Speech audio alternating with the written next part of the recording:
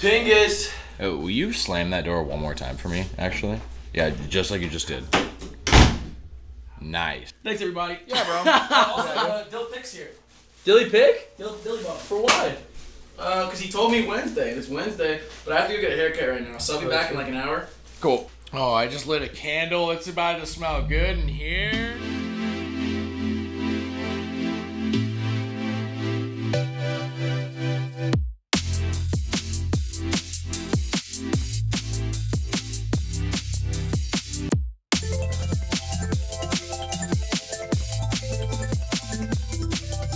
Yes, sir. Yo. Welcome to episode 4 of the podcast, my friends. This is the one. What is good? going Joshy, down. how's your week been, bro? Dude, it has been a week, man. Yeah? Yeah. It's been quite the eventful one, I'd say. Well, obviously. Well, I want to say real quick, Josh came to me this morning and is like, bro, I'm excited. So much has happened this week. I want to catch up. And I'm like, I just want to know, Josh, what's good? Okay, so I just want to say real quick, Yeah. I think I found one of my favorite anime, if not stories of all time. Like, genuinely. Is this something that's new to me? It shouldn't be new to you. I think Okay. we've talked about it before. We definitely talked about it, I think, last episode. Okay. But I think I just mentioned that I started it. Okay. I am on season 2 of Vinland Saga, and this is this. You did mention last week that you just started it. Yes. Yeah. So I've watched so much in the span of a week. Shit. It's ridiculous because I can't stop watching. It's only 2 seasons and it's 24 episodes each. But I gotta say, like, truthfully, incredible. The way that I feel when I'm watching it and the way that I feel towards especially the main character Thorfinn and the Thorfinn, yeah. Thor, like, because it's like a Viking show, right? Yeah, right. So I've his seen name's the premise. Thorfinn, yes. Okay. Thorfinn, such an incredible And am I character. correct in assuming, Yes. I haven't seen it. I also don't have a lot of intake of Viking-related shit. Sure. But am I correct in assuming that Vikings is directly related to, like, Norse mythology? Norse mythology, yes. So this has like, kind of that yes. influence? So Okay. like those kind of things with like Valkyries and Okay, yeah. What's it called what's that? Like sirens? No. Is that like I think it might be, but I was Okay. trying to say what's the Valhalla. Oh, yeah. Yes. So the glory of a Valhalla. battle. Yes. Right. Valhalla. And that's like in God of War, Yes, right? yes, Like very if much you so. die in battle, Yep. that's how you go to Valhalla. That's the way that a warrior spirit is literally moved on, and I found out because if Valkyries are constantly they ride their horses across the battlefield. This is Okay. the lore a little bit. Yeah. Not of Give just me the Vinland Saga, lore. but this is true Norse lore. Okay. True Norse lore. So they ride their horses across the skies during battlefields, and those that they see who fight valiantly Okay. and die in battle, they take their spirits and bring them to Valhalla. So if you don't die during battle, you don't get to go to Valhalla. It's like the ultimate heaven. It's like the ultimate thing. Yeah. One of the most interesting things about Vinland Saga that I felt, oh my God, there's so many things to talk about because I feel like I'm going through excuse me. I feel like I'm going through burpee. I'm going through like a true like change, I feel like, through not just experiencing this, but a lot of other, content that I have.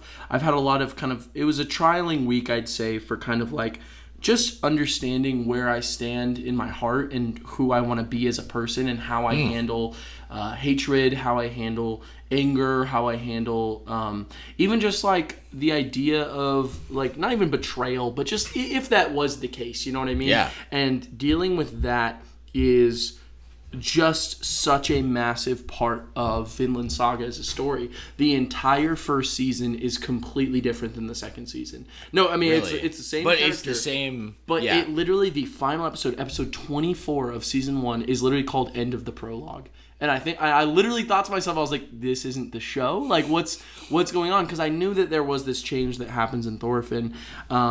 But I don't want to say too much for you because it is on my list. It's got to be prioritized then. Really? I just have to say, yeah. Okay. It is probably one of the best animes I've ever seen, one of my favorite stories, some of my favorite characters I've ever seen. I'd say it's on par with, say, like something like Berserk, where it's very like It's like heavy, right? heavy, very heavy. Well, not as heavy as Berserk for anyone who's seen Berserk. Very, very, very heavy stuff. And anyone who hasn't seen Berserk, either check it out unless you can't handle extremely, extremely gruesome and heavy things. But with all that said, yeah. So Vinland Saga has been consuming my mind, man. Not in the sense that it's the story, it's the idea and all the ideas behind it. And I've been kind of relating myself to Thorfinn and what it means, because I would say in my past I'd been maybe prone to anger or prone to kind of hatred. If someone wrongs me, you know, maybe like an ex-girlfriend in the past,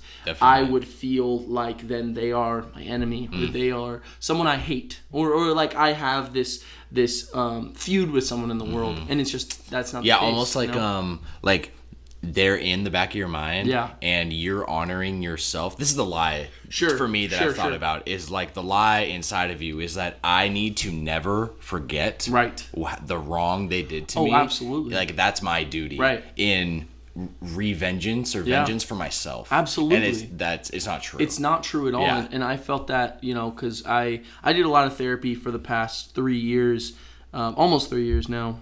Coming up on the date. Oh, I love how we're just getting right into this, bro. Getting into it, baby.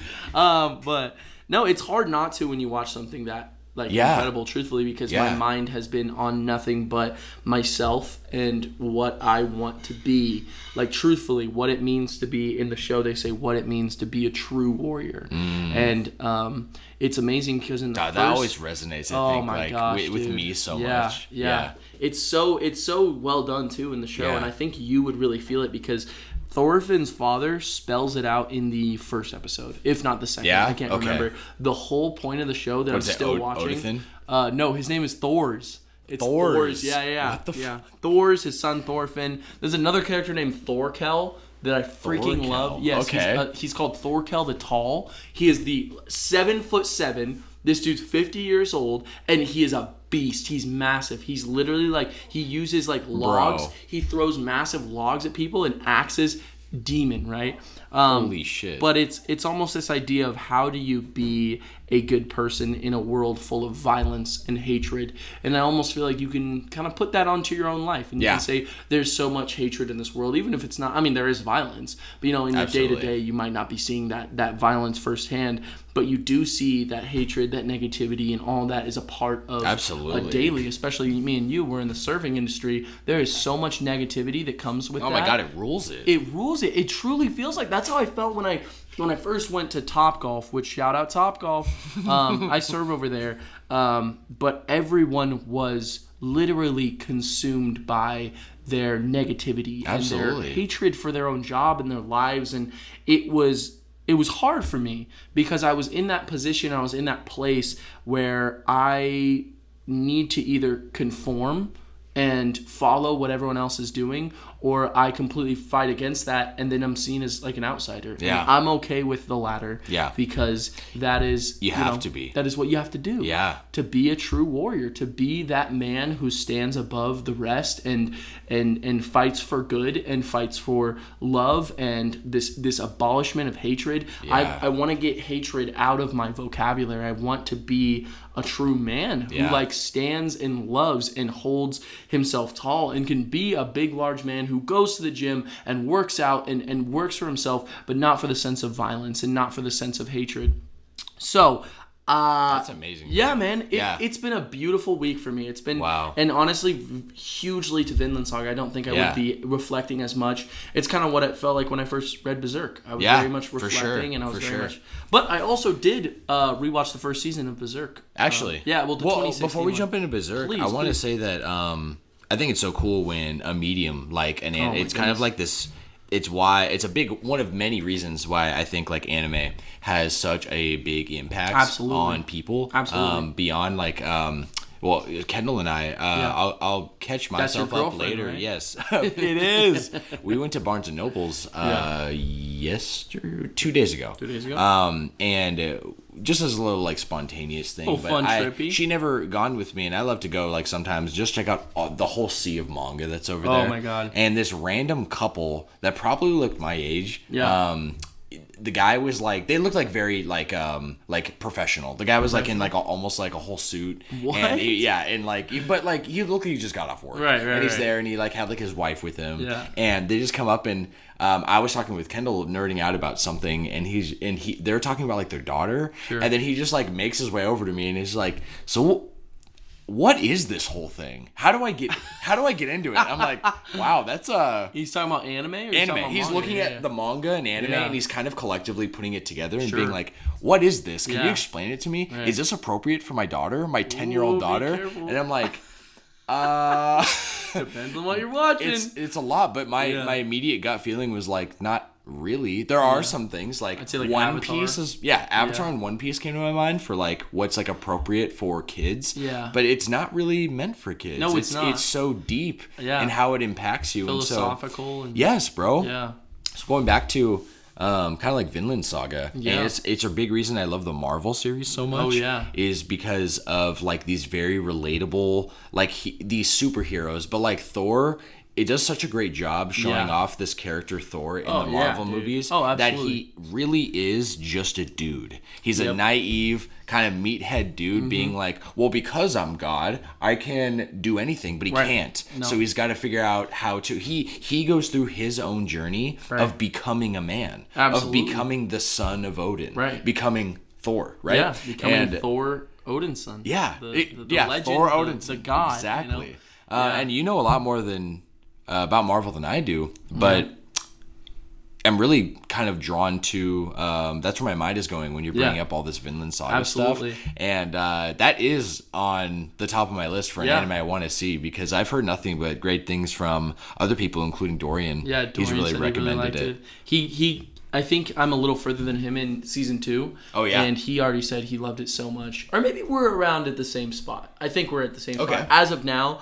To be honest, I'm probably gonna finish it today because it's what I think about when I'm like getting home. I have free time. It's like Vinland Saga. I want to, but I can't just consume it. It's not like one of those things where it's like, I'll have it on or whatever. I will sit down and watch it. It's actually really funny because a long time ago, I knew it was going to be one of my favorites. I should have started it sooner, but I think I just needed to be ready. I honestly needed to be like at a position where I was willing to, and I really wanted to finish Kuroko, which, you know, if you've listened to the other episodes, just finished it last week, right? Loved it. Yeah, so good, so amazing. I also relate to that so much because I've tried to start Vinland Saga twice. Oh, really? I got 5 minutes in both times. It's dub and sub, right? Dub and sub, yeah. So I had on the sub first, and then I had the dub second, thinking that maybe the sub wasn't for me, but I tried it in sub first. Right. But I recognized the serious, deep tone immediately. And it starts off with them like on the ship at sea, right? Yep. So it's like a battlefield. Right. You remember that? I got like 5 minutes in, and literally I was like,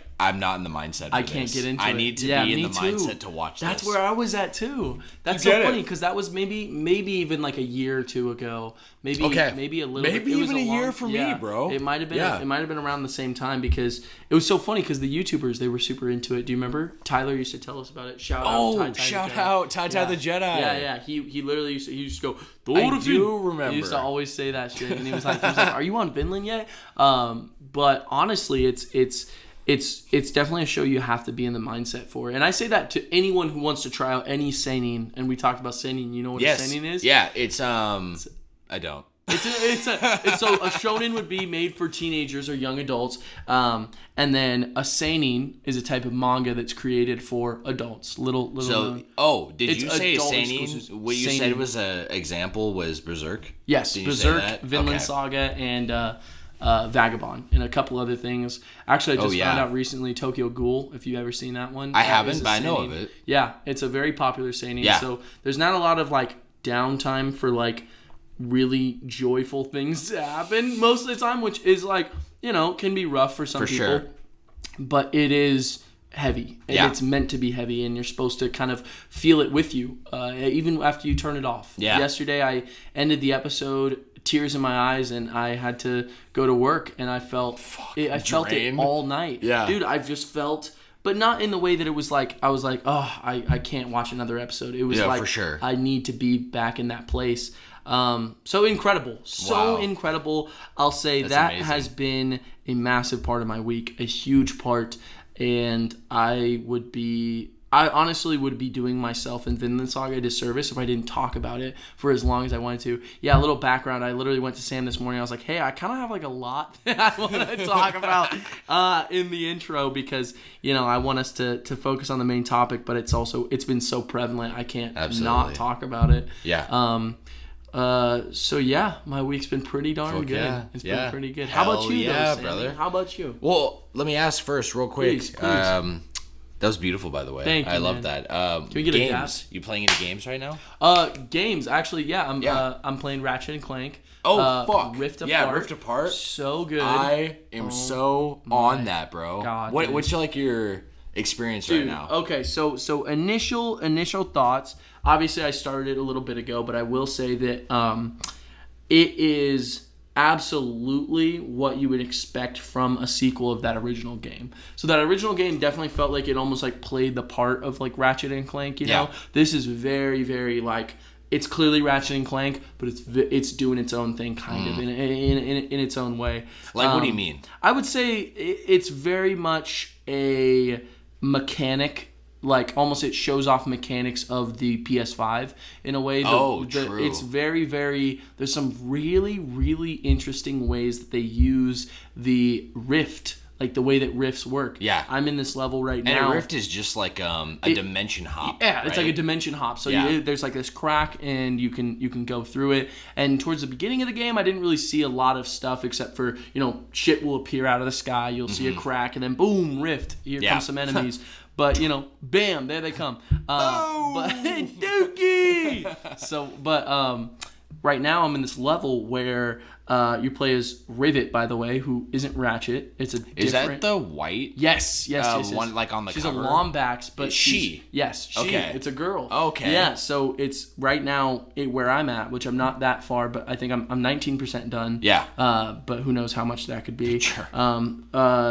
But it's Rivet and Clank right now, and there's this level where you have to hit these. It's like a mining spaceship like planet. Yeah. And you have to hit these crystals to travel to another dimension where the whole thing is destroyed. Like the government came in and destroyed it. So there's some like obstacles you get to, and you have to travel to the other dimension to get through those obstacles to then switch back to the other dimension, interact with NPCs where everyone's still alive, business is booming, and then the other one's dead. And there's some interesting stuff where it's like... So it's not just like a wormhole from one place to another. No. It's like... gameplay mechanics that I'm really enjoying. And honestly, like, the reason that I was so excited about this game, to be honest, is because I love Insomniac. I love the way they make their weapons, their gadgets, and Spider-Man as the case, and their even their weapons and moonsets, like from Sunset Overdrive. True. So good. Yeah, dude. I remember. It's so good. I remember playing the first one. I think I actually remember playing because Insomniac also made the original games back on PS2. Oh yeah. And I remember like just getting later in the game, the first game,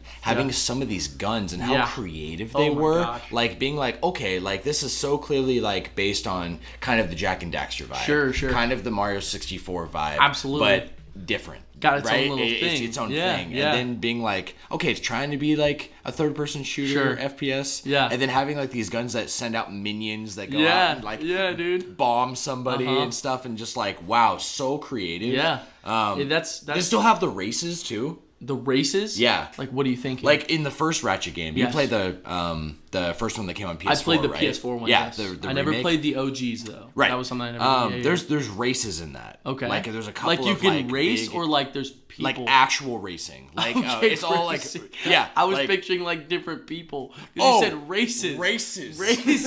Yes. Races, and they're all racist against each other. I know. No. It's terrible. This game sounds horrible. I don't even hoverboard racing. I'm pretty sure that's what it is. Yeah, that's in the original. Is that still a thing in this? I haven't seen it yet. Not yet. I highly doubt they would get rid of it. Yeah. Because it was so good. Yeah, it was I'm not really kidding. Fun. Yeah. I got all the way to gold in the OG PS4 one. Right now, so far, all I've seen that's like that, there's a battle arena, which is really fun because it has like challenges, like you can only use the specific gun, you can only use blah blah blah blank blank blank. Oh shit! Which is really interesting. Because I like that. Me too. That reminds me of. I don't know if you've heard of this one because you said you didn't really play the older games, but it was Ratchet and Clank, and it had a picture of Ratchet with like a helmet on. It was called Deadlocked, I think. Yeah, with like the orange helmet. Yeah, like reddish orange. I've seen it, but I never played it. Okay, that is like a battle arena. Like the plot follows it, but it's less of like a whole kind of adventuring out game, and it's more of like this battle arena that Ratchet and Clank need to get through to survive. That's kind of lit, though. It's kind of lit, and I wonder if they've taken... I don't remember a lot of it, but I remember the battle arena. They totally could. And I feel like they've taken elements and put it in here, which is really cool. I love that. I love that so much. I think that's like the best thing you can do is like a game is like take the best elements from each part and put it in. I feel like they just did that recently with Tears of the Kingdom so well, and I know you haven't played it yet, but that is an example of taking what works in every Zelda game and really splicing it, making it very different, because I will say Tears of the Kingdom and Breath of the Wild are a very different style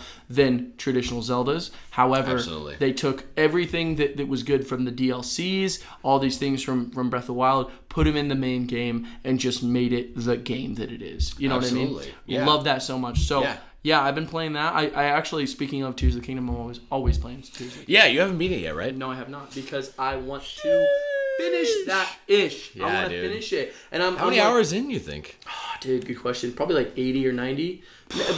Honestly, like, could be more, though. Yeah. Because that's one of those games that you can play on the go. I was playing it in California. I was playing it, I just sit down and play it, or I'm playing it in my bed. Well, especially you got the OLED now. Exactly. I slurred my words on that. OLED. OLED. Which... oh my gosh, so beautiful. It's gorgeous. Do you like playing it like on the go? No, I hate it. I think it's the worst experience I've ever had. You are returning it. Yes, I see. I'm getting rid of it. That's Actually, terrible. I bought it from you, so I will give it back to you. Fuck, no, that shit is so dope, dude. Yeah, bro. You fucking kidding me? That's the best handheld I've ever had in my life. Yeah. No question. Well, yeah, and I guess more specifically, my question is, in the past, so with Breath of the Wild, I remember playing Breath of the Wild a shit ton when it first came out. Which was on the stock Switch, right? Yeah. And I definitely preferred playing some games. I preferred playing handheld. Yeah. Zelda, I preferred playing on the TV, hands down. I didn't really like playing in handheld mode. In handheld. Is that different for you? I would say definitely on the OLED. I would say. See, I didn't have that complete problem with Zelda I know we're a little itself. different. Yeah. But I would say, for the most part, absolutely things are different. Like, there were some games that I wouldn't really play handheld as much. There were some things that I just kind of, maybe avoided a little bit because I liked the TV experience. Sometimes the TV experience is so much better. You know what's really funny? One that I used to do a lot before I got really into it and sunk 190 hours into the original game and then 100%ed it was Xenoblade. Xenoblade 2 especially. Shout out Xenoblade. Best series ever. Best series ever. Anyway. I swear. Yeah. As we've said, brought us together. Literally did. Literally. It was the iPhone wallpaper. If anyone knows that lore. If anyone knows that lore. If anyone's kept up since episode 1. They better have. You already know. Appreciate it. But yeah, so Xenoblade 2, I remember... It's not that it looked ugly. It just Xenoblade is it's already not like the best looking game, but in my opinion, it's very cinematic. It's very anime when it needs to be, and it has almost like that feeling like it's kind of a bigger story being told. Absolutely. And there's also I think there's like filters put on it too. I haven't like looked into reports on this or even thought about this since the launch of the Switch. But there's tech built into the dock to like upscale and have the performances better, right? Yes. So I definitely noticed that playing Xenoblade 2 on the handheld mode, where it almost had this blurry filter over it, and I was like, I don't like this. The only thing that was sharp was the menus. Yes. You noticed that? Menus look really good. The menus looked stellar. I agree. That's so funny you say the blurriness. That's perfectly put. It's actually a complete truth. So it's much more powerful in the dock. Not much more, but it's noticeable. You can notice it's noticeable. Like one of the especially things, with like a higher definition TV, definitely, like a 4K TV. A 4K TV, but even like something like Minecraft. So Minecraft has a specific render distance that it can see, obviously, but it's lower on the handheld than it is on the interesting. TV. Yeah, and obviously that's a setting you can change, but the ultimate render distance that you can see when it's plugged into the TV is completely different than the one you can see on the Switch, which is very interesting to me. Yeah, no, that is really interesting. But you know what's even more interesting? What? I want to know how your week's going, man. All right, bro. I know I'm cutting ourselves off, but I just want to hear. Nah, bro. You know we can just talk forever. I can talk forever and just about Zelda and all these things. No, bro. Yeah, let's cut to the chase here. Please, let's jump into. I've been I don't have much to catch up on. Really? I honestly, it's been a very busy week. Just like I mentioned last week, it was Kendall's birthday. Yes, was, it was last Friday. Shout out Kendall. Happy late birthday. My beautiful girlfriend. I think I said happy early birthday last week. You did. Happy late birthday now. Yes. 2 episodes of a birthday wish. That's got to be worth something. Yeah, dude. She and she deserves it. She's an angel. Absolutely. She does nothing but love and pour into everyone around her. I was gonna say, she hates attention on her. So, like, honestly. She just deserves the world. She does deserve the world. She said the other day, I was like, you want us to throw a party for you? It's your birthday. Let's throw like a rager. Like, let's have some fun. She's like, no. I'm like, you don't like parties? She's like, no, I don't like parties about me. Right. So I don't want that. Right. I'm like, okay, well, you know what? Let's stay away from it then. For sure. And that's just her, and that's her family too. Yeah, They're all like pretty conservative, but yeah. Yeah, like really, really good week though. I unfortunately didn't get to play much games because I had just so much going on trying to like balance busy. life. Yeah, But dude. I did get to probably the halfway point in Sea of Stars. No way. I think. Yeah, like some significant plot shit happens. Do you have it's really good. All I'm gonna really say about it to keep it spoiler free for anyone out there who wants to check it out. Is I got like 2 things I want to say about the game now, which to update from last week, I was probably like 10 hours in. Yeah. So now I'm like probably 20-25. So you think you doubled? How long? Yeah. Oh, really? Yeah, because I played it mostly over the weekend and then like a little bit on Monday, and then I haven't really played it since. True. But I got to a point in the plot where I got to really see like the first big plot twist, which I was kind of hoping. It was kind of like getting cookie cutter, kind of what's happening. Sure, you get which is idea. Like the premise is the 2 main characters. Were born on the lunar solstice and the summer solstice, right? So the winter solstice and winters summer and solstice. summer, but right? Yeah, you know what I'm talking about. It's the idea. Because the basically the chick is her name is the guy's name is Zale, and he is like the sun god. Zala. And her name is Valir.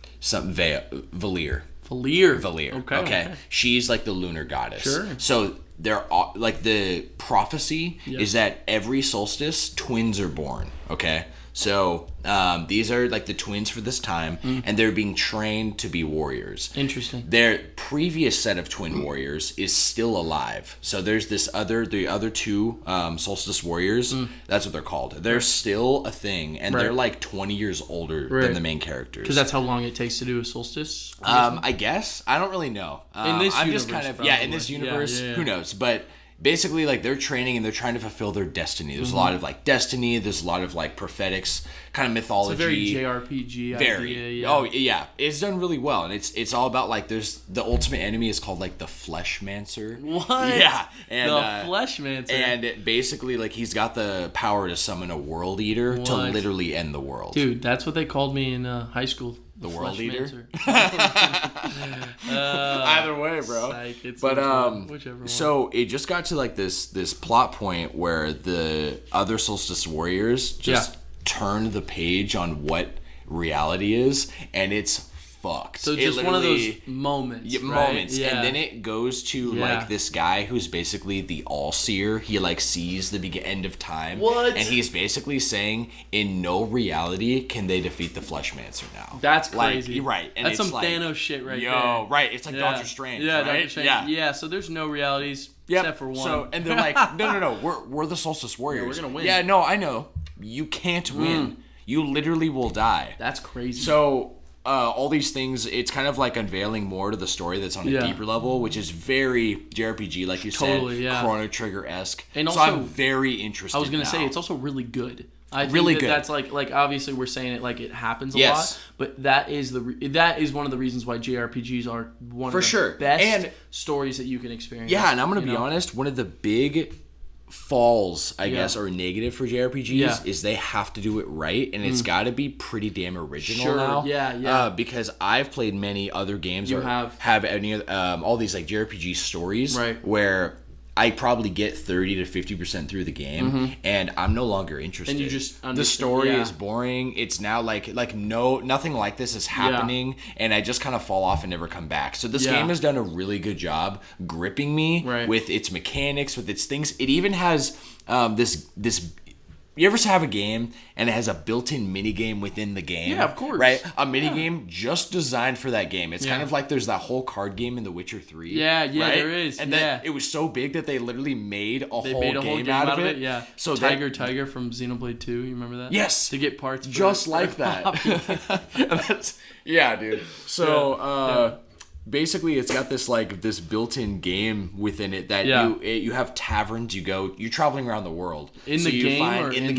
And you find taverns, and in each tavern there's a little corner. I think it's called Wheels is the name of this mini game. Right. But you challenge like the innkeeper or whoever's there. It's always pubs, so there's always like some like drunk or pirate that's sitting there, and you challenge them to a championship match at Wheels. Yeah. And if you beat them, you get a new piece to challenge to like carry on your legacy. And get stronger and stronger as a Wheels player. That's sick. Until you win the championship of Wheels. That's badass. It's cool. I like that. It's really fucking cool. Yeah, that's really cool. You know what did that really well? It's not a JRPG, but it's Did you ever play Celeste? Yeah, dude. Did you know how it had that? I will say I didn't get far. Okay. Yeah. You can spoil though. No. I don't want to. It's been out for a long time. Yeah, it has been out for a minute, but. On this show, I also don't want to spoil. I like to spoil. Yeah. If I can. Yeah. But for sure. But I don't think I have to in the case of Celeste. Celeste is a very special game. I will say though, very special. Shout out Celeste. Yeah, a lot of people around me. Very, very beautiful game. But it has games that you can find in it. You have like a Game Boy kind of system, and on the mountain you can find games, and then it pulls up an even smaller. So if it's like a 16-bit game, right? You literally are playing like smaller than an 8-bit game on the 16-bit already game. I know that sounds meta as fuck. And it's like the game Celeste again, but you can get shit that you could get in the game on the game. It's probably one of the funniest way I've ever seen one of them done, because it's a smaller version of Celeste. Okay. If that makes sense. But with like less mechanics and like less, it's so fucking funny. That game has a surprising amount of deep mechanics. Oh, absolutely, dude. That's what makes it so good. I was just talking about this with or not just talking about it, but it was like a couple years ago. Our friend Azzy, who I'm visiting. By the way, shout out Azrael. Also gassed up the channel. Absolutely to both did. Of us last week. We love him so much for that. Bro. If you're listening right now, Azzy, we love you so much. Glad you love the show, bro. Yeah, man. It's also his birthday coming up, so shout out to him. No way. Birthday coming up, yes sir. Okay. And then, but him and I were talking a lot about Celeste because he was loving it a couple of years ago when he was here. Also a perfect Switch game, I would say. Oh, absolutely. Like definitely designed for the Switch, like a portable TV, all that. I do just want to wrap up my second point, really, of why Sea of Stars is so special and why it still has me hooked is because oftentimes I can get we've talked about. There's so many aspects to a game, that really are important for keeping you hooked or why you love it. Totally. For example, soundtrack, story, characters, dialogue, sound effects. All these things play. Design, the way it looks. Yeah. Absolutely. Yeah, graphics. One of the things that's a minor point for me, and you may think differently, but it's kind of world building. And in that, are the NPCs interesting? Okay. Yeah. And I've gone through even the Xenoblade games. Yes. I almost have had to limit my NPC interactions because I will spend another 200 hours in that game talking to every NPC in on Xenoblade? top. Yes. Yeah. On top of every side quest. On top. Yeah, of. Sometimes I really am just skipping through dialogue. Absolutely. Because I know it's not going to add anything to the greater plot. Right. Yeah. It's just too big of a game. Right. I don't have the time to sink in and get that sucked in. Yeah. And sometimes they're not that interesting. Sometimes the little fetch quests you go on, I don't really give a shit. Run over here, grab this. Yeah. I'm skipping every word that they fucking say. So I've talked to almost every NPC in this game so far of Sea of Stars, and it is genuinely fleshed out very well. That's so cool. Yeah, I'm I'm in it. I'm at this place where you literally go underwater to this underwater like Atlantis city. So these people only exist underwater, and they've explained this whole history just in me down there talking to NPCs that long ago they were like the original nomads and they were warriors, but they eventually got the power to live underwater, and their skin developed basically like they get energized from the water, but they have like variance in their race for how much water they need to like be nourished and feel alive, and they compare water to adrenaline from like caffeine, basically. Interesting. Right? Yeah. But and so with that, they have varying degrees of social ability. Some people prefer to stay in their room, some don't, but they're no longer nomads. They all live in this underwater city, and they keep to themselves. But you can like walk into their houses, right? Yeah, just like in The Legend of Zelda. Yeah. And there's all these memes of in Zelda how Link opens the door. I'm here to break your pots and steal your rupees. Pots and steals Give me your money. chests. Yeah. Right? And it's a meme. They just make a meme out of it because it's like, okay, in what world would you just literally barge into people's houses? No, absolutely. This game literally says from several villagers that it is acceptable in their society to go into each other's homes and see their way of life, and each one has a different home. And there's not a lot of them. They're kind of an extinct race. Other villages? You can, but it just goes kind of a step beyond to say, like, actually, now that I think about it, there are villages where a lot of the villagers' homes have closed doors. Interesting. And you can't go in. Can't go in. Right? Yeah. You can go in a few, but you can't really go in. And, and then you walk in, and there's like, oh, there's kids playing around, mom's cooking dinner, right? But in this one, all the doors are open, and they all have a different setup to their living space, and they straight up say that some are just way more, because they need more water, they prefer seclusion, and they need social ability. They need you to come into their room just as much as a social person would be outside. That is the best way, I think, to do dialogue and to make a village or an NPC place with like building that much. Yeah, I agree with you completely. Just in this one town, I got all that, and it made me feel like I wanted to go and talk to every fucking villager. Yeah. You know? I wanted to say hi to everyone. Yeah. That's how I felt about Undertale. I was like, with Undertale, bro. Very much so, like, talk to everyone, kind of see what's going on. Genius. Toby Fox is literally a genius. I love that guy so much. I've been following him since freaking Homestuck. Yeah, he used to make I'd say you're a huge like Toby Fox fan. Yeah, and just following all that stuff, and I'm such a sucker for that. So good. Dude's a genius. I mean, dude is literally a genius. But if you haven't heard of Undertale, that is a must play without any spoilers whatsoever. Must play. Just go in and play it. The least you know about that game when you go into it, the better. I agree. But it is for everybody. So I will say that. Good. I will agree. Yeah. Let me continue for a sec here, Josh. Please. Something else is that, and this is pretty significant, just to catch up, and then we'll go into the segments here, but Kendall and I beat Until Dawn last night. Really? Yes, sir. What did you think? And also, tell me what kind of ending you got. Yes.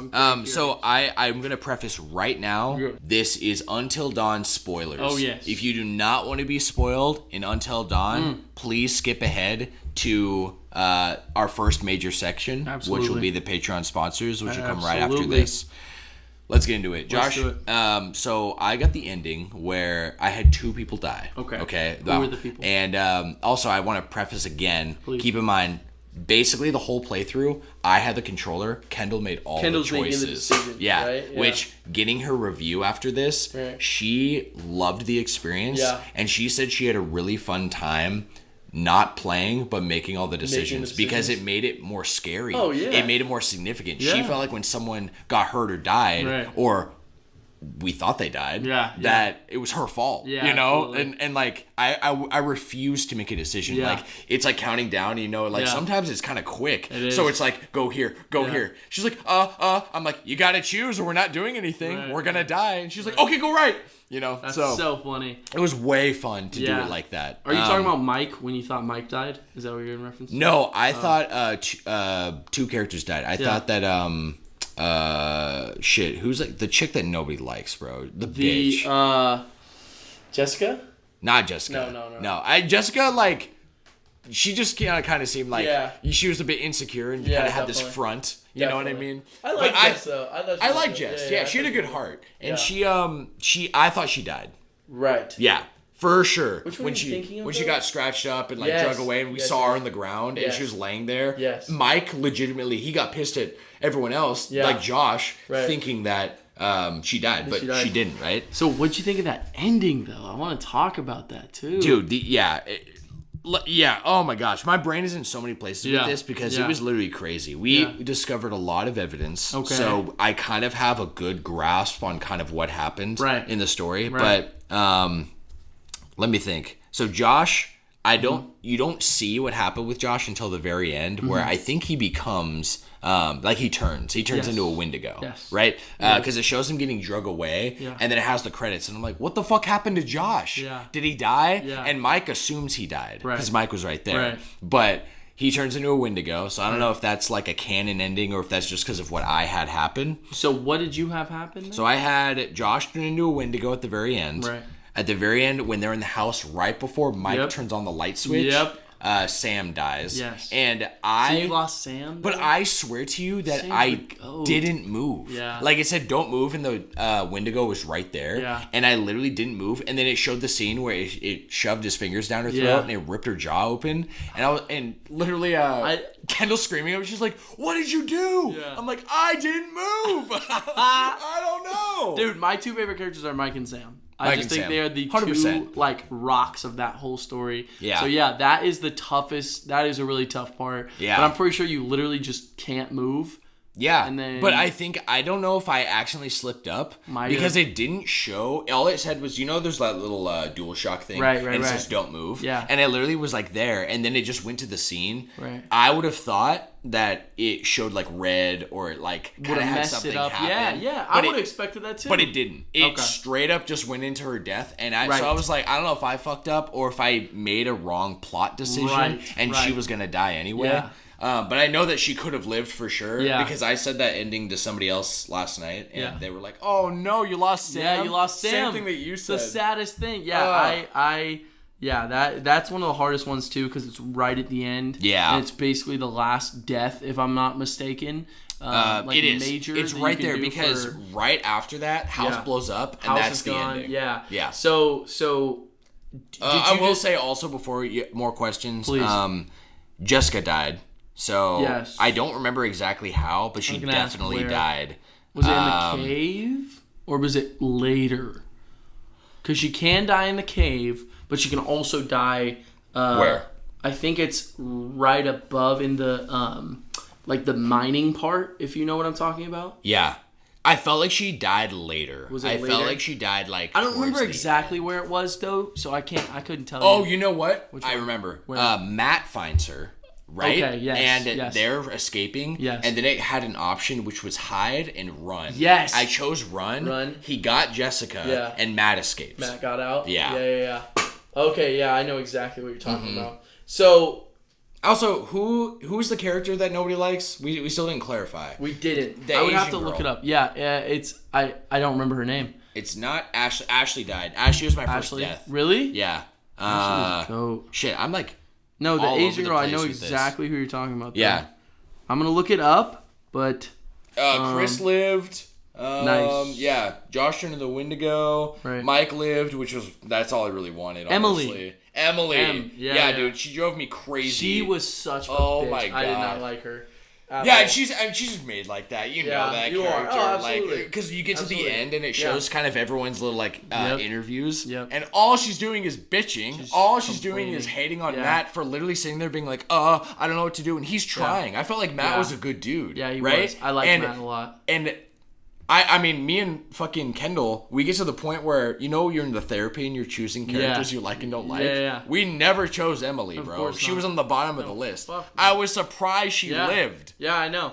I honestly, I want to say, though, too, since you played the whole thing now, I love all the shit that happens with Josh, everything you discover about, what it started as and what that kind of his idea of what happened with his sisters. And all that's kind of going on with his mind is so interesting. So I have questions. I also was gonna say I would love to answer because I know I could probably explain everything. Oh, that'd be awesome. So it gets to Josh falls down that hole in the cave. Yes. He gets drug away by the Wendigo, and then he's just there. Right. So I'm thinking Beth. It was Beth who was the Wendigo, right? And Beth ate Hannah. Beth ate Hannah. Right. And so, because it shows the tattoo and it has all that evidence of what happened, and you had to physically be a cannibal to turn into a Wendigo. Right. Not from a bite from a Wendigo, right? No, you cannot. So, Beth drags Josh down this hole. Yeah. And Josh wakes up and dude, the jump scares in that fucking hole. Oh my God. Unreal. You move anywhere. Yeah. Suddenly it just zooms in on these zombified heads. Yeah. You go back over here. Then it's the whole wall of like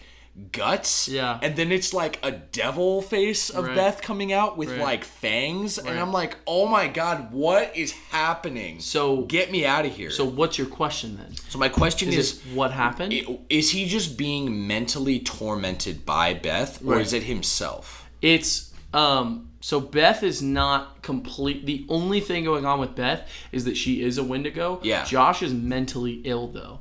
The thing that's going on is that he literally is dealing with, obviously he's got this trauma, but he also just has issues. Like, this guy is just messed up. Yeah. When he's going through that cave, most of the things are not real. A high majority of those things are not real. Okay. He is seeing, because the Wendigo is obviously, it's like this demon. Okay. But the idea is that it's almost like a curse, kind of. It's not like a spirit. It's not like something that can torment Josh. But what Josh realizes is that or what Josh is experiencing is like his own torment that's from his illness, from what he deals with. They don't say specifically, but they do say that he takes medication, and they also say that he has. So people like to theorize that he's schizophrenic, and that he has been dealing. And sometimes schizophrenic can be, if it's genetic, you can be induced by something traumatic happening. In this case, Beth and Hannah dying, and his sister's dying, and then it kind of being the cause of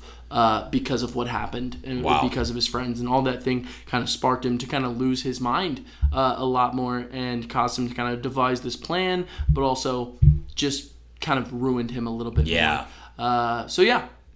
Pretty interesting stuff. Josh is a very interesting character. Very interesting, because also he's like, in essence, the main character because of what happens with the therapy. Right? In between every episode. Right. And then you find out it's him. When you don't even find out it's him first. It's the guy with the clown mask. And you're like, okay, who the fuck is this guy? The whole time I'm thinking the guy with the clown mask is that janitor. The old guy? The old guy. There was reports about. And there was like the threatened notes that said, I'm going to fucking kill Hannah and Beth and drag him across, like make the family suffer.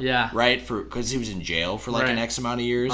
But then he served his whole sentence, and then he was released, and the police said they couldn't do anything. He served his sentence, and he was good. Yeah, it's crazy the way they set up all those things, and they make it really do seem like at first it's like serial killer, right? You got the idea. It's like okay, there's a danger towards these people. That's the setup. You don't know what it is though, because there's all those red herrings, like that old guy with the flamethrower, and then there's even just like the signs of the Wendigo early on, and then the plan that Josh was advising, like that whole idea. So good, by the way. It's so well executed. I definitely think, I know it's worth a first playthrough. I always recommend a second one, because some things that maybe would help, maybe with Sam, getting her at the end and then seeing those things at the end, or even just watching it. It's actually really interesting. I watched an entire playthrough with my ex, who'd never really played video games. But her and I just watched it on her laptop, and it was really, really fun. It was really fun. We got just as into the characters, got to see all the interviews at the end. I think we did a no death run. Or we did a mystery run where the person was playing it for the first time and didn't know how to play, so some people would die.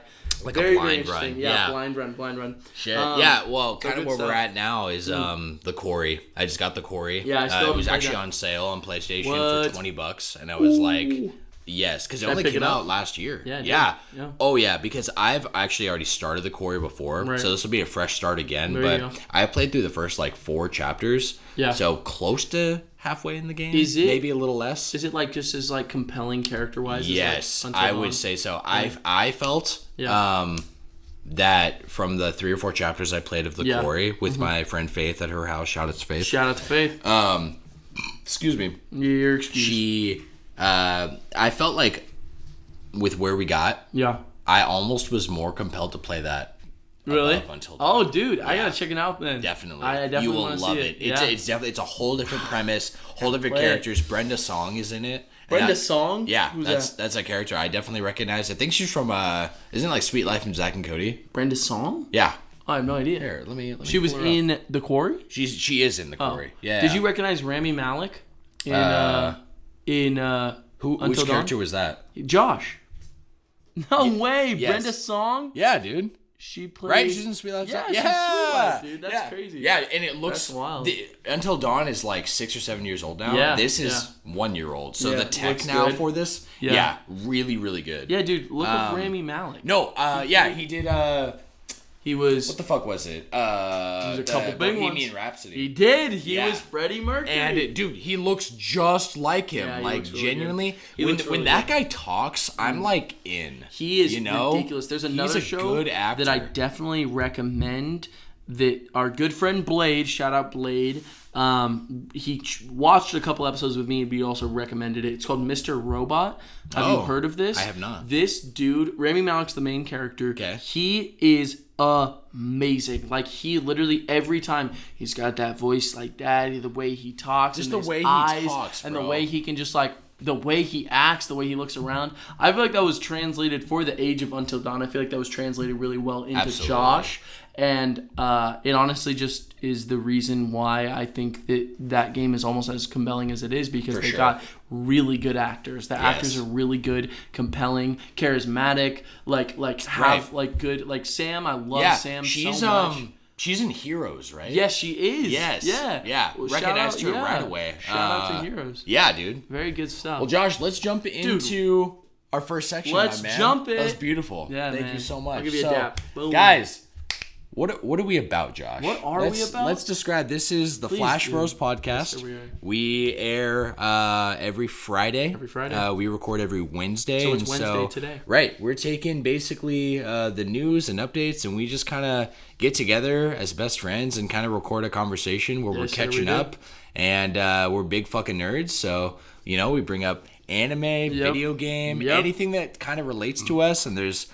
Honestly, that's why I kind of love this topic and this, in thinking of what I wanted a podcast to be. Yeah. What's something that you can have infinite conversations about? Infinite conversations? Exactly this. You know what I mean? Oh my God. So it's everything we kind of love wrapped together, and we have it come out on a weekly basis. Yes, we do. And we're still growing and figuring it out. It's only episode 4. This is only episode 4, which, by the way, this is our 1 month mark. Hey! Isn't that crazy? Nice! We've been at this for a month. Let's go. Yes, sir. Hey, to anyone who's listening to all this, too, thank you for sticking around for a month. This is so awesome. Yes. That we are even able to get feedback from as many people as we have. Absolutely. So great. To anyone who's listening right now, genuinely from the bottom of my heart, love you to pieces. Yes. Love you to death. We're all about love. My gosh. We're all about positivity and love, and we both are pretty open about, we both have got ADHD along with probably 99% of the human population at this point. That is true. We feel like it's a gift. Yeah, we feel like it's given us this ability to talk endlessly about the things that we love, Absolutely. and never run out of things to talk about. So, hell no. Honestly, guys, just check out our Patreon, patreon.com/Flash Bros Podcast. All the info about the podcast is basically right there. You'll see it. We're still growing, so we don't got a lot on there, but you can check out our podcast. It's airing right now on Spotify, Apple, and YouTube. Yes, sir. So right now, one last thing actually. Please. Write us in. We love to listen to our readers. I mean, we're obviously like an audience is how this thing will grow and be made possible. So we appreciate all of your guys' support, but please write us in. We'll list off questions or comments or concerns or corrections. Corrections would be perfect because we don't have anyone fact checking us. Yes, we need the fact checks. We need them. We're just spitting out whatever on the top of our mind. You know what I mean? Shout out to, was it Brad who corrected us on it was Caleb. Yes. Shout out to Caleb for correcting us. Anyone else who hears any incorrections, so check out, let us know. Yeah, man. And you guys can you can send in those messages or comments on our Patreon, or you can simply send us an email at flashbrospodcast at gmail.com. But you also can say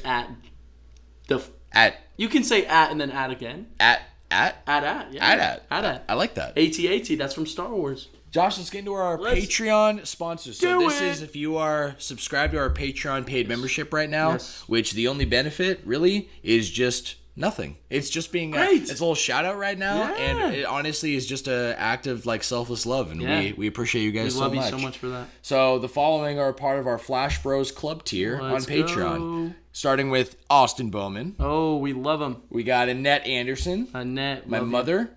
We have Donald Duck. Donald Duck. And my beautiful girlfriend, Kendall Sutherland. Yes, we do. Is Adrell not on there? Oh, yeah. I forgot to add Adrell gosh. because he came on mid-podcast last week. Shout out Adrell. And shout out Adrell Williams. Adrell Williams. A beautiful roommate. Also known as Sweet A, by the way. Yes. Check him out on Twitch. He is so awesome. He's hilarious. He's been streaming a lot more, too. That's Sweet A, as in Sweet A-Y-E-E-E. So check him out. Check it out, guys. So let's jump into our first section today, Josh, which will be History This Week. Yes, we are. Look how short this list is. I know. Isn't this beautiful? Just a little. It's so beautiful, by the way. Just a little bit of backstory. We've noticed it's been the history. There's so much stuff that we want to talk about and so many things.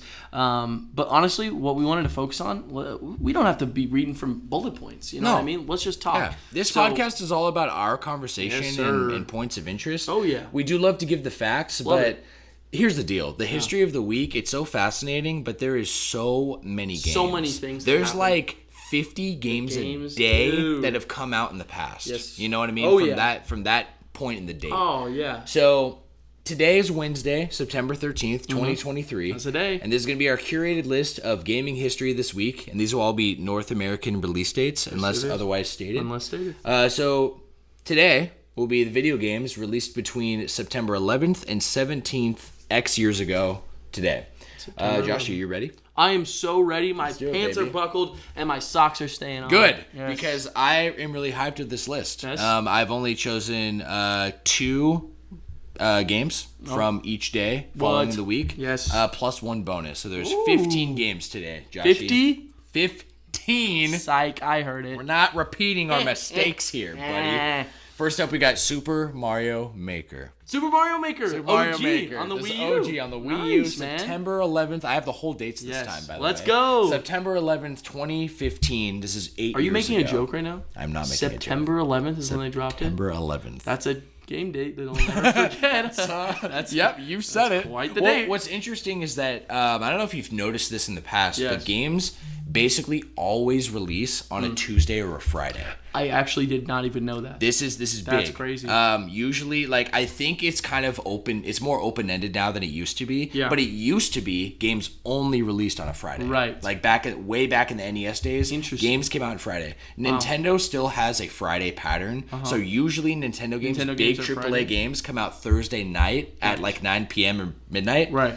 To match Friday. Totally. So it's a Friday release. Oh, yeah, I'm with that. PlayStation, though, they have all of their updates on Tuesdays. Really? Yeah, and now Xbox kind of follows that front. So if no one else has noticed that, it's kind of an interesting thing. Also, Nintendo has had Sunday releases in the past. Interesting. So it kind of jumps. But what makes this list fun is that if you think about it, the days of the year between January 1st and December 31st, it changes every year. Right. So that makes it so games come out every day. Yeah. That's why there's so much history. That's crazy. So anyways, Super Mario Maker. Mario my Maker. friend. Yeah.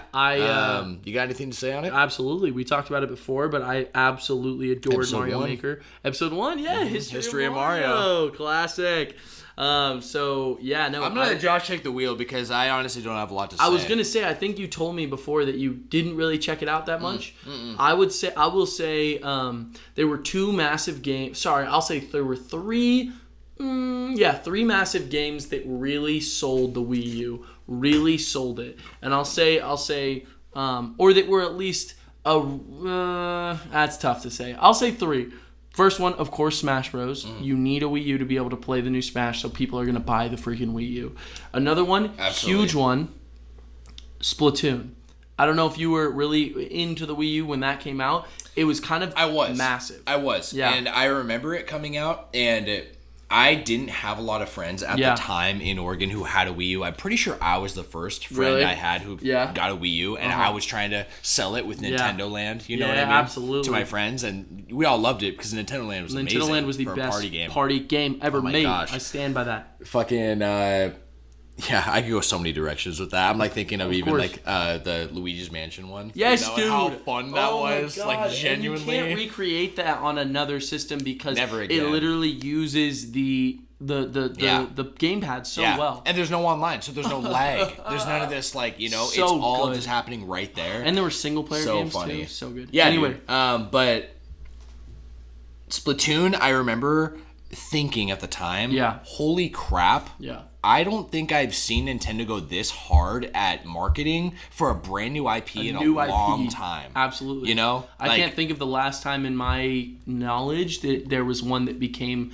that popular. And now Inkling kind of stands side by side with some of those big ones like Animal Crossing and like big named characters like that. I would argue like Nintendo, one of Nintendo's big IPs is Pikmin. And I think they pushed way harder than anything Pikmin on Splatoon out the gate. I agree. And honestly, I mean, I think that in the same way that, everyone loves us some Pikmin, and Pikmin 3 was really good from what I've heard. Still need to hop on it. But it was a Wii U exclusive, and it didn't sell as well as when they started selling that Splatoon game. Bro. Splatoon started going crazy.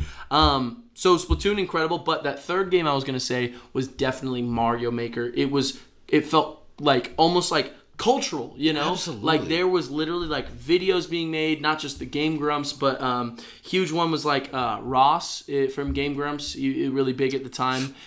He Dress for Less. Coming in my mind. Yes, dude, you can finally wear the shit you want to wear. Let's go for cheap Nintendo. We love it. No, Ross from Game Grumps, he used to make levels, and people were subscribed to him over Miiverse. Very big, popular creator, and just the community that it built, especially like pushing Miiverse and pushing all this whole social. I haven't seen it push that hard since like Splatoon, like all those games that really pushed the Miiverse and pushed this community truly were like setters for the Wii U, and also was incredible when it came to using the Wii U gamepad. You could make your own levels. You could literally like draw it. You could draw with a stylus. That's so fucking awesome. Yeah. I loved it also because the amiibo capability, they had functionality for every single amiibo. Absolutely. There were so many games that only had a specific set. A couple would only give you a couple items. Every single amiibo gave you a specific skin with specific sound effects and specific moves, and like, dude, so cool. Dude. So yeah. Yeah, okay. Love me some Mario Maker. I got a Maker. quick question, actually. Please. Because I remember them announcing Super Mario Maker on the Switch. Yes. And my very first thought was, how? Because I felt like it was kind of like Nintendo Land where, especially with the stylus, like level creation and everything, I felt like 2 screens was absolutely necessary. Yeah. And I felt like you needed the gamepad to do this. Right. And the Switch was definitely like an evolution of the gamepad, right? Totally. But a lot of games don't use the touch at all. Right? It does Mario Maker 2 use the touch?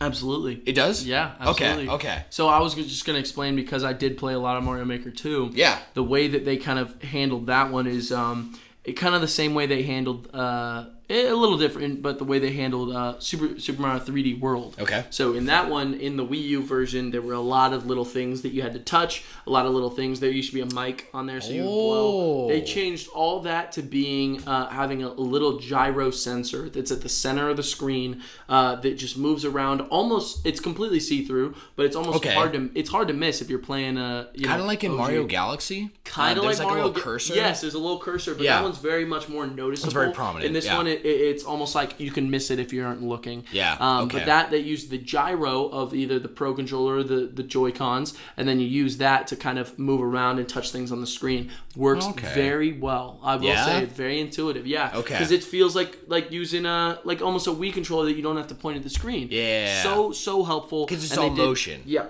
They did the same thing with Mario Maker 2. There is a gyro, but also, if you think about it, these Mario creation things are on a grid. So what works well with a grid? A D-pad. And what works well with moving quickly on a D-pad? If you use gyro, mix that with a stick. If the stick moves like this, and then the D-pad moves kind of more like directionally. Okay. So what they did was they made a very, very intuitive version. But to be honest, the way everyone did it, take your freaking Switch out of the dock, use the touch screen and then put it back. And then you play the game. Okay. And honestly, that works perfect. Yeah. So they have all this intuitive stuff that you could use if you really wanted to make it on the TV, but when you're building something, you kind of want to have it next to you. So you're doing this, you're making this, and then you put it back on the TV. Boom. Play it. Or you're only playing handheld. You know what I mean? Oh, yeah. Because the Lite came out at this similar time. Oh, true. Which was only handheld and only had, the touchscreen feature. So there were a lot of there was a lot of playing. There was a lot of ways to play. I'll tell you that much. Okay. Sweet. Well, Josh, next on our list is Breath of Fire 3. This is released on the PlayStation 1 September 11th, 1997. This is before the big incident. These are some dates. Okay. I know, bro. The big incident that shall not be named. Shall not be named. We don't talk about that shit on this podcast. 26 years ago, okay? Yes. You got anything to say on Breath of Fire 3? Do you know what it is? Heard of it. Breath of Fire is a Capcom JRPG. Really? A very rare one, for sure. You may have seen it. There might even be a spirit in Smash. I was going to say. The main character, who's Ryu, is his name. Oh, from Street Fighter. Yeah, Ryu from the streets. Love him. No, this game came onto my radar from one of my buddies from high school. Shoutouts Cody. Shout out Cody. One of his favorite games, if not his favorite game of all time, is Breath of Fire 3. And it got a remake on the PSP that honestly looks really, really good. So you can now play this on modern consoles. Really? Yeah. And it's a remake or a remaster? What's it like? I would say remake. But more like an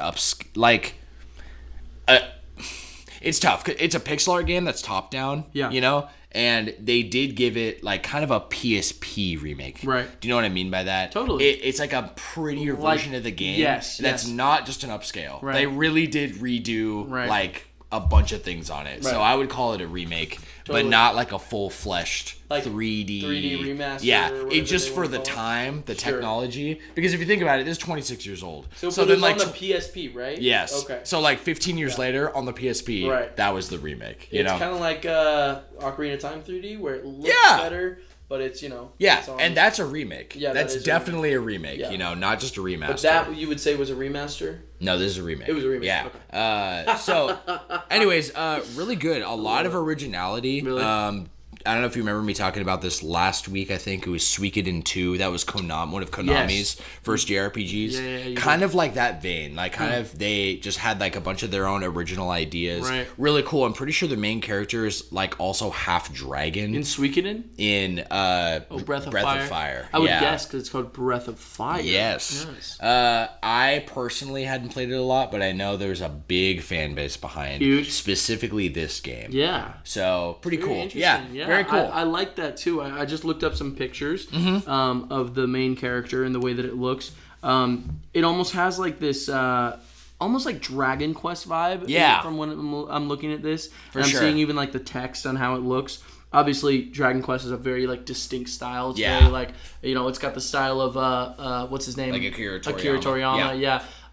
But this looks like its own kind of version of that. So I really like exactly. That. That's cool. In fact, I would even say that if you look at some of the character art, the hand-drawn, not the sprite work of Sea of Stars, it's kind of loosely based on the artwork from that. Really? From Breath of Fire. Yes. I like that. I like that style. Next up, Josh, is Lego Star Wars 2. Dude! The original trilogy. Oh my god, I was going to pray because it came out September 11th, didn't it? It came out September 12th. No, it didn't. Yes, it did. 2006, 17 years ago. This is upsetting to me because I always thought that it was freaking September 11th. Nope, it's September 12th. I always make jokes about that. Are you sure? Can we fact check this? Sure, go ahead and fact check. Is that okay? Me. Yes. I'll continue real quick. Yeah, I was going to say. This came out on the following platforms. Are you ready for this? Let's hear it. DS, Game Boy Advance, GameCube, PC, PS2, PSP, Xbox OG. Oh my gosh. And the Xbox 360. That is incredible. Holy crap. That is quite the classic arcade lineup.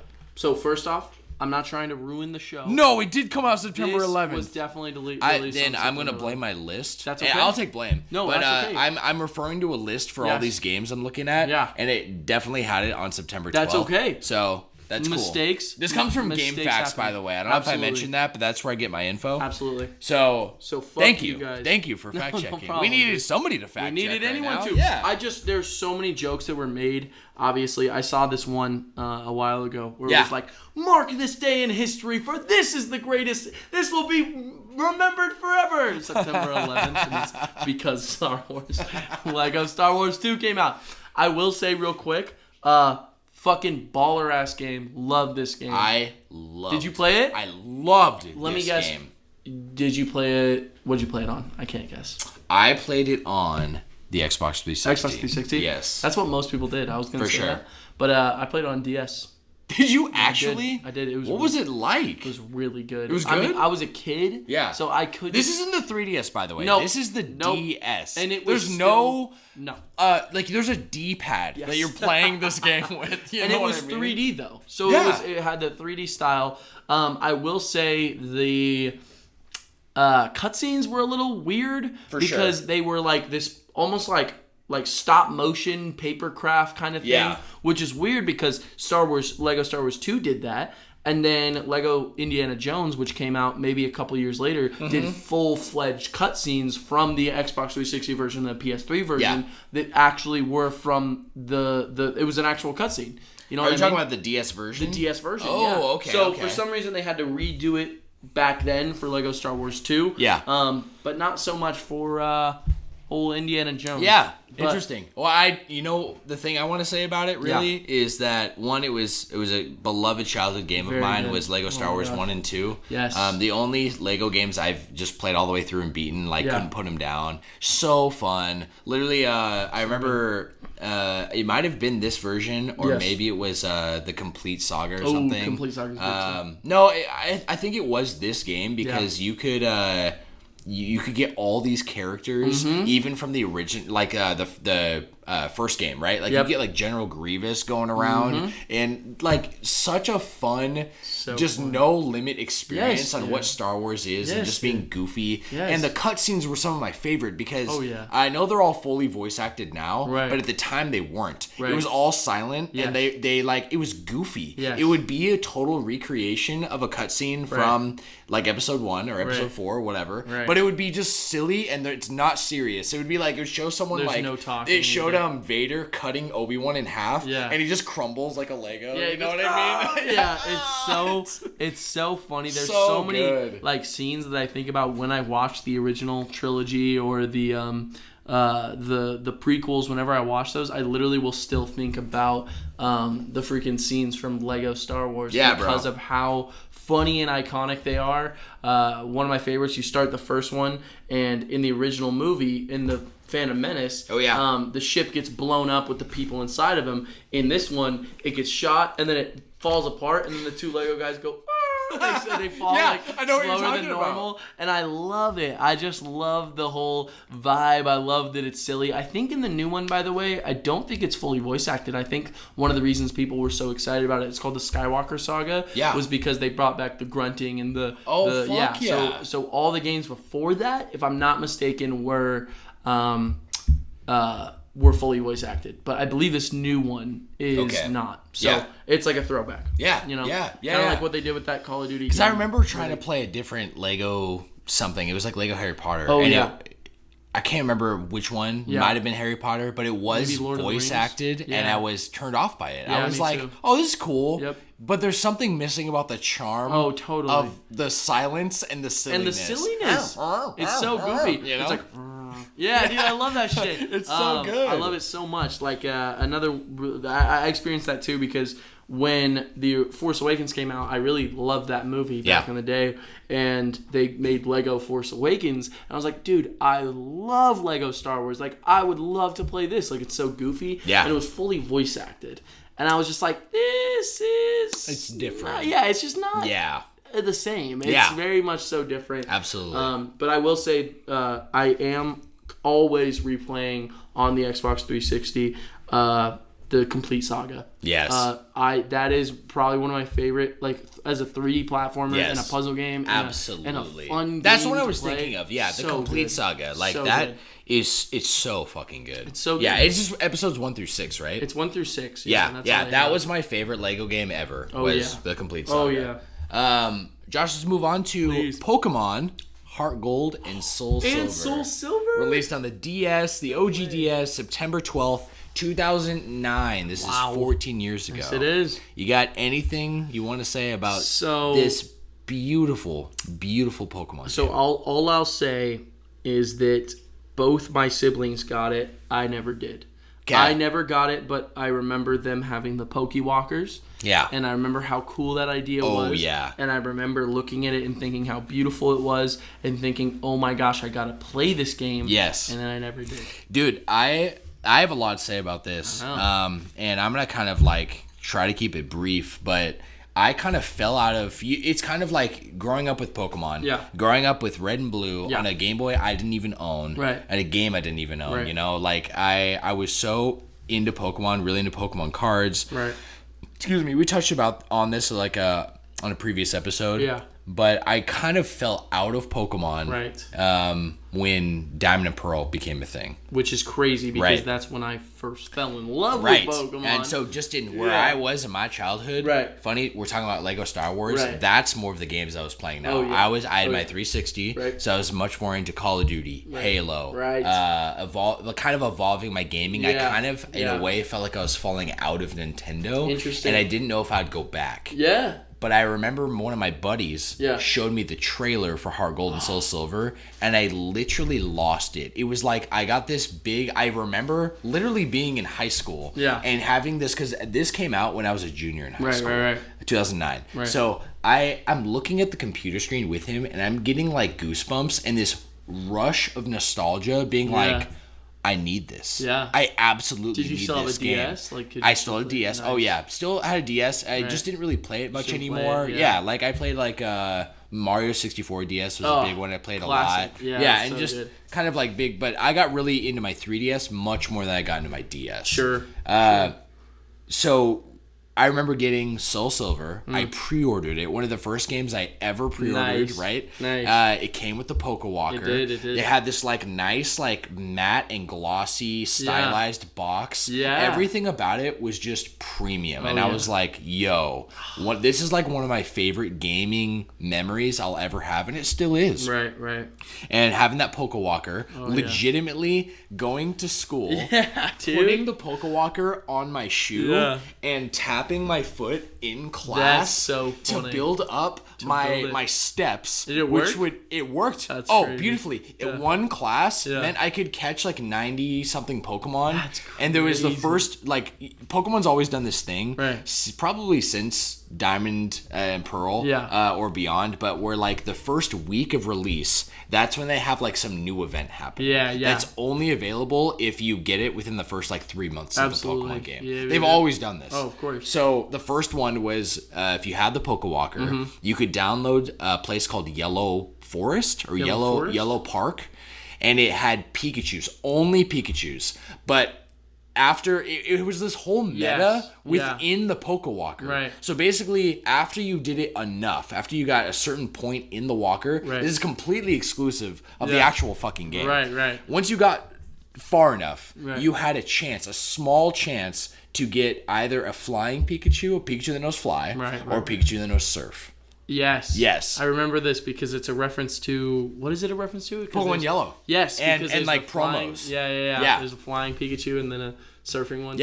Yeah. Pokemon Yellow, and there's the Pokemon cards, which had the promos of flying Pikachu in Yellow. But...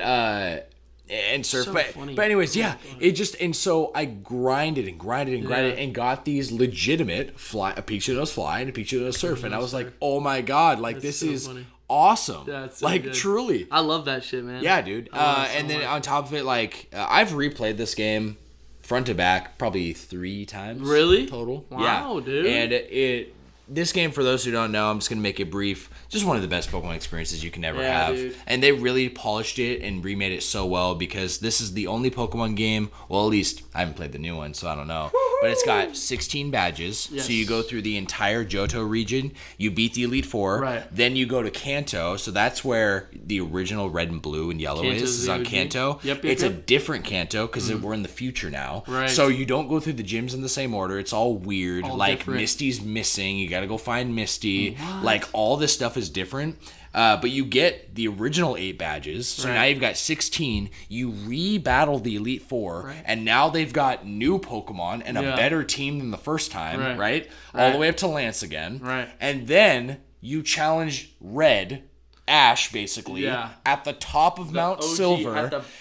He opens up with a level 86 Pikachu. Yeah, dude. And so crazy. It's such a legendary fucking Pokemon game. It was unreal. Yeah. And the fact that they remade all of it, and they had it so whoever's the first Pokemon in your party follows behind you. That's so cool. So dope, bro. I love that. And even if it was shiny. Like, I remember having a shiny Charizard that followed me around, and it's a black Charizard. That's so sick. So bad. You get shiny Rayquaza following you behind.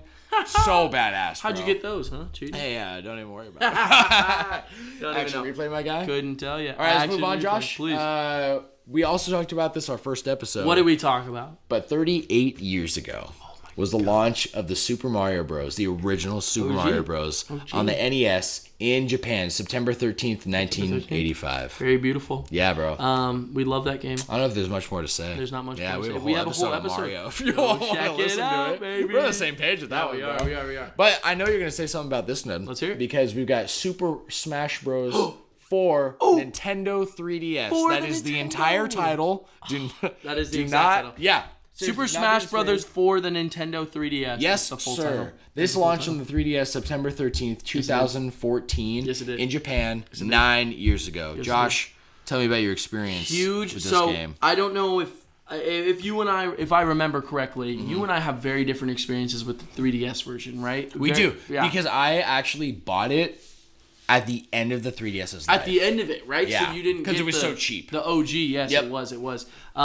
I will say, first off, from okay, let me just start from where it From the top, buddy. There was always an announcement for a Smash Bros. Game that was coming out for Wii U and for 3DS. Yep. That was since the OG, before they announced all the characters and all the rosters of everything. It was always Super Smash Bros. For Wii U and for 3DS. And so we always knew there were 2 games coming. The roster came out the same way they always do Smash. They announced characters, Lil Mac, Villager, all these characters, Mega Man, all these Pac-Man, huge announcements, right? All this very online, very huge presence, and I love it. I love the build-up to a fucking Smash Bros. Game. There is nothing like it. There is literally nothing like it. I can't even think of like the amount of hype that gets generated, even with just Ultimate, but same thing was done with the 3DS, huge, especially with my friend group. At the time... I mean, listen, there's a reason we're the Flash Bros podcast. Oh, absolutely. You know what I mean? We're called the Flash Bros for a reason. And if anyone wants to challenge that, I will take you up with Min, Dark Pit, Villager, Mega Man, Cloud. You don't want to fight this man's Min. You do not want to fight me. I promise. Okay, so anyway, what I was saying was my friends very much into it. We were very huge. But I was in high school at the time, so I was probably I was in junior high at the time. Okay. I was younger too. Yeah, this was 2014. Yes, 2014. I was 14 years old, so I was a 7th grader, or maybe no, I was an 8th grader. I was definitely an 8th grader, I think. Yeah, I was definitely in 8th grade. I'm gonna say I was in 8th grade. And I remember it being it originally released. They had a demo that came out, which was huge for me because they only had. 15. You told me this story. Yes, this is the absolute truth. I had 15, so I don't know if anyone knows, in the original 3DS, they would release demos, but it only had a specific amount of times you could try the game out. Right. Especially if it was a game that was very replayable, like the Super Smash Bros. Demo, because they gave you Battlefield, and then they gave you 6 characters, if I'm not wrong. Wait, let me clarify real quick. Please. What Josh is saying is that when you downloaded the demo off of the eShop, because it was only available from the eShop, which is like their online infrastructure, and you would download it, and then it would tell you, right? It would have like the splash screen, and then it would say total uses left, or something like that, and it would literally say like 30. And then once you booted up the game, and then if you closed the game or you completely turned off your 3DS, that would use one use. So the next time you look at it, it would say uses left 29. Right. So what I did was, I'm not kidding, they gave us a small amount. Yeah, it was like 15. 15. I'm pretty sure it was 15. Not less, but I'm pretty sure I played the demo, by the way. Did you? Okay. I remember. Yeah. So they had 15 tries. I literally, like, this was absolutely not something I was going to lose out an opportunity on. No way. So what I did was I started with one trial, and I literally did not close. I didn't turn off my 3DS. I didn't close the software is what I meant to say. No, I didn't play you would just keep the 3DS in sleep mode forever. I literally remember one time I was in gym class and I checked on my 3DS just to make sure it wasn't dead. I brought a charger to school, of course, because I would always go to the library and we would play. They had a local playing mode. You could play with your friends in the demo. That's literally crazy. Isn't that insane? Yeah, that's and so nuts. we were freaking out. We were literally like, me and my little 7th grader friends, or 8th grade, we don't know, we'll find out later, are all playing the demo, just losing our minds. And that was when I learned Villager. That was when I got really good with Villager. True. Because Villager was one of the only, Villager and Mega Man were two of some of the new characters that they got to finally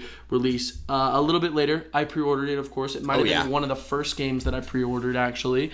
But after that, I pre-ordered it, got it, and it consumed me and my friends' lives. Like, not lives completely, but like, if we were kicking it, we were playing Smash 3DS. They never heard from Josh again. Never were ever heard from ever again. No. If there was anything to be done, we played that damn game. Yeah, bro. And it was legendary. And I still have very fond memories to this day. Fuck yeah. And honestly, pretty legendary that they had the balls to call it Super Smash Bros. For 3DS. And then what do they call its sister game, which is the same game. Yep. But on the Wii U, Super Smash Brothers for Wii U. For Wii U.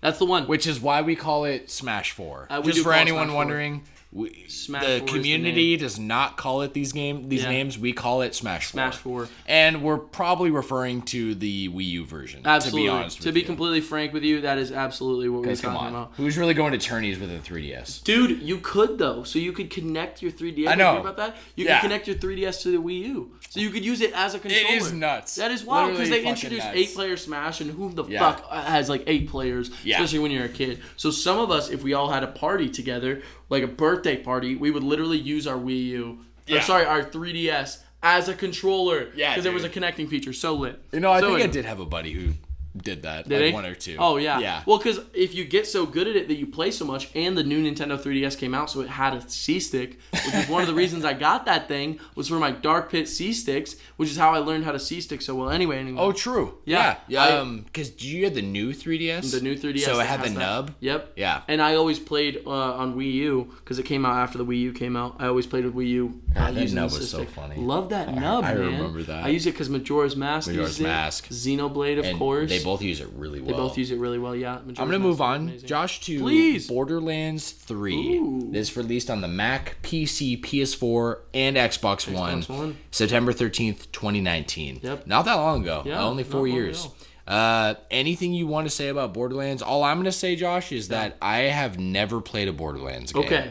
Except for I've played the Telltale game, Tales from the Borderlands. Oh, yeah, nice. Which I've played that all the way through, and I loved that. Really good. That was great. I understand the world and what it is. The way it works. But all I've really gotten from people, like from Borderlands, I guess, what I know about it is what I've gotten from my friends. And so many of my friends raved about Borderlands 2 specifically. Yeah, for sure. Yeah. So. Yeah. Well, okay, so I only played the intro to Borderlands 2. Okay. And then I was trying to replay it because they had a release on Vita, which I really wanted to see how it runs. It runs pretty good. It looks very stylizedly, not a big game. They did have that. They have it, game on Vita. and I play it. I've been playing. I've tried to. I've beaten the boss, and I've gotten past the intro, which I want to play more. Yeah. So Borderlands 2, I got a lot of respect for it, and I also love Claptrap as a character because I used to play Poker Night at the Inventory. I'm sorry, who? Claptrap. He's the little robot who rolls around. He's got one eye, and the coolest thing about him is his whole his inner system is broken, so he always sounds really positive. Okay. But he's like, yeah, I'm really. He literally has a line where he's like, yeah, I'm really depressed, but I always sound really positive. So he talks like this. He's always really happy. He's like, hey, we'll help you out. I'm like, screw that. We don't need it. He's kind of like your guide throughout the game. Sure. And I really liked him, especially when I was younger, when I first was playing PC games, because my older sibling had a PC. Oh, yeah. Played Portal and those classics, and then I played a little bit of Borderlands 2. But actually, I played more of Borderlands 3. I don't even know if you knew that about me. No. Yeah. No. So Dorian convinced me to get it because he loved Borderlands 2 back, 4 years ago? Yeah. When it came out, Jay and Dorian would play it. Shout out Jarrell, our good friend of the show. They would play it together, and they played it on PS4, and it's such a bitch to play online on PS4. Like, not trying to be a jerk, but like, you have to have a membership, and then you have to buy the game, and then you gotta play the game, and right. even the membership. I mean, like, the online is not amazing. So I played a couple. I remember I played a good handful of missions with Dorian and Jay. Very fun, but I did not play much further than maybe like 3 or 4 hours. Yeah. But still, I got you. Still played it. Yeah. Pretty fun. Well, Josh, next on the list is Luigi's Mansion. Which one? Launched OG. on the OG, which launched on the Nintendo GameCube September 14th, 2001, 22 years ago in Japan, which I don't know if you also know this, Josh, but that is also the original release date for the Nintendo GameCube. It is. In Japan. Launch title. Which, baby. Spoilers, is the name of this episode. That is what the topic is what about. It's about. So we'll get there, but Luigi's Mansion was a launch title for the GameCube. Yeah. And one of my, I would probably say, a very fond, I have a very special place for this game in my heart. Yeah. For how unique and special the game is. Yeah. You know? It's so unique. Very. It's like the most different idea you could do for a system-selling launch title. Absolutely. You know what I mean? Yeah. Right. And it is the first time that Nintendo launched with a game that wasn't Mario. Yeah. Right. And it's in the Mario literally universe, a Luigi game. It's Luigi's Mansion. Crazy. Yeah, bro. Yeah, I don't have a lot to say because I never played the OG, but I played a lot of Dark Moon and I played a little bit of 3. Yeah. And then shout out our friend Matthew. And I'm in the opposite boat. I've probably put like 5 to 6 hours into Dark Moon. Haven't played 3 at all, other than I went to PAX when they had it as a playable demo. Yeah. And that was really cool. But I have beaten the original twice. Nice. And I will say it is a must play for almost everybody. Really? It is so good. It's really? It's so different than Dark Moon. Dark Moon has like a mission based structure, and that really turned me off. I'll be honest, because there's something really fascinating about the premise is it's Luigi, scaredy cat Luigi's always been like this, right? And Mario is missing, and he's like, okay, where the fuck's Mario? Right. So he's going to this haunted mansion. He's got a little vacuum, and he's got a flashlight, and that is it. And you're going through each room, and it's kind of like a Metroidvania in a way, where there's parts closed off. You can't go upstairs, for example. Right. But you keep exploring. You're sucking up ghosts with the poltergeist. Right. You beat a boss. Boss gives you a key. Now you can explore a new room. So the mansion slowly starts to open up with the more and you play. It reveals that King Boo is the main antagonist. Right. And it's like, okay, that's pretty badass. This is really dope. It's just got a lot of originality and stuff that Nintendo's never done before. I'm with that. Definitely a game that I would give it like a 9. Seriously? Dead ass. Wow, yeah, dude. Yeah, very good. Well, good.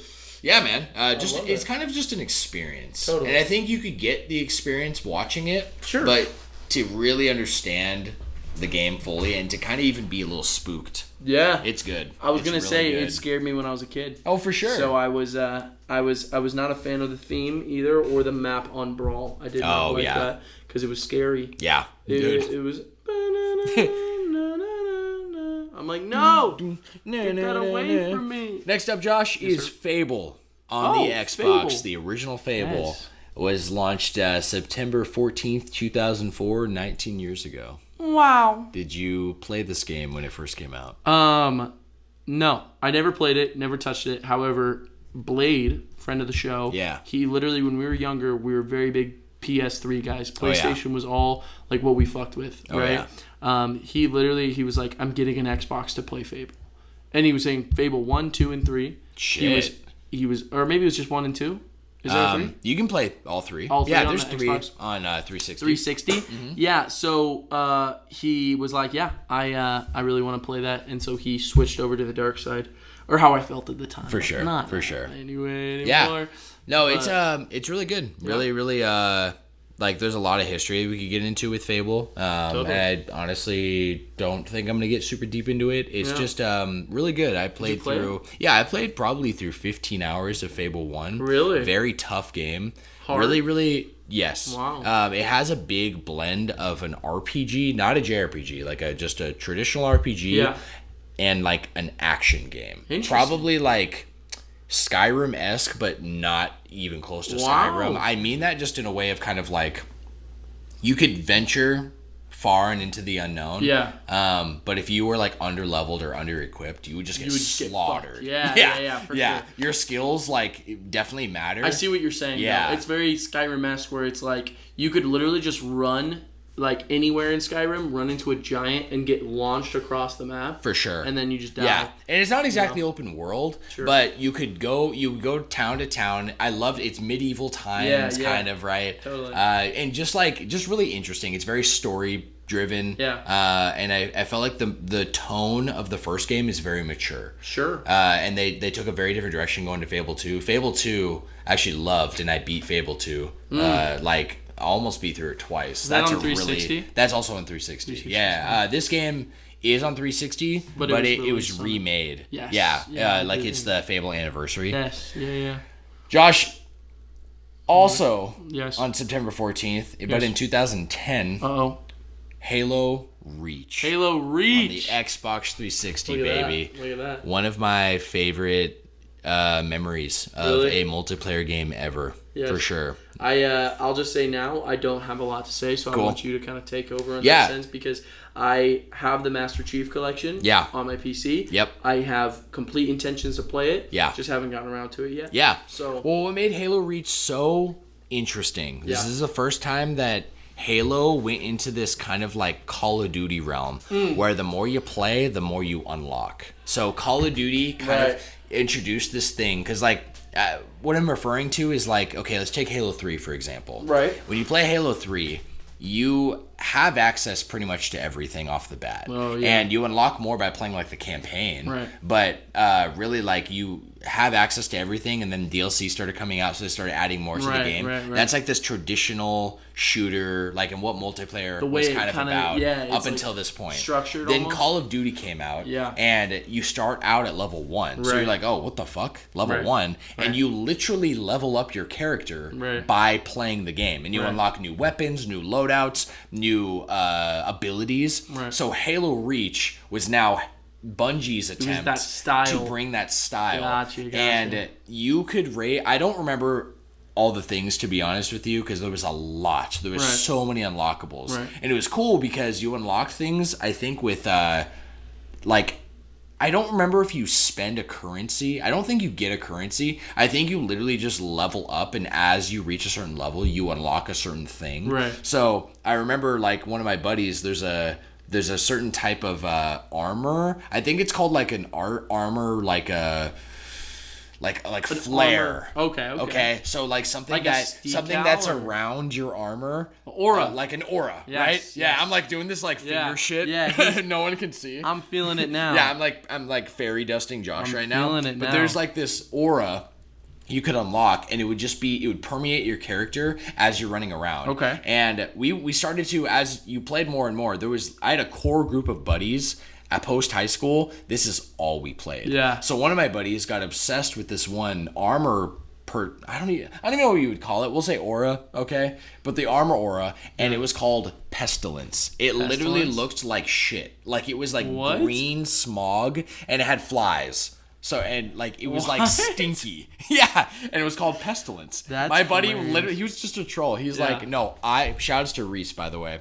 It was Reese? Not different Reese. Oh, different Reese. Okay. So this Reese, he's literally like, I want Pestilence so bad. Yeah. So he would just grind and eventually got Pestilence. But you had to put a significant amount of time and wins, because if you won games, that's how you would like level up faster. You gotta be good. You have to be good at the game. Be good. And I looked ahead at one point and saw all the things you could unlock, because you also unlocked icons, you unlocked like all these things, and to fully get to maximum level would take about a year of playing, on average. Totally. Isn't that insane? No, that's actually so wild. It's really funny because I think about that in the way that shooters have kind of changed over time. Yeah. I don't know if you ever played Fortnite, but the way that that's kind of set up is very similar to the way that it sounds like the leveling up system is done. Yeah. Because no matter what, at the beginning of every season, it's very different. It always switches, always changes. But like you reset to like level 1? Yeah, you reset to level 1. Oh, yeah. However, everything that you get from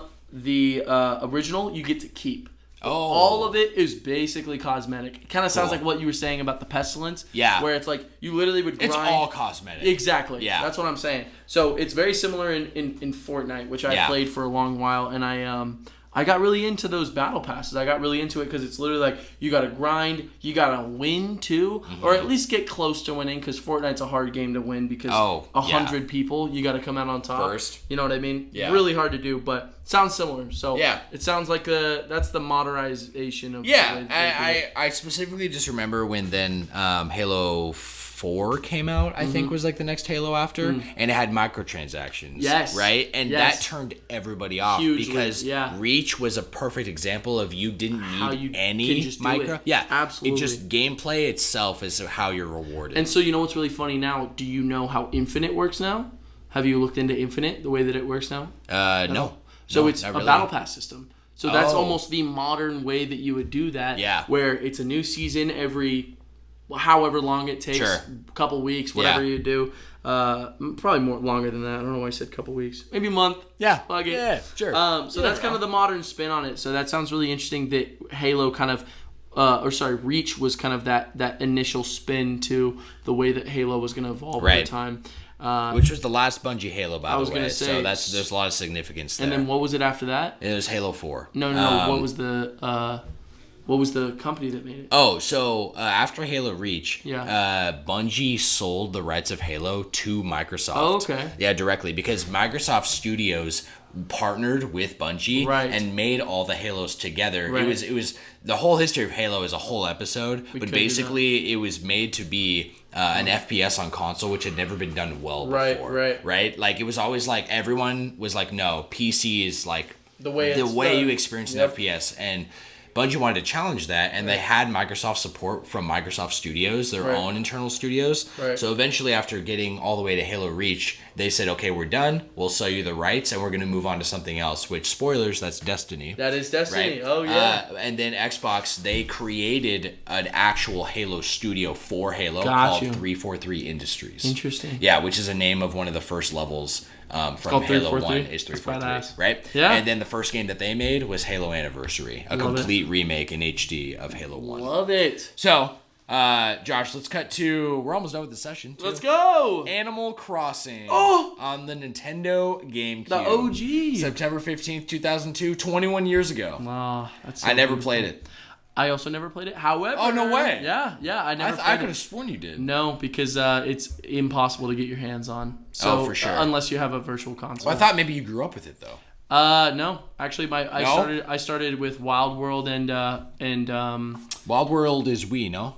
Or is that DS? No, that's I'm trying to remember the name of the Wii one. City Folk. City Folk, yes. Yeah. So those two games were kind of connected the way that they did it. There were certain things you could send letters and clothing between and designs between the DS version, which was Wild World, and the Wii game. So that's the one I grew up with because to be honest, when you're younger with Animal Crossing, you don't really want to play Animal Crossing. Like you want to play games that feel mature, and then it's very interesting. I can kind of explain the way that it works. It's like you grow up, you play games, and then you get to a point where you're like, oh, I can't play young games. And then and then it's For sure. Maybe that's what you're describing though is maybe my thing with Pokemon. Yeah, totally. Right? Like being like, I'm like done with like the kiddie shit. With that. Yeah. I'm like, fuck no. Yeah. No. Animal Crossing is badass, dude. Love Animal Crossing, Love it, bro. So, What's next? What Well, next we got Persona 5, the original Persona 5, the OG. Came out in PS3 and PS4 same day, September 15th, 2016. It was on PS3? Yeah. Yeah, it was a launch. I did not know that. Launch title. Launch title for the PS3? No, it was designed for the PS3, but the PS4 was out now. So it was like they coincide, like made it. Thing. Yes, just like that. Yeah. And it ran a lot better on PS4. I bet. So like Royal, when they made that, they went through the game. You told me this. Just for PS4. For PS4? Yeah. Yes, you told me this. I worded that funny, but you know what I mean. Hey, I'm with that. But this is the original Japanese release date, and it came out 7 years ago, which is kind of crazy because I still distinctively remember the hype train behind Persona 5. Yeah. Oh, yeah, bro. I believe it. Yeah, all on board. I don't know too much about it, but I definitely know how much people love it nowadays. Oh yeah, because I wasn't really there when it was coming out. Yeah, I was there, but I wasn't like in the Persona scene. You know what I mean? Yeah, for sure. I had just gotten into it when the hype for 5 was. What was building. the date again? When did it come out? That was September 15th, 2016. 2016. Yeah, that was the original Japanese release date. We got it, I think, like 8 or so months later. Yeah. So we had to wait a little bit, but which I'm not sure if they're doing that with Persona 3 remake. I think we're getting it worldwide at the same time. I feel like which is cool. It's kind of done. We're done with things not being worldwide releases. I'm hoping, bro. Even for like Japanese releases. Yeah. Like, I can't think of anything that is coming out in North America later. Yeah, even like there's some stuff that is developed in Japan and it's coming to America first. Like first, what's up with that? I don't know. My biggest I think it's because we have the biggest market. Probably, to be honest. Yeah. I mean, that's some of the reasons why some games don't get ported over too, because there's no market. Yeah. Also, no, for sure. Like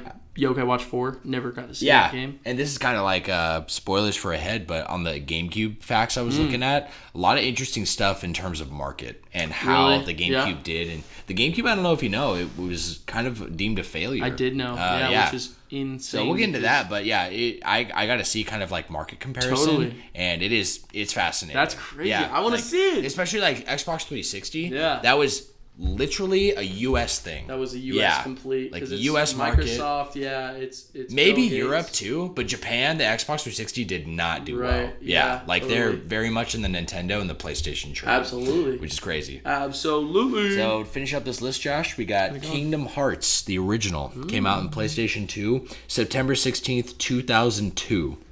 Which is really funny because when I see like September 16th, 2002, I very much remember the OG Paper Mario on the Nintendo 64 coming out in 2001. Interesting. And thinking like, okay, Kingdom Hearts, Paper Mario. Yeah. Wow. Yeah. In terms of technology, absolutely, in terms of graphic fidelity, like experience, all that stuff. Right, but that came out 21 years ago. And Kingdom Hearts, I still remember. All I really want to say on it is I remember the OG commercials coming out, and like it was like a Disney commercial almost looking thing where this kid is like looking at like this like futuristic kind of like vortex in a science lab, and they're like talking about we're taking a Disney movie and combining it with your own movie. They're not really advertising that it's Final Fantasy or Square Enix at all. They're being like, it's like, so the guy's like, so it's like a Disney movie? And they're like, no, it's like a movie that you're playing. Like, and that was like the advertisement because it was clearly like an American advertisement, and not many people know about Final Fantasy. Right. It was basically just pushing all the Disney. That was the selling point behind Kingdom Hearts, which Disney's a big part of it, but it's you get to the last boss, there's nothing Disney about that last boss. You know what I mean? Like you're just in the Disney worlds, and that's what it was pushing. Totally. But good shit, that's bro. Crazy stuff. Then we got Theater Rhythm Final Fantasy Curtain Call. Came out on the 3DS. It's called Theater Rhythm Final Fantasy Curtain Call. On the 3DS, September 16th, 2014. This came out 9 years ago. Have you played this one? Yes. Okay. I have put probably 60 to 70 hours into this game. That's crazy. This was... so it's a kind of like a deluxe edition of the original Theater Rhythm game, which is Square Enix's take of taking Final Fantasy and making a rhythm game out of it. Gotcha. So it was a 3DS thing, and they were really taking advantage of the fact you could play it two ways. You could play it with the stylus, and you would like swipe in different directions as the music bars are coming. Right. It has all these. It's from every Final Fantasy game, right? So it'd have like select tracks. Kind of think of like Smash and how it has like this greatest hits of all these games. Right. It was just like that with Final Fantasy games. Interesting. So it had like One Winged Angel, right? You're playing that with your stylus. Dun dun dun dun dun dun dun dun dun. Yeah, and it had difficulties, and it legitimately was hard as shit. That's interesting. Very tough. Yeah. Well, the original was only touchscreen, and you would look at the top would have like a party, and so it literally had RPG elements to like level up your party. You've and all you really do is because the Switch game came out not that long ago. And I love it. I really do. You played it on Switch? Yeah, I wish I'd put more time into it. I've probably only put 10 hours. Really? But it's so good. But I played the shit out of this game because this was now the definitive edition for the 3DS. Right. And it added gamepad controls. So it added the ability to like use buttons. Sophie's outside her window. Yeah, she is. She's just waving, saying hey. We love her. We love her. Shout outs. We're the same person sometimes, bro. But you could use buttons and the slide pad to now input, and that was way better than using the stylus. Yeah. So it made it way fun. So I'd just be like on a car ride or on an airplane. I put in headphones and I would just literally play this rhythm game. Yeah, and I loved it. That's definitely a stellar game. If you're a Final Fantasy, favorites maybe, or? One of my favorites in terms of like I just have a special place in my heart for rhythm games. Sure. Because music is such a big part of my life. Of course. Absolutely. So absolutely love it. We love it. And last on the list, Josh, before we move on, Pokemon Super Mystery Dungeon. Dungeon. Yes, sir. Yeah. September 17th. 2015 in Japan, 8 years ago on the 3DS. Yes. Do you have any experience from the Mystery Dungeon series? Yes. So I played Explorers of Sky, which I really liked. Was that DS or was that? That was DS. Yeah. So very interesting about that whole series is it's you play as a person who is turned into a Pokemon and then can talk to other Pokemon. Yeah. In the Pokemon language. So every Pokemon talks, and so it's this whole RPG that's done where everyone's a Pokemon. There's specific locations. Yeah. There's like almost like what's the word, like there's like each Pokemon place has like a culture to it, and there's almost like traditions that go on. So interesting, sparked my imagination so much. I always wanted an anime to come from it, and they never did. But I can totally understand why, because seeing Pokemon talk is very strange unless it's in text format. But really good. The combat was really fun. Yeah. You literally could run into legendaries. Like, I remember Explorers of Sky. Or maybe it's Explorers of Time. I honestly can't remember. I think it was Explorers of the Sky. I'm pretty sure. Really, really, like, good characters. And very, very interesting, like, situations. Like, dialogue was, like, pretty good. Dialogue was really fun. Yeah. I remember the best part about it was to choose what Pokemon you were. You took a personality test right at the beginning of the game. Bro. So you start the game off, you take a test, and then you turn out to be a Pokemon. And I think that's bizarre. Yeah, I think I cheated. I think I got Pikachu on purpose. Oh. I just wanted to, so I looked up the answers. True. I'm a cheater. What can I say? Hey, bro. But, yeah, really fun. Never touched Super Mystery Dungeon. Okay. That's the one that came out for the 3DS. and I think that's the last one that they had. Yeah, they haven't made one since. And I remember just a lot of marketing behind it. Yeah, I remember they were trying to revive the IP. Sure. Yeah, and push it and be like, hey, like, we're bringing this back. I remember seeing it in a direct, right? It was in a direct. Yeah, and they were really just pushing that. But I don't think I played it. I don't think I will. But my older sibling played it, and she said it was really good. Cool. She said it was really... it was fun. You know, it's nothing like the OG. And I think that happens a lot when you try to revive something. Yeah. Kind of try to relive what was great about it. But, you know, sweet. I love the OG. Still have those memories forever. Fuck yeah. Never Josh. Forget. Yes. We wrapped up this section. Let's take a little break. Let's take a quick break. Yes. Everyone out there, let's take a break too. Okay. Let's do it. Fuck yeah. We're back. We're back, baby. We're back, baby. Josh, let's jump into... one of my favorite sections. Yes. News and updates. News and updates, baby. And this week, we're probably jumping right into the news because I got no updates, no corrections, no giveaways. Nope. I will say, last week's poll, I added this in the previous podcast. Yes. And this is coming from whatever Q&A or poll that I put up on Spotify. Oh, yeah. So this week, I put up on Spotify's episode. I think it's live permanently too, which is kind of cool. If you have a Q&A. So we got 2 questions in that we can answer. 2? Yes. Let's go. Basically the question I asked was, what's your top anime? I got 2 answers back. What do we get? Yu Yu Hakusho. Wow. And The Promised Neverland. Wow. Who said that? Caleb wrote in and answered the Yu Yu Hakusho. Very classic. And then Kendall wrote and said The Promised Neverland. Over Avatar. Yeah, I'm kind of surprised by that, to be honest. Maybe she just forgot. Well, but she loves The Promised Neverland. But she just watched. Okay, so I think The Promised Neverland is probably one of the most universally anyone can enjoy it. Yes.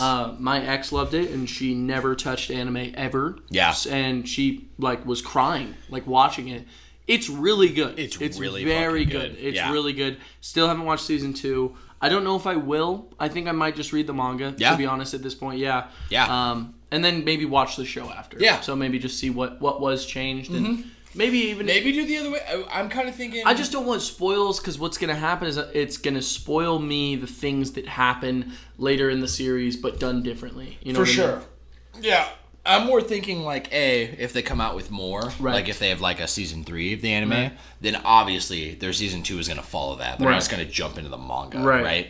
Unless they just remake the whole series. I was going to say, I think the way they set it up was that they're not doing a season 3, or they're just changing it enough so they don't have to do a season 3. That's what I think is happening. Well, what do you think about Yu Yu Hakusho? So Yu Yu Hakusho, me and Dory used to watch, mostly Dory. He watched a lot of it when we first kind of were, I wouldn't say when we first moved into the house, maybe a year in. Okay. We started watching it. It's one of those classics. Yeah. Made by the same guy who did Hunter x Hunter. Actually? Okay. Yeah. I don't know a lot about it. Oh, yeah. I've never seen it. Classic. Spirit Gun. You ever seen that? Spirit Gun? Classic. No. Okay. Just the hand motion? No, it's just it's like his move. It'd be like the Kamehameha or true. Rasengan. Spirit Gun. Yeah. He goes Spirit Gun, and he holds his whole thing is he's fighting spirits because he himself is kind of a spirit. Okay. Because he dies in the first episode. Bleach. And low key. But it came way before Bleach. It is one of the grandfathers to all of them. Yeah, along with Cowboy Bebop, right? Sure, yeah. I would say it's a little different, but Cowboy Bebop was more same 90s. Time. Okay. Yeah, okay. That was more 80s. Oh, so, yeah, okay. yeah. Mm-hmm. Well, I thought Cowboy Bebop was even older. No, it's a 90s show. Oh, wow. But it is really good, by the way. Incredible. Yeah. So Yu Yu, great choice. Great choice. It is a good choice. It's a very good show. Joshy, why don't you start us off with the news this week? Get us nice and spiced up. I just want to ask, how is everyone feeling out there? We feeling good? We feeling newsed up? We ready to get started? Ready to learn? Ready to feel the groove? Ready to get into it? So, all right, everybody, let's get it started. So you and I are very into this show, by the way. Attack on Titan, the final season, the last part, which is what it's called. Okay. I don't know if it's completely official because there's a lot of rumors that's going on right now. Okay. So it just got a brand new teaser trailer. Not much is shown, but we see a little bit of something. Josh, my emotions right now are so up and down. I'm like, wait, so is it? Oh. So is it? Wait, it? Oh. Yeah, absolutely. So where are we at? That's how Attack on Titan makes you feel, doesn't it? I know. So what's going on? Fucking time. We got a brand new teaser that's going on, and we found out the actual release date of the final part. So which is when? It's coming out November 4th. This year? Yes, this year. So the final part. We also have, we have a couple things to report on when it comes to that. This was not officially announced. This was leaked by the production team. So the people who are making it leaked it. I don't know if that's to get it to come out at that specific time because they were planning on it. What's the goal here? So I don't know. It's very interesting because it's MAPPA, which I don't know if you know. That's the animation studio that does it. They took over in the final season, part 1. They did. Final season part 1 is when they took over, which is really interesting. Let me just say this real quick. This is not exactly a part of the news, but Vinland Saga, the first season is Studio Wit, which is the people who did the first 3 seasons of Attack on Titan. Yeah. So you told me this. Yes. Yeah. And then guess what? This second season is Mappa. So this is the second time they've taken over from a WIT production and then made the second season. It's crazy. It's crazy. In Attack on Titan, I feel like Mappa, you can see a very big difference in those seasons. For sure. But with Vinland, it is seamless. You you cannot tell. Because I love the art style that they used for all of Attack on Titan. Like these season one or season 1, 2, 3. Like these thick lines, these characters, like the colors. Very it's very distinctive and kind of their vibrant, style. Yes. Detailed too. Very detailed. Yeah, very much so. It's so Vinland's like that too? Vinland is very much like that. It's definitely not as thick line detailed, but it's got its moments. Okay. It's got its own art style though. So anyway, very interesting, but also Mappa's production team like that. So pretty interesting. We also got a brand new key visual, which I didn't know if you knew what that meant. A key visual. Is it like an official art piece? Yes, an official art piece, which is made in order for the animators to kind of catch the tone and what they want to do. Okay. So it's not a picture from animation, but it's colorization, characters, and drawn by the production team that's going to be animating it. So, some Attack on Titan to look forward to. Hell yeah, baby. I always love me some Attack on Titan news, especially with wrapping it up, because I don't know if I said this on the podcast, but I think you know that I am on like a Attack on Titan break because I watched the final season part 1. Yes. And then I heard from somebody, I was kind of in a state of watching something else when part 2 came out. Yes. But then I heard that it wasn't finished yet. Yes. And to save my own, I don't really do well with big breaks. Sure. I generally kind of get on the hype train, and then if I'm off, I'm off. It's kind of like how I described I am with Pokemon. Sure, yeah. I get really into it, and then I'm just out. Which is understandable. And I want to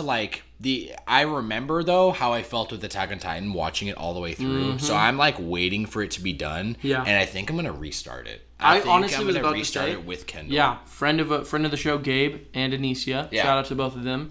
They just recently restarted it just so they could refresh their memories. Yeah. They just clipped through it. Yeah. I was gonna say, if Kendall is willing, I mean, I know that initially even the idea of some people are very, very much so like turned off by gore, but it's not gory. But you know what I mean? It's because really not. I'm gonna be honest, for those who have not seen Attack on Titan, I I refused to watch Attack on Titan when my roommates were getting into it. Right.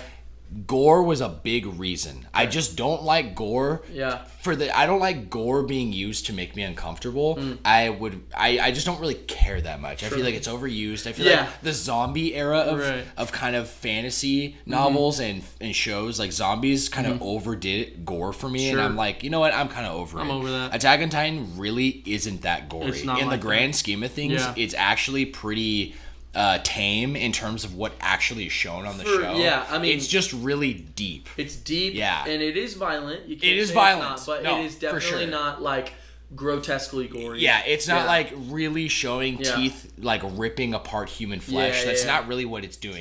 People lose their arms. And people die. There's brutal and it's deaths. brutal and it's rough. But it does a good job even of having the camera off of a person getting ripped in half. You know, because that's not the point. It's the point is the reaction of the people around them, or the aftermath, like with a character like Marco. Yeah. Spoiler alert. Oh, 100%. But I also wanted to say too. Just before we move on, you should probably not watch Castlevania then. To be completely honest, really? Yeah, it's probably one of the goriest shows I've seen in a minute. Okay, but I hear you, and I respect that. Yeah. But if the content is good enough, I will like it. Yeah. So like, I guess an example, The Last of Us. Pretty graphic and gory. Very. I love The Last of Us. Though. Yeah. So it's more like if you're using gore as a horror theme. To make it I'm not into gory horror. Sure. But if gore is essential to like the plot and all these things, like, just making it making it feel weighted. Yeah. And it's not just. You know what I mean? Yeah, that's exactly how I described it when I was watching it with Gabe. Yeah. Castlevania, at least. Because it does make you feel sick, but it's done because it has to. It has to, right? And and I feel like it's just overused in a lot of like horror plots and all these things. And horror, I think, just does it to do it. But there are stories like Berserk, which isn't a horror story, but has its use of it. But anyway, cool. Okay. Yeah. Well, news number 2, my friend. Death Stranding is coming natively to iPhone 15 Pro. What the fuck did you just say to me? You heard me. No, I didn't. Dude, this is crazy. So, what? I'm gonna push this story out fully, and then we're gonna talk about it. Please. So this is by way of Push Square. Death Stranding, as well as Resident Evil 4, Resident Evil Village, and Assassin's Creed Mirage are all coming natively. Resident Evil 4, the remake? Yes. Okay. Are all coming natively to iPhone 15 Pro. What does that mean? So, quote, continuing Apple's leadership in smartphone silicone, A17, that's the processor in the new iPhone 15 Pro, brings improvements to the entire chip, including the biggest GPU redesign in Apple's history. The new CPU is up to 10% faster with micro-architectural and design improvements, and the neural engine is now up to 2 times faster, which Apple is always saying this shit. To be honest, they're always like, it's this much faster, it's this percentage. But the last Pro model, which I have, it's the iPhone 14 Pro, is honestly incredible. It never has slowdowns. It's got the Pro refresh rate. I barely play games on it, but when I do, they run like perfect. Full 120 hertz and frames per second. Is that the last one that came out? Yeah. This is last year's model. So this is 15 Pro? 15 Pro, and this just got announced, all the details on it, 2 days ago. I haven't even seen anything about the 15. Yeah, there was the Apple event. Yeah, so that just happened. So they unveiled stuff about the Apple Watch and the iPhone. So I'm going to continue. I got one more tidbit on it. Please. Quote, the Pro class GPU is now up to 20% faster and unlocks entirely new experiences, featuring a new 6-core design that increases peak performance and energy efficiency. Now with hardware accelerated, this is important, hardware accelerated ray tracing. Okay. Oh, wow. Ray tracing built into a phone. Okay. That's hardware accelerated, which is 4 times faster than software-based ray tracing. Holy crap. Yeah. iPhone 15 Pro brings true-to-life gaming to the palm of users' hands with console titles never before seen on a smartphone. So who's saying this, though? This is directly from Apple. Okay. So Push Square just put forth like the article, but everything I just quoted you is directly from Apple's press event and what they've told like tech reviewers and PR. So I looked into this a little bit, and it's literally crazy. So the power that this phone has built into it, plus this new GPU. Kojima came on board and literally is putting this game natively will run on your iPhone. Kojima is such a fucking legend, too. I know. Crazy. He's always pushing whatever the fuck he wants to, too. Actually, Unreal.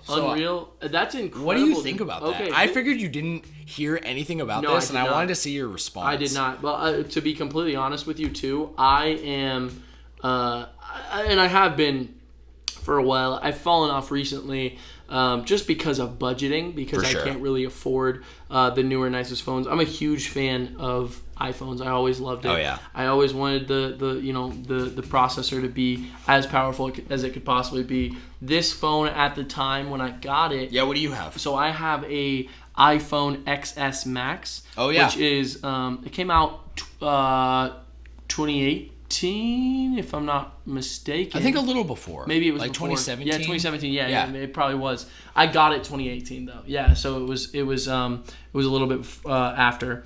The whole idea of it was that it was made to kind of have this ability to run games on it. So it was kind of when they started adding games.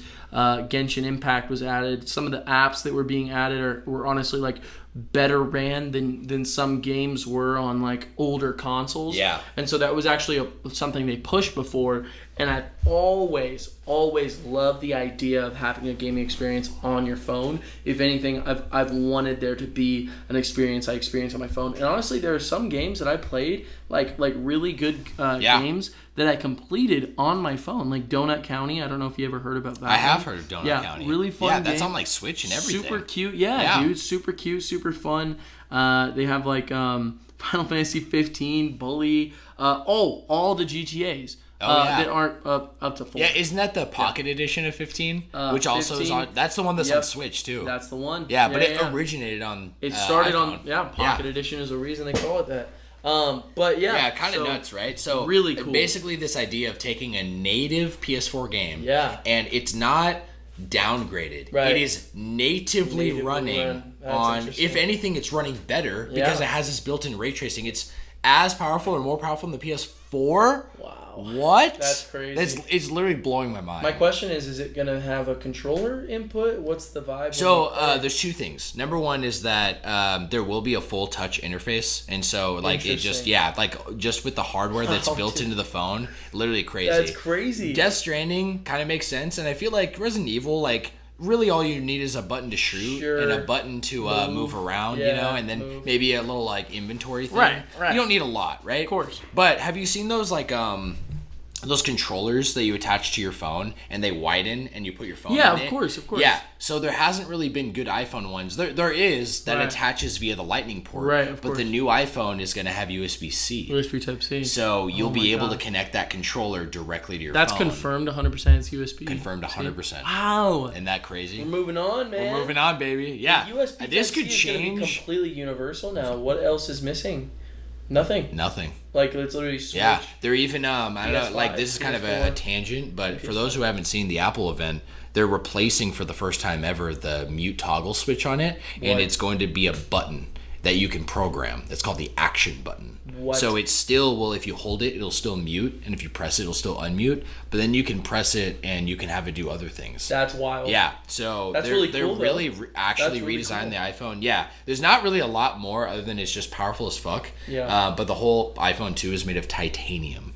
Titanium? Titanium. How much does it cost? It's, well, if you want the base Pro model, so not the Max version, right? Like I have the Max, you have a Max phone too. I do, yeah. The base model is $1,000, that's consistent with the iPhone X. Yeah, I was gonna say. Like years ago. That's insane. So to get the Max version though, I'm pretty sure it starts at $1,200. $1,200? Understandably. Yeah. The tech is crazy, but You're gonna upgrade, right? You get to upgrade? maybe. Well, Maybe. We'll see. I do really like the idea of USB-C and titanium. I think I saw a report on ceramic screens, which if that's true, ceramic is way tougher than glass. Really? And that would basically make the phone indestructible if it's titanium and ceramic. You know? That's crazy, dude. Cerana. Just let's move on though. Let's move on, man. What is news article number 3? By the way, very good news piece. Yeah. I love hearing about that kind of stuff. Fuck that yeah. is so glad you loved interesting it, to me. bro. All right. Little something. This is actually really fun because this next one is also very close to you and I's heart, but a little bit different. So basically, there was an interview just recently conducted with one of the main editors of the brand new, not even brand new anymore. It's maybe like 2 years old now, but the 4 Knights of the Apocalypse. I've talked about this before. Do you Seven recognize? Deadly Sins. Seven Deadly Sins, yes, sir. So it's the sequel manga. It is, and I know that might sound confusing. Why I say the sequel manga is because it has a different cast of characters, but it is literally what takes place after Seven Deadly Sins. Yeah. Which we need to finish, by the way. Yeah. Which we should. But basically, there was an interview done with one of the main editors and 2 new voice actors. They are like brand new to voice acting. Okay. Who will be playing 2 of the main characters. To be honest, it's big news for Seven Deadly fans because we haven't heard much from editors or anyone who's really working on the show. Yeah. But we didn't really hear any new information. For sure. Is the issue. However, it's a pretty big deal. Okay. And then they also released a brand new key visual, which is pretty dang cool because we've only seen one key visual before, but this one finally kind of has the whole cast of characters. I actually have it pulled up. Yeah. If you wanted to take a look at it right now with your natural reaction. It looks.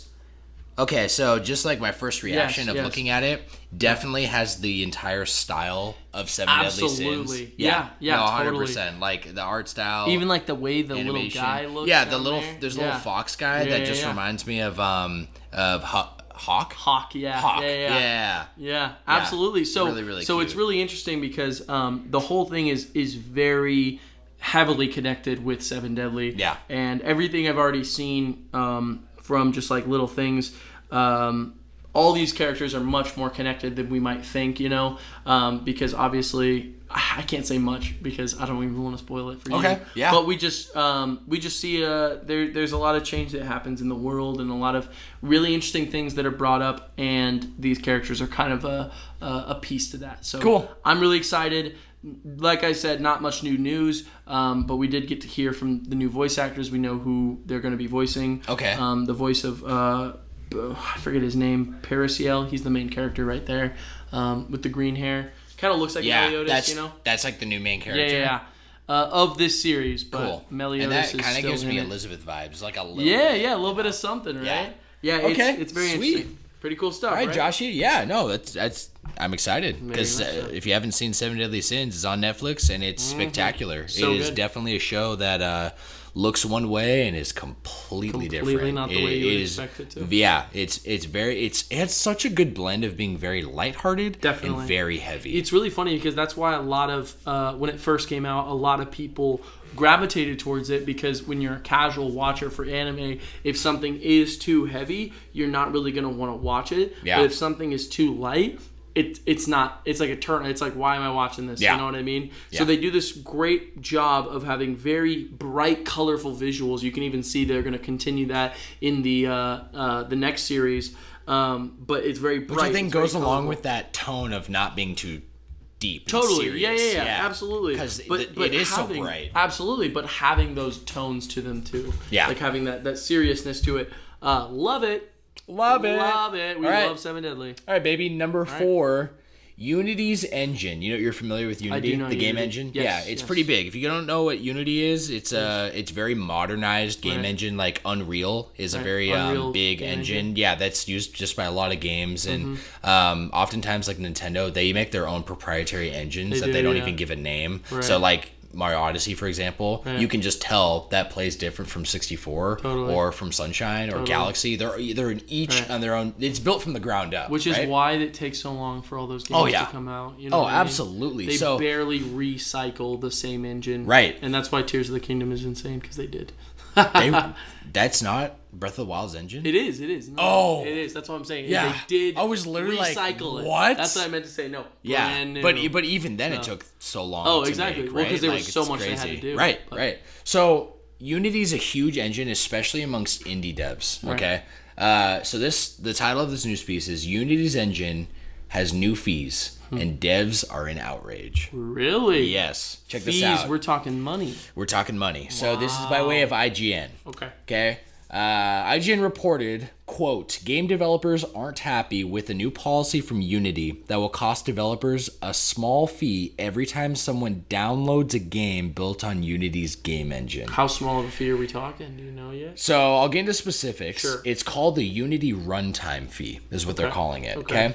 And the new pricing model will apply to devs who reach a certain amount of installs and revenue. So it doesn't affect everybody. Like if you're a smaller indie game, it doesn't affect you, right? Which is kind of like, excuse me, their way of justifying it. Right. It's for the big boys. Right.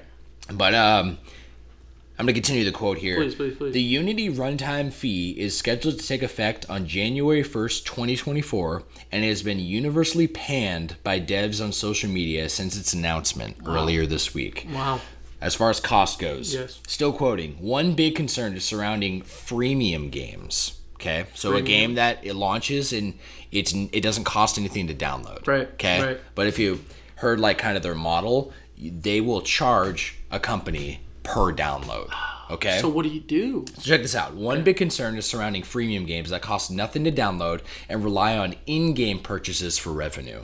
For reference, they'll charge 20 cents per install after 200,000 in revenue in the last year, and a cumulative of 200,000 lifetime installs. Okay, but let me put this into like an example that's easy to understand. Sure. So this is a guy who was on X, and his name is Michael J. Foxney. I think he's a developer of some kind. Yes. But he said he basically laid it out in a way so it makes sense from his point of view. Right. Make a game. Game is freemium. Game makes 200,000 from in-app purchases after being installed 3 million times. We now owe Unity 20 cents per install which from that 3 million is 560,000. So we actually lose 360,000. We only made 200,000. Does that make sense? Yeah, absolutely. Yeah. So he's saying literally all these devs are putting out things on Twitter or on X saying, do us a favor, don't install our game. Don't buy our game because we will go bankrupt. So what? Whoa. So okay. This is crazy. This is actually crazy. Right? No, this is so wild. It's big. This feels massive because Unity is huge. Unity's huge. A lot of games. Also, Sea of Stars that I'm playing was built on Unity. Absolutely. There you go. So it goes for anything. We're talking Steam, Switch, anywhere, any download. Every single gaming platform has Unity games. So Switch, Xbox, PlayStation, even some 3DS, right? Games, PC definitely has Unity. Unity is huge. Millions and millions of downloads just from Unity. So 20 cents a download, that doesn't seem like a lot. It doesn't seem but like it will add up a lot. Absolutely. I do have an update though, because an update was added by Unity after a big outrage of about a day. Okay, so Unity is redacting some of its statements and fees. Nice. Now they're saying a fee will now only apply to the initial installation of a game. What does that mean? So what it was before was every time, say, I download Fortnite, and that I don't know if Fortnite's built on Unity, but say that follows in line, okay? If I downloaded Fortnite on my Switch, that would charge the company, they would be eating a 20-cent fee for me doing that. Then say I run out of room on my Switch, so I delete it, and then I go to download it again. They're charged on my re-download. So it's the initial. So they're changing it so it's the initial, right? Yes. Right. So that'll significantly reduce. I was going to say significantly reduce, but it's still going to add something, right? Like that's still going to be an issue to especially like what's that term you gave? Freemium. Freemium. Yeah. That's definitely right. And another thing that considered was PlayStation Plus and Xbox Game Pass because those are free. Those are free during the time that they're available. The games are free. The games are free. Yes. So in their statement of their redaction of their statement, they said a fee will now only apply to the initial installation of said game, and devs are not responsible for services like Game Pass. Instead, holding like Xbox responsible for the Game Pass. That would be Microsoft. So Xbox would pay that, right?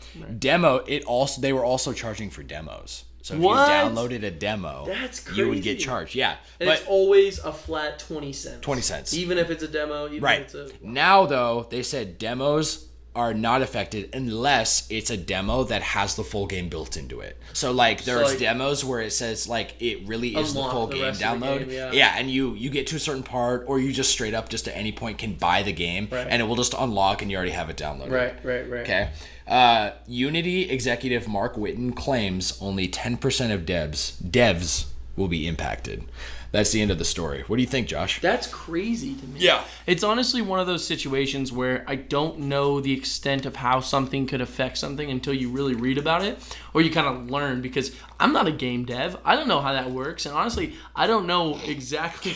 Dude, okay, Sam was just drinking water and he just spilled a shit ton on his shirt. I just stopped drinking it. Yeah, it's not that much, but it's definitely enough for it to be for a laugh. Absolutely, for a chuckle. I'm sorry. But no, it's okay. What I was saying was it's definitely not something you would understand until you really, really like look into it, or you're looking into the idea of it, because you're totally right. Those freebie games or games like that are built on Unity that are then relying on, like bigger purchases. Yes, exactly. Or battle passes or stuff like that. Like, there's a lot of people that do that. Like, there's millions of people. That's like the biggest revenue in the gaming industry right now is microtransactions, without a doubt. Absolutely. But that being said, there are still millions of players who are 100% play, like they will download a freemium game and will not pay a dime. Absolutely. Like, Absolutely. it's huge. No, totally. So the company loses out on a lot of money for that. And this is not including the company who, like an indie company or any game company, if they build a game on Unity, they already are paying for that service. Unity's not free. It's not a so it already service. So I was further reading, and this is only snippets. This article was honestly extremely long. But in me kind of digging, I also found that like there was all these X outlashes that these devs are posting somebody said, like, we already pay an arm and a leg for Unity up front, and now post-production you're telling us telling us we gotta pay this. Right. Like, that's ridiculous. And honestly, if you think about it, it's such a crazy idea. Do you have any idea why this would be something that's going on? Is there some kind of change in the industry? My only hunch is, like, my educated guess would be that it's just a way for them. It's just an idea that they thought of to make more money. That's like so shitty, it's just something that's just so shitty. And it's shitty and it's not, because it's kind of just that's the nature. That's why microtransactions are in video games now and they weren't before. Right. It's because once a new idea is thought of, and then if it's a good idea for money, because that's what this is. That's what any entertainment industry is. Totally. It ultimately, like, we can say it's for the fans, or we say all these things, but nothing is free. So money is always the front runner behind things. You know what I mean? So true. It's so facts. It's kind of the reason why, like, what we were talking about earlier with, like, Fortnite Battle Pass is now the way to go, when originally you have a whole game packaged as one way, you level up, and then boom, you've got the whole thing. But no, it's not like that anymore. Yeah. Things have changed because that style and sense to make that money is made is made that way. You know what I mean? Things change, and that's how it is. Yeah. I guess you're right. It's kind of shitty. It is shitty. It is shitty, and no matter what, I will not feel like it's not shitty. Yeah, bro. You know what I mean? But, well, let's move on, Josh. Let's do your last news piece. News number 5. I feel like I've reported on this for like 3 weeks now, but I'm gonna continue. Let's continue, bro. I'm gonna continue. Is it Junji Ito? No, it's not Junji Ito. I think I only mentioned that once. I think so, but I will say just real quick, I went to Barnes & Noble, like I said, with Kendall. Oh, did you see some? And I was specifically looking for Junji Ito. Did you find him? I looked up he's made 3 different manga, and none of them were at Barnes & Noble. Oh, really? Yeah, so. I saw him last time out, or a couple of times. Really? Yeah, it was at the one over at Tempe Marketplace. That's the one that we went to, really? So I'm surprised. It might have been sold out. Yeah, I don't know. Did you ask someone for him? No, I didn't. I was only looking in the manga section, and I was hoping to specifically look up that Spirals one. They have a hardcover version. Oh, maybe I didn't see it. Yeah, was it like sealed because it's like disturbing? No, I think, or maybe it is. Because like Berserk is, I'm pretty sure it's even open Berserk. You can't open up Berserk. Perfect transition, by the way. No way! Perfect. Alrighty. So we got a couple things, and I definitely wanna read a part of this article. But a couple big things just to get right off the gate. I'm gonna turn this fan down. I'm just getting a little chilly. That's okay. But please, should I give it a minute? No. In case you make some sound. That's okay. I'll give it a sec. Just a single sec. It's already turned down 1 notch, so that's a second. Oh, okay. Go ahead, my man. All right, brother. So the Berserk manga here. God damn it! I'm getting assaulted by this Goodwill bag. Oh God! It's a big old trash bag right behind me. We're in a tight room, by the way. Yeah, we are. You should see our setup. You would laugh. Everyone would laugh. It's pretty hysterical. It might be the funniest thing. All right. So the Berserk manga. The Berserk manga officially starts a brand new arc, which is a very big deal for Berserk fans because in the previous arc, the creator Miura passed away. So he died. Yeah. Right. So this is a brand new start to a brand new arc that is completely exclusively made by Studio Gaga, which is supervised by Koji Mori, who is the apprentice and lifelong friend of Miura, who is the creator of Berserk. So, and he was also a story consultant. He was someone he went through his entire life to talk to him about the story of Berserk. So he knows, at least what Mori claims is that he knows everything. He knows the ending. He knows all this. So that's really high. I remember you saying that. Absolutely. Yeah. So brand new arc, but also we get a brand new chapter September 22nd, which I don't know how much you know about manga or how they're released or how it works, but I can explain it if you would like. Yeah. So the way that it works, and this you probably hear a lot that new chapters are released because you live with a bunch of people who love One Piece. Yes, sir. So new chapters come out every time there is, usually it's once a week, but obviously like we reported on that first day, Black Clover is going to be much more similar to the way Berserk is, where a chapter comes out every couple of months. For Berserk, it's maybe like 3 or twice a year because of how good the art is and how long it takes to draw and stuff. Okay, quick question on chapters. So Yes.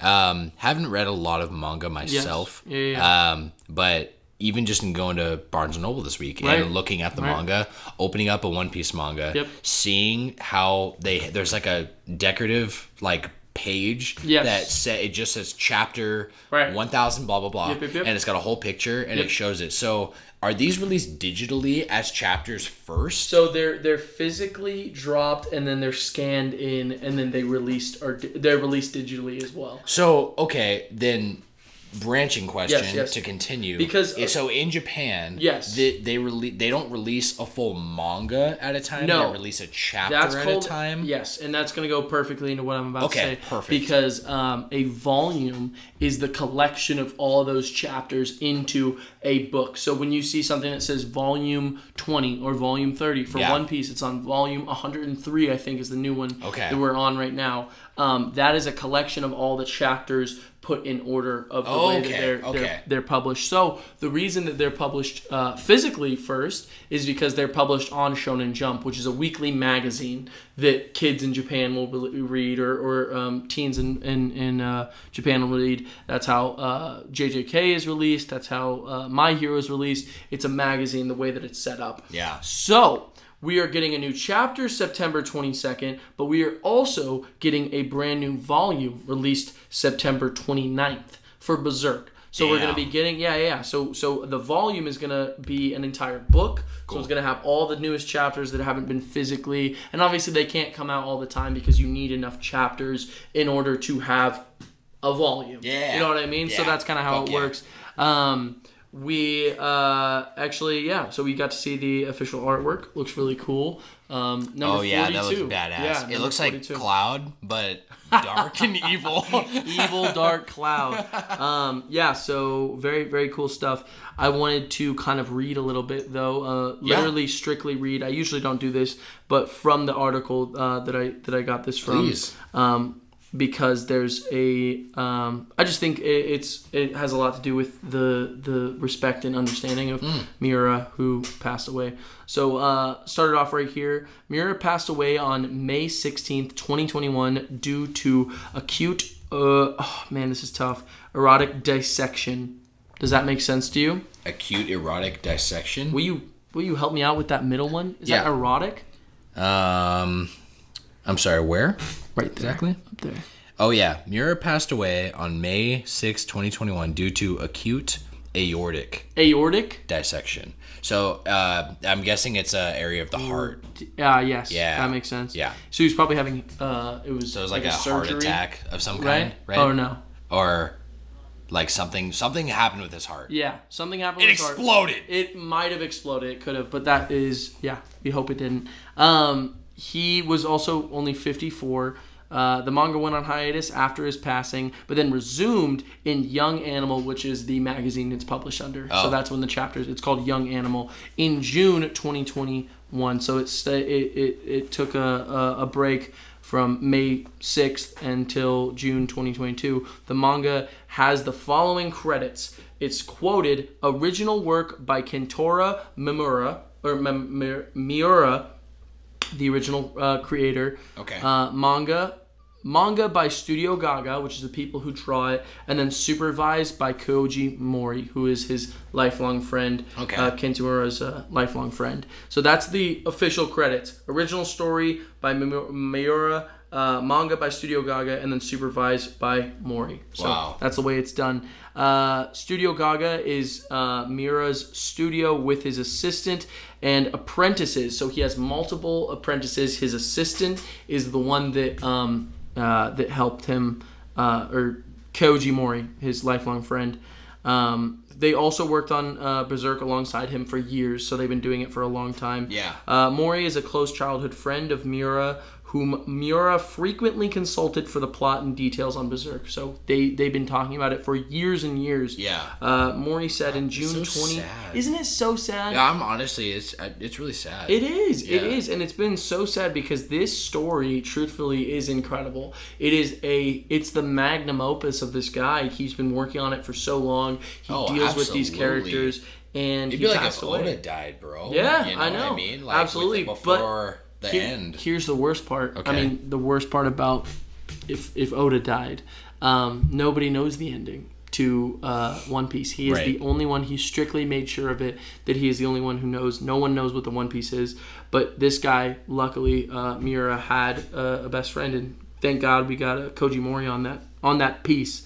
But yeah, Mori said in June 2022 that he knows the story of Berserk up to the very end. Mori drew a one-shot manga in Young Animal in 2021 that tells a story of a lifelong friendship and creative relationship with Miura, which was published, like I said, in Young Animal. So it is supposedly in very good hands, and Berserk will continue. Cool. Mori's going to be doing his best to honor his friend, and so it's not going to be one of those studio created like when something is continued after an artist died because and it's like Hollywoodized. Yeah. Just like made to make money. It's not that case. Yeah. It is completely made to honor the life and death of I love that. Mori. That's wholesome as fuck. I think it's really good, and I think it's also I wanted to say it here because it's just a testament to all the news. I'm constantly giving news about Berserk, but I just want it to be known that it is it's a very emotional. It's a whole story that's coming out, not just with Guts, but with Miura. Bro. Yeah, there's a lot of weight to that. I have a lot of respect for that. I feel like people will really resonate with that. Like it resonates with you. And Caleb, one of my good buddies back home, loves Berserk. Shout out Caleb. Yeah, shout out Caleb. So I get the feedback from multiple people of how crazy Berserk is. And I'm not even kidding. Go to Barnes & Noble's right now. Oh, yeah. Go look at a Berserk manga. It is sealed, and it has parental warning, and you're not allowed to look at it before you buy it. Not allowed to. Because apparently it's too fucking graphic. Of course it is. Yeah. No, it's definitely one of those situations where I would not want a kid to pick up a random manga Berserk. That is too much. Well, Josh, on a much lighter note. Let's keep it light. We'll wrap up the news this week. Please. For number 6, PlayStation Plus September catalog has been revealed. So, yes, this is I'm probably gonna do this really consistently, but PlayStation Plus has broken up into 3 different memberships now. For those who don't know, and I'm guessing you don't either, right? I've seen it though. Okay, I just don't know exactly. So what it used to be the traditional model for PlayStation before Xbox Game Pass, before Xbox. Yeah, PlayStation kind of set up this model of PlayStation Plus. So it was this monthly membership where you get 2 big benefits. Yep. There's other things. You get online play and all this stuff. Okay, you need it for that. But if that aside, why would you want this? They made 2 big selling points, and the first was that you get big discounts on games. Yes, you absolutely I literally bought the Quarry, and that was a PlayStation Plus discount. Yeah. So because I had PlayStation Plus, I got the game for $20. If I'm not mistaken, though, you do lose access to that game after PlayStation Plus. No, that is only if you, which is the second benefit, free games. AKA PlayStation Plus games. So not a discount, a free game. So discounts you get to keep. Discounts you keep. Dude, I feel like a fucking idiot. I'm not kidding. When I had a PlayStation Plus, I didn't get discounted games because I thought that it would lock them away. Oh no! Dude, I'm a fucking idiot. Gosh, I'm so fucking stupid. The fuck? So funny. That's so upsetting, dude. Because I saw deals and I was like, only for PlayStation. Yeah, dude. Which I had, but I was like, I'm not gonna keep it forever. Oh, it's terrible. I'm so sad now. Well, it's all right. I got you. I got way more games than I'm ever gonna play in my life. So that makes me feel and a part so of that, better. I got you, is the PlayStation Plus catalog, which is basically that throughout PlayStation's history, they've had anywhere from 1 to 2 to 3 to 5 games that they give you per month, but only if you download it within that month that they're available. Right. After that, you'll never be able to get it for free again.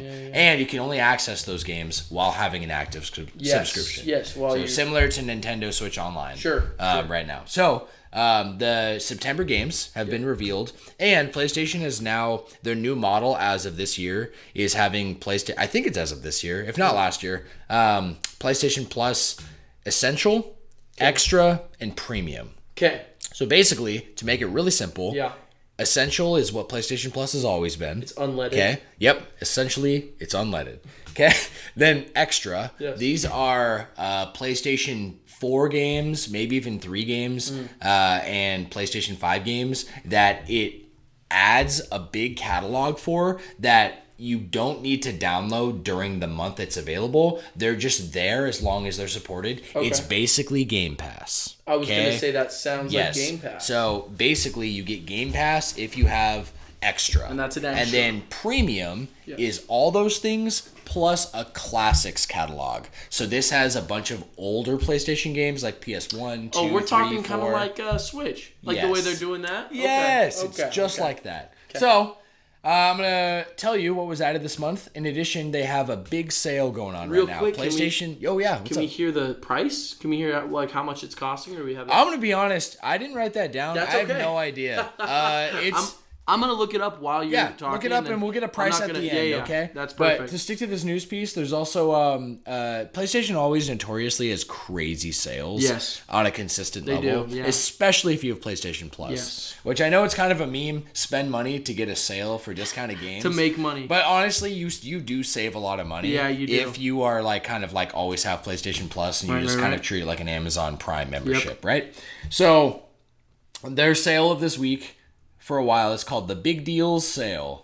Big games, big deals. Big game, big deals. So we're going to start with PlayStation Plus Extra and Premium add-ons for the new games for this month, okay? These are all live next Tuesday, by the way. Remember I said Tuesdays? You did tell me that. So September 19th is when you get these games, all right? No way. They are as follows. Okay. Near Replicant, version 1.22474487139. You know, that ridiculous name. Is that actually the name? That's actually the name. Say the number again. Yeah, Near Replicant, version 1.22474487139. What the fuck?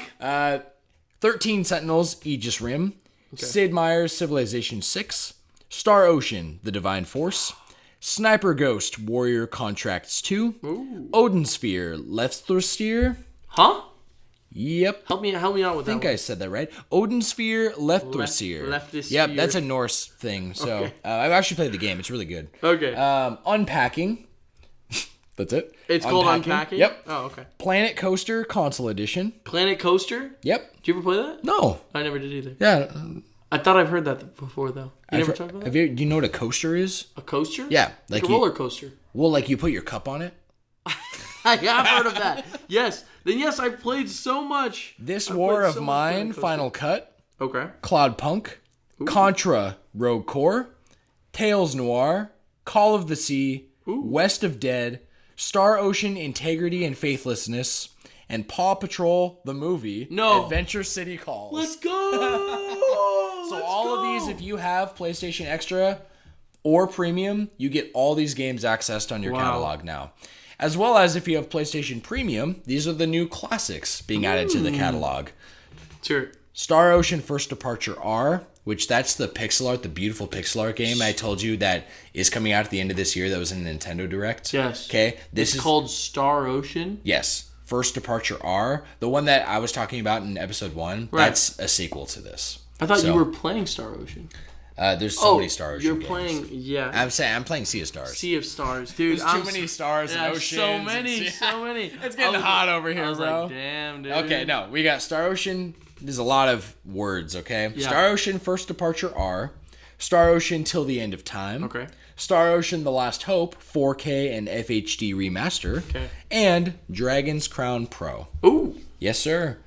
And then the Big Games Big Deal Sale is live also. I think it's live now, but it might be also live next week on the 19th on the PlayStation Store with a bunch of huge deals. Yeah, I was going to say, I don't think it's live now. I'm on the PlayStation app. I was looking for the pricing, but I don't see it anywhere, so it's probably next week. Okay. Yeah, did you find the pricing? So far, the way it's done, it's very, very annoying to look this up. Yeah. And I bet you anything they don't have it on the main website, just because, if you look at those numbers, you're not going to want it. So, Essential. so it's expensive. This is the Essential. This is the one where you get basically... This is what I have. Yes. You get basic things. It's just PlayStation Plus, what it's always been. Exactly. So, this one is $80 as the way that per it normally year, right? is. Yes, per year. This is the way that it normally would go. I also found out the price for... Okay, I think I know the other prices, premium? So correct me if I'm wrong. Yes. I think that Essential is $80 a year. It is $80 a year. Extra is $100 a year. Or is it more? I can't find extra for a year, but I believe that sounds Could be right. wrong. I think it's $100 a year, and then I think premium is $120 a year. So it goes up in increments. So either something's missing, because this says premium is for 12 months is $160. That's what it says on the official PlayStation. Oh my God, he's store. not kidding. I'm looking at it right now, and it definitely says $160 a year. That's insane. All right. I'm not trying to dog on that if that's what you like to do. I love you do get other things. You get increased there's probably a lot cloud of stuff. storage. You get you get a lot of shit. You even get that's something that's exclusive to premium too, is you get game trials. So any first party game they have that supports this, if you can literally try the game before you buy it. Oh, they really? give you a 1 to 3 hour. Yeah, it is really cool. So it's not a demo. It's not like a tailored demo. It is literally trying the game and then being timed out, and then you can decide if you really want to buy it or not. Well, if it were me, I would close my PS5 and never close it out so that I could use it forever.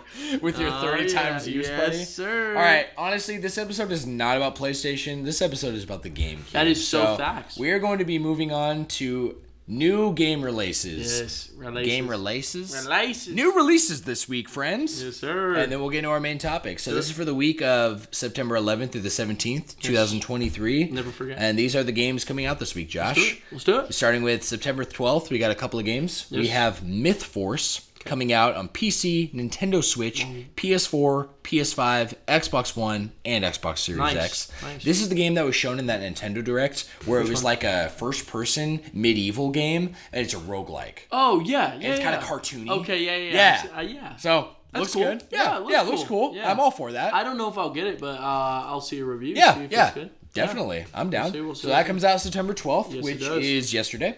And then also yesterday was Super Bomberman R2. Yes. Yep. Also shown in that I forgot direct. that was coming out. Yeah. Also comes out. It comes out in literally all the same consoles: PC, Switch, PS4, PS5, Xbox One, and Xbox Series X. Nice. Then today, Yes. we have the release of Pokemon Scarlet and Violet. Yes, Actually, the name of this is ridiculous. It's so ridiculous. Okay? Read the whole thing. Pokemon Scarlet and Violet: The Hidden Treasure of Area Zero, Part 1: The Teal Mask. The Teal Mask. I hate Nintendo. I hate love Nintendo them. so much. I love them so much. much, What the fuck too. is that title, bro? I love them too. That takes so long. That's not Nintendo. That's fucking Pokemon Company. Yeah, you're true. They're goobers for that true. shit. This is exclusive to Nintendo Switch, by the way. It is. By the way, I completely forgot it was coming out today. Baby. Fuck. Oh, Yeah. God. You're welcome. Thank you. Yeah. I appreciate that. Yeah, you're about to lose your soul. I literally We won't see Josh next week for the episode. No, you know what? I expect updates. I expect you to play this. We'll and talk next about week, maybe we'll make it a Pokemon episode. We'll see. You're so right. You know what? I'm realizing so many things. I forgot to buy it. I need to buy it. I'll probably buy it. How much is it, by the way? It's $30. But that's for both. That's for both DLC. That's for both This is DLC. part 1 of 2, right? This is part 1 of 2, and they're looking pretty meaty. They look like they got a lot of stuff I will say, it going does look impressive. It does look like a lot. So, tomorrow, 3 games are coming out. Yes. And that'll wrap up this list. We got Baten Kaitos. Baten Kaitos? Huh? I'm going to go with that. Baten Kaitos 1 and 2 HD Remaster on the Nintendo Switch. Baten Kaitos. You've never heard of this, have you? So Sounds like you haven't either, the way you pronounce it. Well, I've never tried saying it, to be honest. But I have heard of it because, Josh, these were GameCube games. I remember picking these up and looking and being like, oh, this looks cool. Because you know who developed these games? Ooh. Monolith Software. Monolith Software. Xenoblade Monolith Software. Xenoblade's Monolith Software. Wow. So this was pre They developed these the same time that they made Xenosaga. Wow. Yes, sir. What's it called one more time? Can you throw Baten Kaitos. How is that spelled? BatenKaitos. Okay? I see. Yes, they made a sir. remaster, just came out. It comes out tomorrow, actually. Oh, it does. Yeah, yes, my sir. bad. Wow, dude, that's so cool. Yeah. So while you're looking at that, also coming out tomorrow is Monster Hunter Now on iOS and Android, and Solar Ash on Xbox One, Xbox Series X, and Nintendo Switch. Wow. And quick note in Solar Ash, that is made by Heart Machine. Okay. The guys who made Hyper Light Drifter. Yes. Right? That like Zelda kind of like clone with like Souls-like. Yeah, dude. Yeah. The beautiful pixel art. Game. I beat that game. Is spectacular. Have you played the whole thing? I haven't. I played Hyperlight. Yeah. I haven't played Solar Ash. It actually came out a couple of years ago. Okay. But this is it coming to these consoles specifically. I think it was just on PlayStation. So now it's coming to Switch. Very cool. Yeah, really cool. So yeah, what do you think after looking at? Well, first off, I didn't even know about this, but I mean, I don't know how much is done by the same people who did Xenoblade. Yeah. But I love Xenoblade. Yes, sir. And I love JRPGs that are and it's definitely, it's one of the few JRPGs for Gamecube, for sure. Yeah, I was going to say, this is definitely, I mean, I've never heard of this, very to be unique. completely honest. Even when I was doing my research for this episode. So with that being said, Josh, before we jump into that main topic, is there any new movie or anime releases you're aware of? That I'm super excited about? Yeah, that's like just for you. Well, for me personally, obviously there was... I say obviously, but I just started the other day. I restarted. No. I just started season 2 of Tokyo Revengers. Have you heard of this? I have heard of Tokyo Revengers. So the whole thing was I was watching. I was literally watching.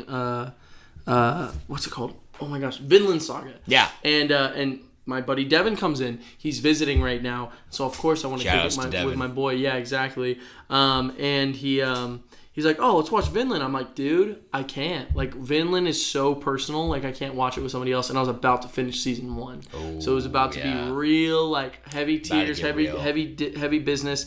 And I don't want to limit myself by having to think about someone else in the room. If that makes sense. I know I'm kind of weird for that. Sure. Yeah. But I've always This isn't something new to me. This is something that, like, I wanted to watch a couple of things with Josh. And Josh does like to get into his feels with things and really take it in, and he doesn't want anyone else to interfere with those emotions. It's literally like, it's that simple where it's like, it's not even just interfere, it's like, I'd say interfere.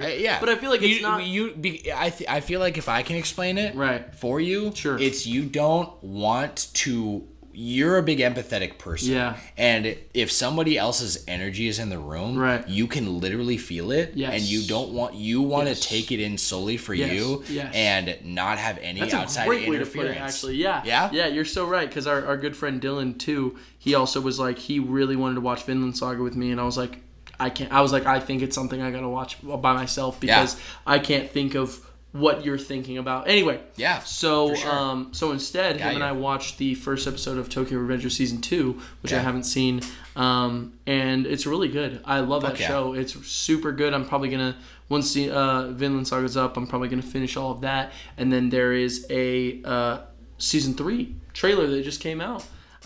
Baby! Super excited about that. So Tokyo Revengers, looking forward to it. Okay, looking forward to some brand new stuff. Let's take a break.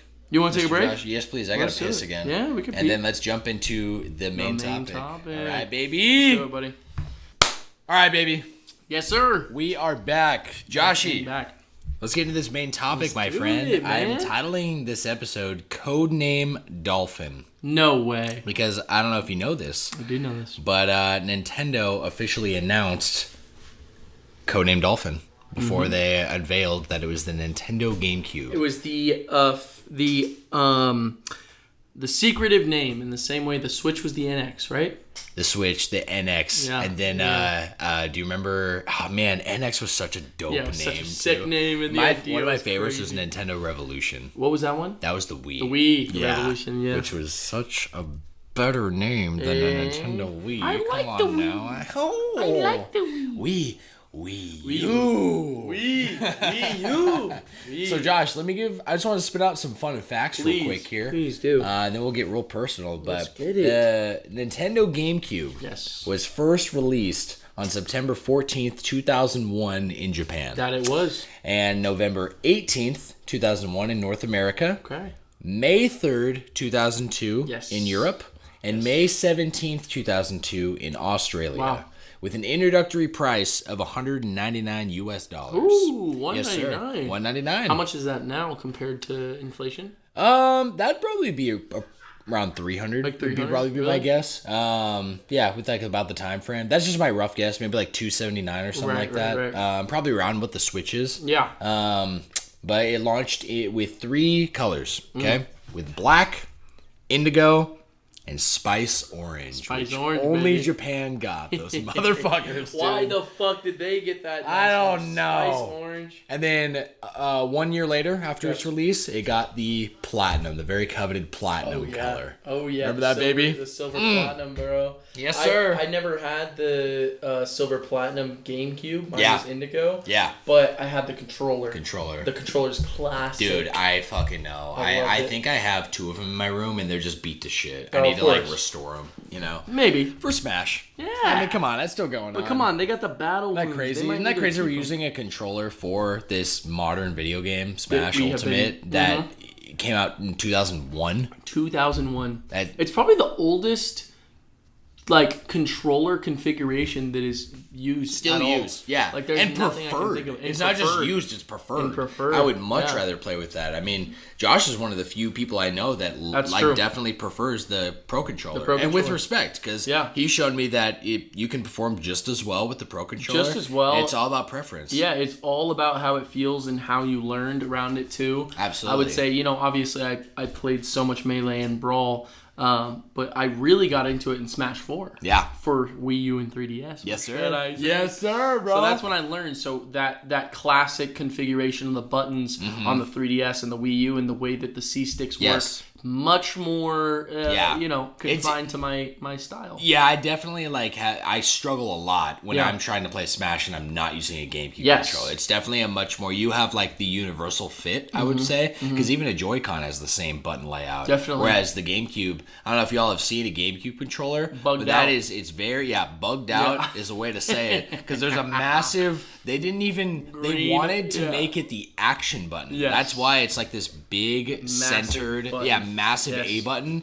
And then I don't know if you saw like even prototypes of the controller or third-party controllers, but the B button, like you know how the X and Y button are curved, around it? The B button prototype was curved. Was curved as well? Yeah, so it was going to be these 3 curved buttons around the action button. Interesting. But they decided to go last second with like a small B button. I think it's one of the most comfortable controllers it is very I've ever used. No, it's absolutely so comfortable. Yes, dude. Just sitting in the hand, like even the way the L and the R, like they have a groove, and you're like, in your hand. Ooh. You got the D-pad and the freaking C stick are both like one thumb movement down. So simple, like it's so easy. No, for sure. You know what I mean? I will say, yes, probably Nintendo's worst D-pad. Absolutely. Yes. Right when I just said D-pad, I literally thought to myself, I was like, that D-pad is so weak. It's so terrible. Weak. And honestly, that is hard to say because the Joy-Cons are really rough. I do not really prefer Joy-Cons. I like a pad. Yeah. Give me that pad. For sure. D-pad, there's just something so special of the D-pad. And you know the funny thing about that, even the statement of that the GameCube had the weakest D-pad ever, is that Nintendo invented the D-pad. Did you know that? Yes, they did. Oh, because of the NES. Yes, the NES. You're so right. And PlayStation got around it by having gaps in their D-pad. So in the original PlayStation, they used these gaps, and that's how they got around the patent. Because it's still patented? Yeah. Not anymore. I believe that Nintendo holds the patent for the D-pad. However, I think there's like stipulations that have like gotten like much more loose over time. Xbox now uses a D-pad. Yes. I'm sorry I'm so far away. No, it's good. Yeah, I'm sorry. Josh is referencing. Josh has this really, really cool poster. Shout out Azzy, by the way. Yeah, shout out Azzy. You got it from Azzy. Yeah. We've referenced it before, but it shows every controller from every video game console ever. From what's like the first one? What's the last one? The first one up there is I'm gonna look. So yeah, pick it up. It's the Odyssey, the Magnavox Odyssey. Magnavox Odyssey. Wait, what year? That is 1972. 1972. And then what's the latest one? Is that Xbox? The latest one is the Xbox Series S, which was 2020, but also it's right next to the PlayStation 5 DualSense, which is cool. Yeah. Cool. The exact same thing. Yeah. Yeah, bro. All right. So, sales. I want to talk sales real quick. Let's talk it. Okay? Because I don't know if anyone knows this, but GameCube was deemed a failure to Nintendo and largely in the gaming industry, especially after how PlayStation 2 is doing, yes. which PlayStation 2 being the competitor to the GameCube, PlayStation 2 is still to this day the best-selling game console. You're right. We talked about that. Time. Yeah. We talked about that last time. Right? Yeah, or like last time or the time before about the Switch's sales. Yes. Yeah. Yes. But check this out. Worldwide, the Nintendo GameCube sold 21.74 million units. So that's a worldwide number. Yes, dude. In rough off the top of my head, I think in comparison, the PlayStation sold almost PlayStation 2 did almost 200 million. Wow. That's insane, dude. Crazy. That's crazy. Okay. In North America, this is shocking to me. North America had the biggest market. It had triple what the other regions had. So North America had 12.9 million, but Japan had 4.04 million. Wow. Yeah. So it did better in North America than it did Japan? 3 times better. Wow. Yeah. And Europe, they combined this. They often do this for whatever reason, but Australia and Europe are combined in the PAL region, the PAL region. Yeah. And so they combined their sales to 4.77 million. So if you combine that, Japan did the worst. Japan didn't do. Why didn't they like the GameCube? They were all on board for PlayStation. Everyone loved the PlayStation. And PlayStation 2 was just doing everything better. I'm not really... And it ran better, right? It was... Definitely. There are some things that I looked up that was pretty interesting. Like, for example, the PlayStation 2 technically had better specs and ran better, but the GameCube was pretty well optimized, especially in terms of its software. Right. So, in general, there's some GameCube games that actually run better. Even if you take it to PC, like it runs better than a PlayStation 2 game. Oh, wow. It's just better optimized. Interesting. Yeah.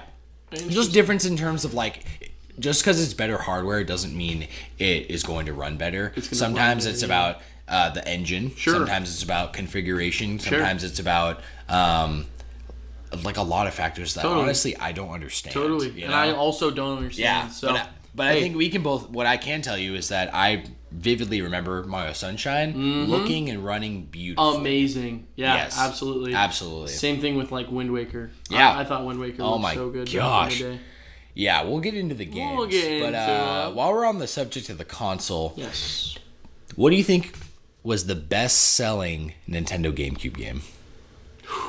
That's a great question. Yeah, bro. This is my little mini trivia for you. Yeah, a little mini trivia. I like that. Let me just go on a whim and say Melee, because I feel like it was. Super Smash Bros. Melee was the best-selling Nintendo GameCube game. Good job, bro. I knew 7.9 million units. Oh, wow. 7.09, actually. So that's like, wow, that's like more than GameCubes were sold in Japan?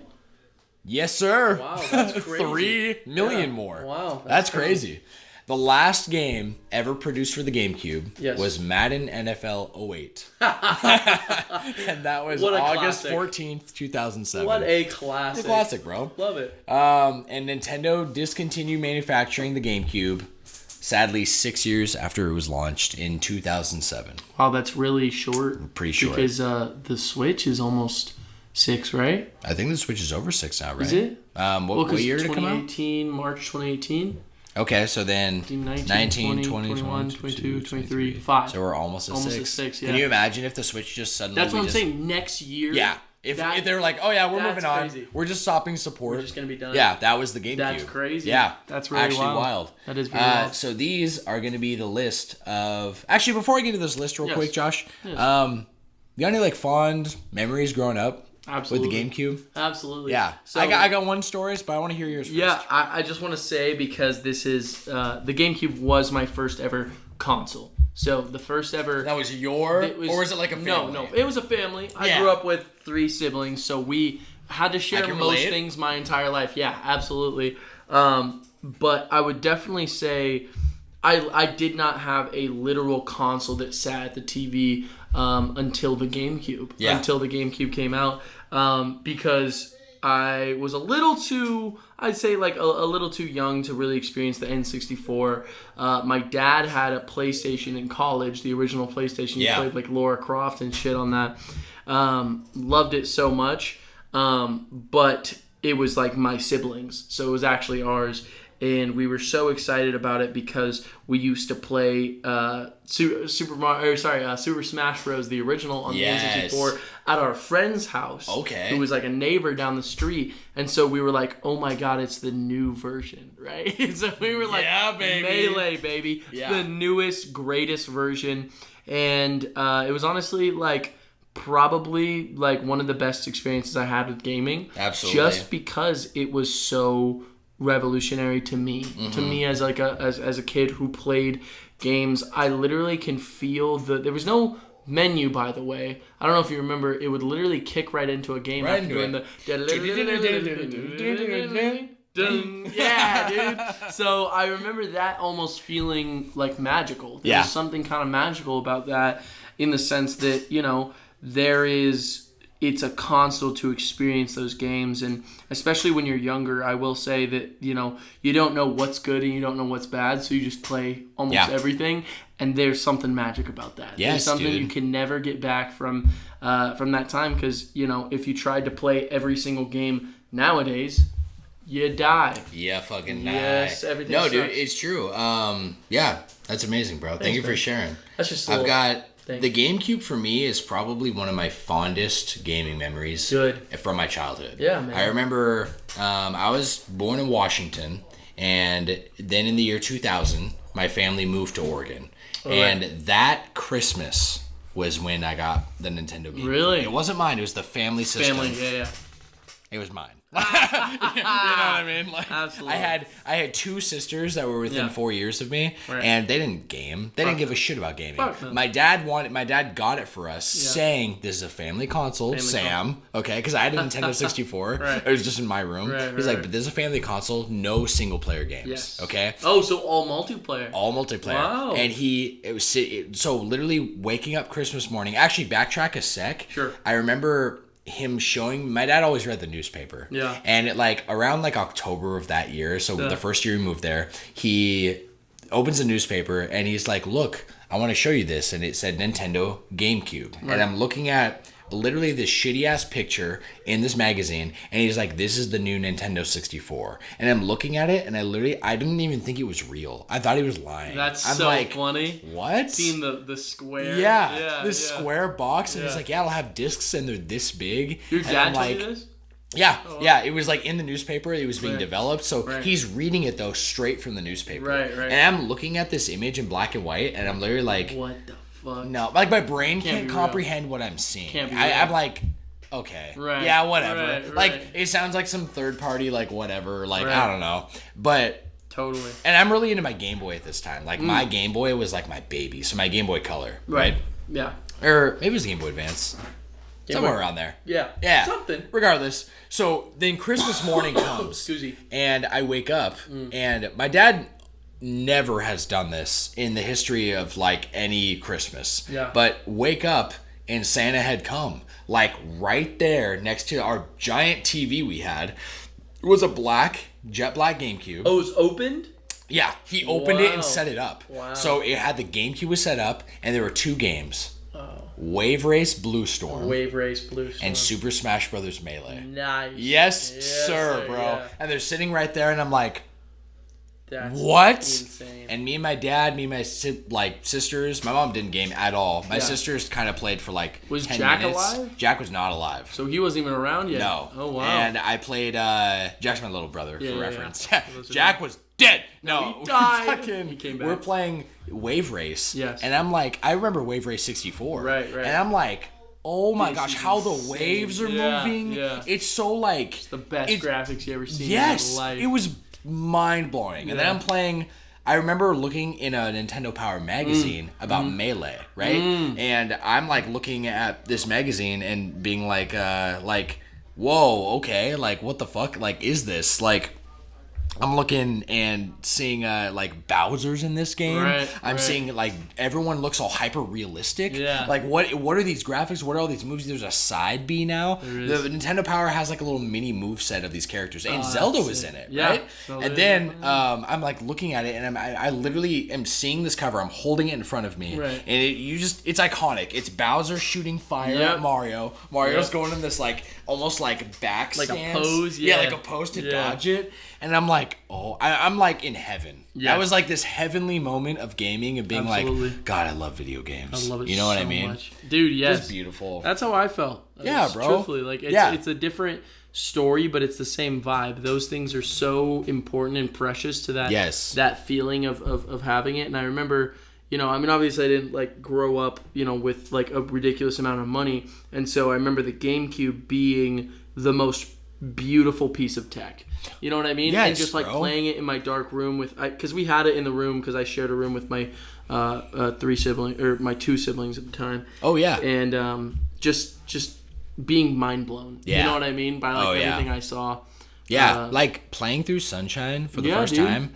Playing through Wind Waker, those were actually mind-blowing experiences. There's a game that I was very much reminded of that I hadn't thought about in a while that I wrote in my notes. I won't bring it up now. Okay. But I will bring up We will get to a list of our favorite games, so if you want to bring it up later. Then, we'll do that. Let's do it then. Cool.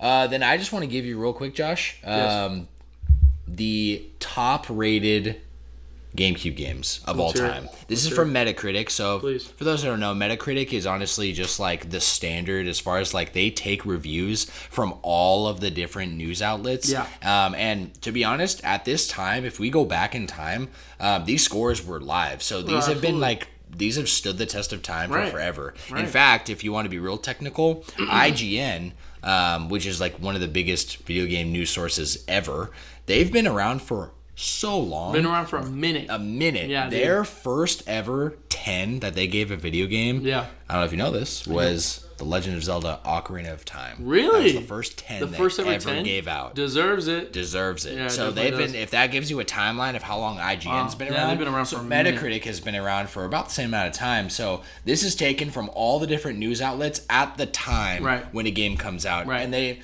I don't know how long they keep like the reviews like live, but usually a game gets a Metacritic score pretty quickly. Yeah, and it'll stick. You know what I mean? Yeah, absolutely. So I'm going to read down this list of the top 10, honestly, best rated GameCube games. Let's hear it. Starting with Metroid Prime. Got a 97 on Metacritic. 97? Fuck yes, You think it's deserved, or what do you think? I think it's very well deserved. Metroid Prime is a stellar fucking game. It definitely, and it redefined Metroid Prime to Metroid is Ocarina of Time to Zelda. I was literally going to say that as an example if you didn't say that. We're on it, bro. So fact. Dude, not just because it goes from the 3D perspective. No. It's not about that. No. It's about taking the initial idea and what that feeling is when you're playing it, the original vibe of Super Metroid, right? Yes. Seeing the it's like this almost like creepy kind of idea, but you can see like this like story almost being told from walking around there, and you're like, I want to see more, I want to explore more, I want to find out what's going on. Same thing, but in a 3D area. Yeah. You know what I mean? Oh, yeah. You know what I'm saying? Dude, literally in all the ways, bro. Even with utilizing new controls. Because if we took all the Metroid games before, all we really had was 2 buttons, a D-pad, and then an L and R. And then you moved. Like, they added an L and R later, right? But that was it. Right. So now we have a C-stick. Right. And dude, Metroid Prime, it's like, it even has, it's an FPS is what it is, but it has no free aiming. How do you make a good FPS with no free aiming? I don't know. Metroid Prime fucking does it. Well, they have a lock-on button, and it just works. It just works. You know? And that it's kind of archaic even thinking about it, but it's crazy. And if you like picked up a GameCube right now and you were to play Metroid Prime, definitely if you're a modern gamer, it would feel weird because you don't have the right stick to aim. Absolutely. But you play the game for 20 minutes, you'll get it. Totally. And then you'll be like, "Oh, I get it. Totally. This is good." Yeah, dude. Yeah. That's what I wish Other M was more like, you know what I mean? Oh, for sure. Kind of like that same style. Because that was that free aiming because of the Wii? It was free aiming, but then it also just like switched it up too. Yeah. I know it had that. It wasn't enough of the game. For sure. For sure. No. But okay, so next on this list, because we'll get deep into these games, because we're gonna have like our thoughts on some of our favorites. Yes. But next up on this list, number 2 is The Legend of Zelda: Twilight Princess. And Wind Waker. They both scored a 96, so they actually tie for second place. Look at that. Along with Resident Evil 4. Resident Evil 4. So all 3 of these games tie for second place. That's 3 games in second place. 3 games, they all got a 96. 1 point under Metroid Prime. Wow. Yes, sir. That's crazy. Isn't that crazy? That is and all spectacular games. The only one that I honestly can't say anything on is Resident Evil 4. I was going to say that because I've never played a Resident Evil game. I have not either. Yeah. So, but I am huge into Zelda. Zelda we're in the same place. Yeah, I think we probably are. Yeah. My only question for you is, yes. Which is your personal favorite of the 2 Zeldas? Twilight Princess or Wind Waker? Like, if you had to pick one. Oh, you can't do that to me. Yeah, the universe is splitting. You have to pick one. Let me just say, both are very, very different, and yet they are... The universe is pulling apart, Josh! Oh, you have to pick one! I'll say Wind Waker. Wind Waker. Yeah. I'd say it's tough because Twilight Princess is, like, very, very iconic, and I reference it a lot with my friends, and it was very much something that, at the time, I had a lot of respect for because... I don't know if you even had felt this when you were younger. There was something really cool about Zelda because it was a little scary. Yeah. It was a little creepy. It was a little mature. Yeah. And Wind Waker doesn't have that. It does not. And Twilight Princess does. But as an adult, recognizing everything that I enjoy in a game, Wind Waker has more of those elements, to be completely honest. Sure. However, Twilight Princess is masterwork when it comes to Zelda. It is Zelda done in a very, very mature light that is not very much replicated. You don't see it a lot, done in that way. No, for sure. And since then, we still haven't gotten one like that. I honestly think, in kind of thinking about Zelda while doing this list, I was thinking, I'm like, man, usually when there's a new Nintendo console, either there's just one Zelda that's released, and that Zelda's defining. Think of Minish Cap. That's so different from every Zelda before it, or totally. So they kind of, as the generation of Nintendo advances, so does Zelda itself. Absolutely. Right? Think about Breath of the Wild, right? 100%. But what I think of now of the Switch and Breath of the Wild and Tears of the Kingdom, those are 2 peas from the same cob. Sure. Whoa, what the heck? Fuck? Wait, what are you saying? You know what I'm saying, though? I do. 2 pieces cut from the same cloth. Yes. It's the same engine. It even, it feels the same. They're not the same game. I'm not saying that. No. But I know what you mean, though. Take Twilight Princess and Wind Waker. Those are extremely different Zelda games. Skyward Sword, you throw that in there. We're for talking, sure. But even that's the next evolution, right? Absolutely. That's the Wii version. So, and even Twilight Princess is kind of funny because it's right at the cusp between generations, right? Twilight Princess is like the dark horse Zelda. It was on both, though. It was on both. It was released on both, and even I think it was, I don't want to say Miyamoto, but someone really wanted Twilight Princess to work on the Wii. Yeah. And so they pushed back the date so that they could make it work on the Wii as well as the GameCube. But I was also curious, since we're talking about it. I'll ask you later. Okay, cool. It's okay. Yeah, keep going. Keep that in your head, buddy. I shall. Okay, well then, 1 point below that. Yes. The Legend of Zelda. This is number 5 then. Yes. The Legend of Zelda Collector's Edition. Yeah. Do you know what this is, right? It's the Majora's Mask and Ocarina that came out, right? Yeah. So it is Majora's Mask and Ocarina and a demo for Wind Waker. Yes. And I think it has Zelda 1 and 2.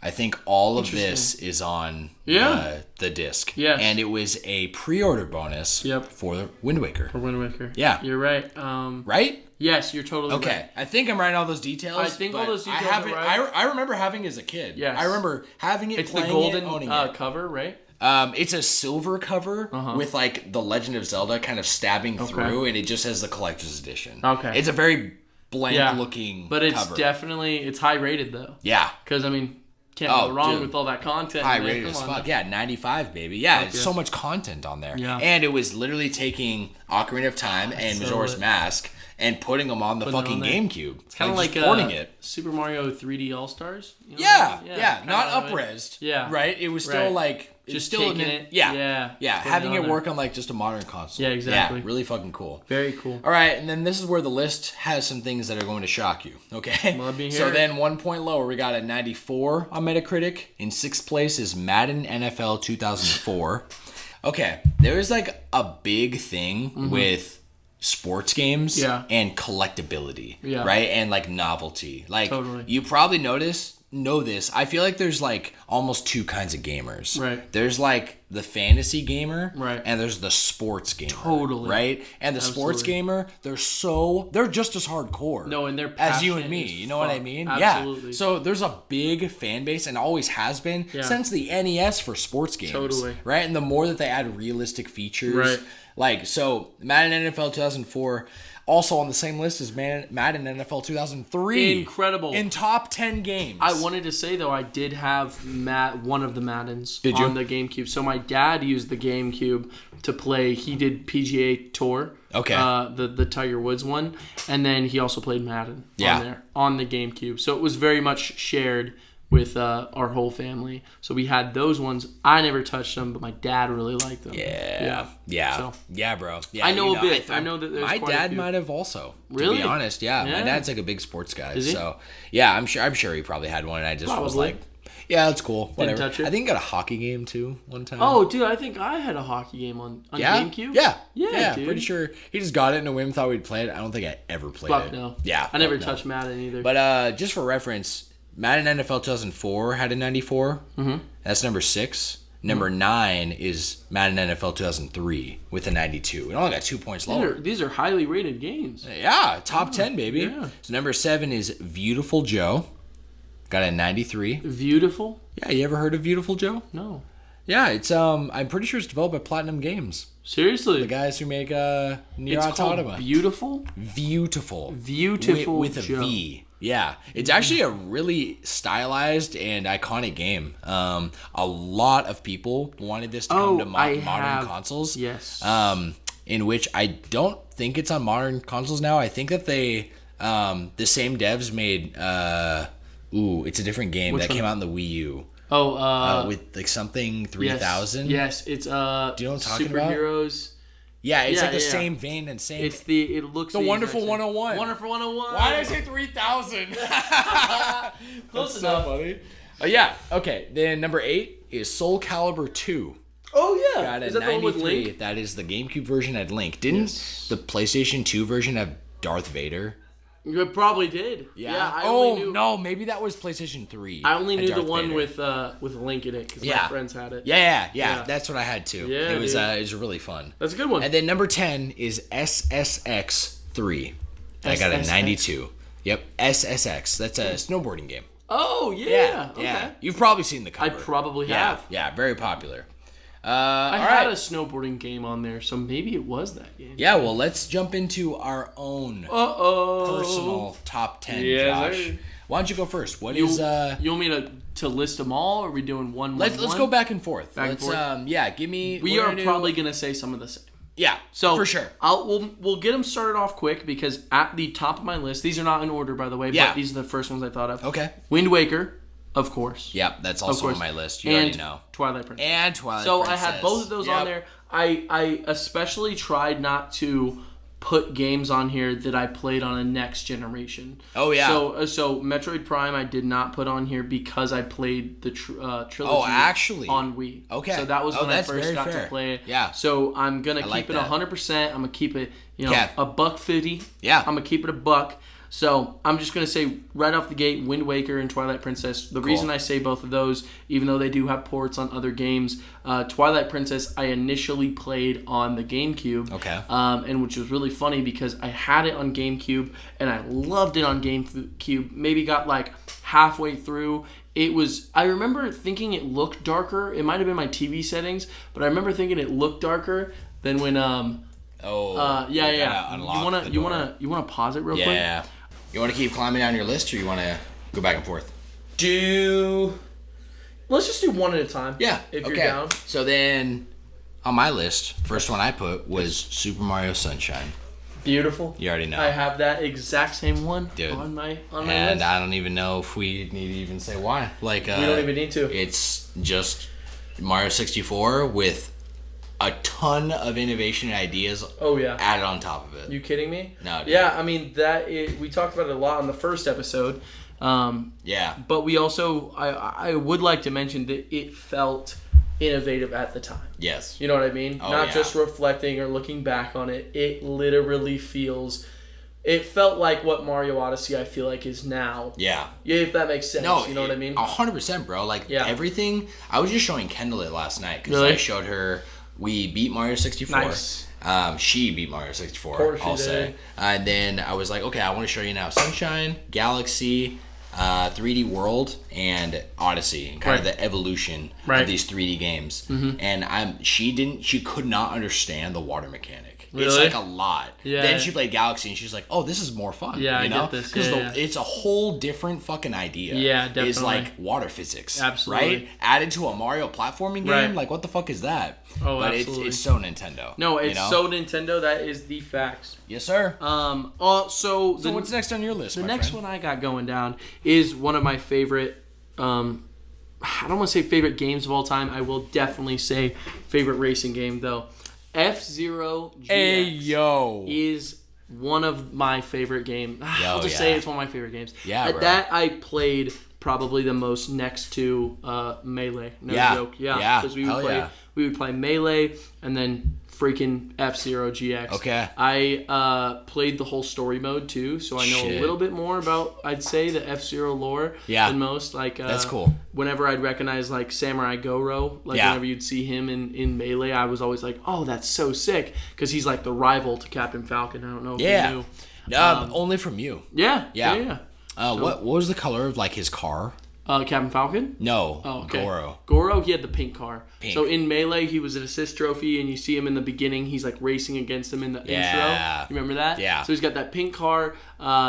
He's only ever been an assist trophy, but there's also like Blood Falcon is referenced in one of the skins. So there's a lot of little characters that are super, super interesting.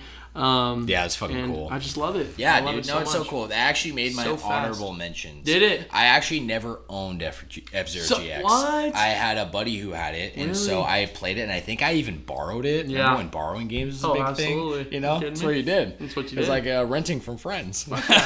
Well, next on my list, Josh, is indeed Metroid Prime. Metroid Prime. Yes, sir. Yes, sir. Like you said, it wasn't on your list, right? I kept it off just because I wanted to be thorough to the idea of the Gamecube. So this game, I did not grow up with Metroid. My first Metroid game was Metroid Prime. Really? Yeah, so I like kind of got into Metroid from this game. Just like I got into Zelda from Ocarina of Time, right? And then discovered the others. So my buddy got a Gamecube for Christmas 2 years after I did that had that bundle that came with Metroid Prime. Yes. Right? Yeah. And it came with Metroid Prime and I think something else. And that Metroid Prime, I kept borrowing it. It was he was younger than me, and it was too hard for him. Really? Yeah, his name was Daniel, and poor Danny. Yeah, it's fucking Daniel. He was like, it's not really for me. So then eventually, I just borrowed it, and I never gave it back. That's the I still OG have it. technique. That's the OG tech. You know what I mean, dude? I accidentally rented it forever. Oh, accidentally, and now it's yours. And now it's mine. And that's what I did with GTA 4 on the PS3 with Blade, and now he had to recently buy a new one because he wants to have the whole collection. He's like, I knew your ass wasn't gonna give it back to me. I'm like, you're fucking right. You're right, bro. Still in my closet. We're friends. Love it. Yeah, we're chilling. What's next on your list? So the next one I'm gonna say, honestly, I wanna get this one out of the gate. Yeah. But I know you have this one too, and I don't want to steal it from you. But Super Smash Bros. Melee. You already know, Super Smash Bros. I actually almost Melee. put it on my honorable mention. Really? Specifically because I was kind of just thinking of. It's not that it wasn't a favorite experience. Totally. It was just more like I was thinking more of like I guess like a single player mindset. Yeah, or something you know? played. Yes, yeah. And I played Melee a lot when I first got it. Yeah, everything mode. I remember grinding the event mode. Remember the event mode? Yeah, dude. Oh, yeah. Smash the targets. Yeah. Getting all the characters. Getting all the characters was a whole feat of itself. Yes, it was. Yeah, finally unlocking Mewtwo, then getting Game & Watch. Did you ever get Metal Mewtwo? Do you remember that? What? It was like a huge thing online. No, like if you got, I wasn't a part of that at all. If you got like 200,000 games, you would get Metal Mewtwo. What the It's fucking fake as shit. Yeah, it's the same thing. It's not gonna happen. I remember people saying that about Metal Mario. Yeah. It was the continuation to that, but I didn't know about the original. So I was just like, I remember I would play, and me and my older sibling were always like, we gotta get Metal Mewtwo. Yeah, bro. So fuck. And honestly, like, I think a big reason it did make my list is because Melee is such a staple even today. Oh, today, and man. Ultimate's one of my favorite games of all time. Yeah. You know, absolutely. Like, no doubt. So, and Melee. Project M and that. Yes, that, dude. The importance of that. Smash just has so much significance. It can't not be one of my favorites. It can't not make my list. Absolutely. That's just how I feel about it. Absolutely. But next on my list, Josh, and I think it's not on yours, is Luigi's Mansion. It is not? Yes, sir. Yes, it is. Yeah, and just also a game that I never owned. I borrowed a different forever? neighbor. No, I didn't borrow it different forever. neighbor after that first one. Yeah, different neighbor after the first one. Yeah, first neighbor was Daniel. Yeah. Then I got a different neighbor named Dylan. Daniel said and stop. he had it, and he said he just like it wasn't for him. And then I borrowed it, and I always wanted to play through it because Nintendo Power raved about Luigi's Mansion. And how good it was. And I played through that, and I fucking loved it. Of course I did. I want to start getting crazy with some of mine. Yeah. Mine, I want to do things that I don't think that you have played. Okay. So, as a kid, everyone knows I'm an anime guy, of course. But do you know what the first anime I was that I ever watched? Do you know? I don't know if we've talked about this. So is it Cowboy Bebop? It is not. What? Really? As a kid? Yeah. You thought I watched it as a Dragon kid? Ball. It is Dragon Ball. I'm like, it's wait. Dragon Ball Z. Dragon Ball. Original Dragon Ball Z. Yeah, okay. Dragon Ball Z used to air on Nicktoons. True. I would be able to see it through there. I watched it, like, truly, I don't want to talk too much about Dragon Ball Z, but I think it's important for setting this up.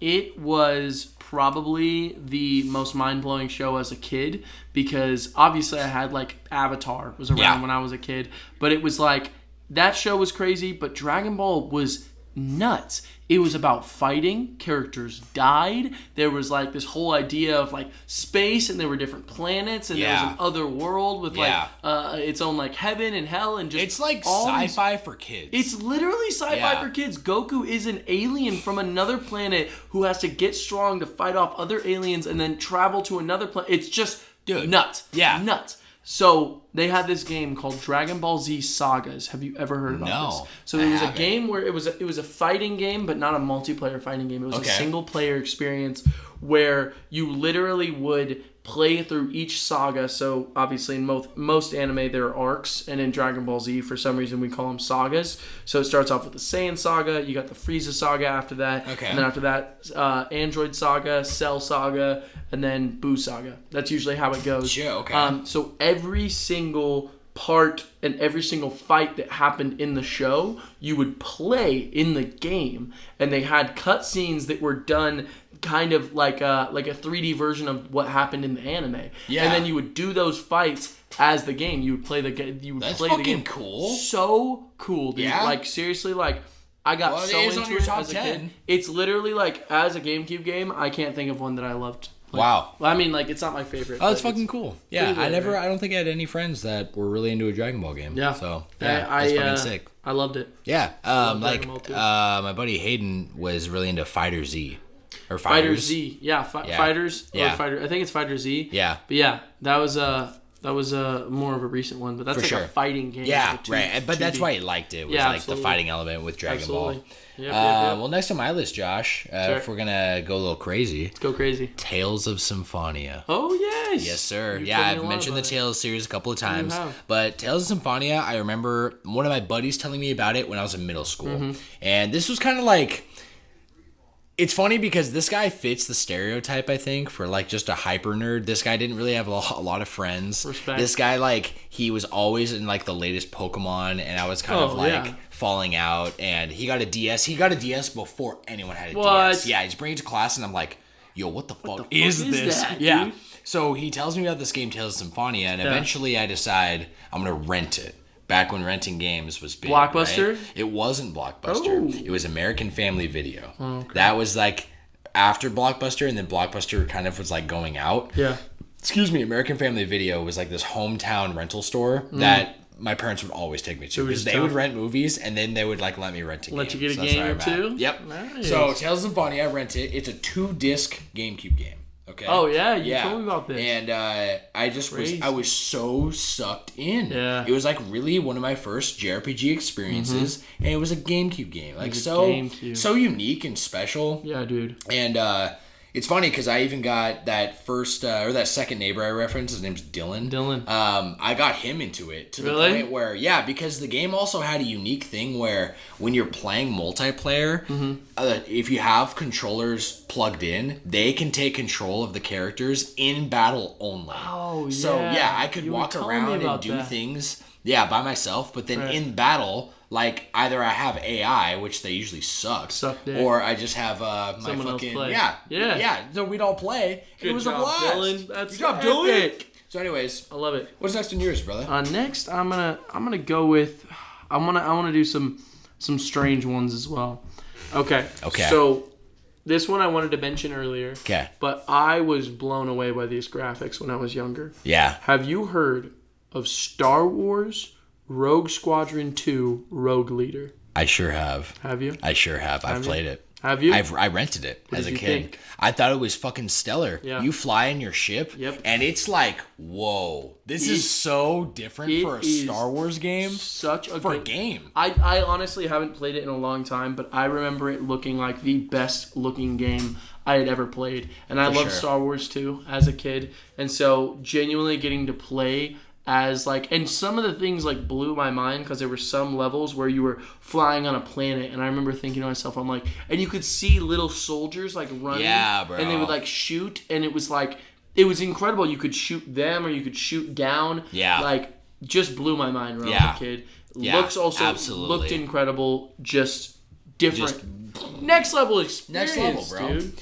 Well, let me go next level. It's probably not even on your list or anything, but Mario Kart Double Dash. That's crazy because it is on my list. Yo! Of course it's on my list. Fucking no, bro. Are you kidding me? Double Dash is just such... I honestly am not a big racing gamer. Yeah. I play racing games when my friends want to play racing games. I don't really play them because I feel like playing them or by myself. Sure. The exception is Double Dash. That is the most time I've ever put into a racing game ever, and I love Not even like Double other Dash. Mario Karts? Like I've put time into all of them. Yeah. But sunk time into, like, I wanted to play it every day. Double Dash was so fun. So fun by yourself, so fun with friends, even more fun. I thought like peak fun was having 4 of us next to each other, and we're riding on, we're doubled up on the carts. Absolutely. You know what I mean? And then we're swapping who's driving. So fun. Such a fun concept. It's literally such a fun concept, and it truly does blow my mind that it hasn't been done in the same way, especially swapping between having, so they just brought it back in Mario Kart 8 Deluxe, was having 2 mystery items. Yeah. But you can't swap between them because there's no swapping mechanic. You can just have 2. Oh, that's cool. Okay. So it's cool, but it's also like, you know, it's not as cool as the OG. I know. Double Dash was very ahead of its time. But what you got? I will move on with this one. Sonic Mega Collection. Yo! Did you play that? I did. Dude. I think it has Sonic R on it. It has Sonic R. It had Sonic R. It had the OG Sonics. And then it also had something called Rystar. Have you ever heard of Rystar? So I couldn't put Rystar on my list. No. But it's there through Sonic Mega Collection? So Rystar. So that's the game you're thinking of. I mean, I loved all the other games too. I'm not going to lie, you're throwing me through a trip because now I'm going to say an honorable mention for me is Sonic Adventure 2. Battle. Yeah. Sonic didn't make my list. I completely forgot. They don't rate high. There are some good ones though, man. Oh, yeah. Sonic Mega Collection. So I'm just going to show you a picture. Rystar was the original. Who the fuck is that? So this was the dude before Sonic. Sega had a character. He was a shooting star character. Same gloves, same like style of kicks. Or maybe he came out around the same time.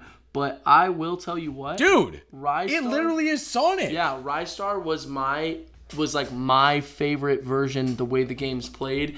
I loved it. My older sibling made a comic called Rystar, and it was literally like a fan-made comic, and we drew Rystar all the fucking time, and I have not heard anyone ever ever talk about Rystar, but because it was the Mega Collection, they had other little Sega games that were on there. So they had Rystar, and I absolutely loved them. That's fucking sick. I absolutely loved them. No idea. Thank you. Like, dude, I'm on a trip right now. You are welcome. Y'all should look up Rystar. It's literally just R-I star. And it's animated and looks just like the OG like Sonic. It literally is Sonic, and it's basically a Sonic game without the speed. Wow. So that's cool. I had no idea. Yeah. And thank you. Like, honestly, an honorable mention for me is Sonic Adventure 1 and 2. Nice. I just absolutely adore those games. Those are so good. Yeah, and they're kind of like, if we were to make a top list of games that are actually shit, but you love them anyway. You love them. Those would be the games on that list. You know what I mean?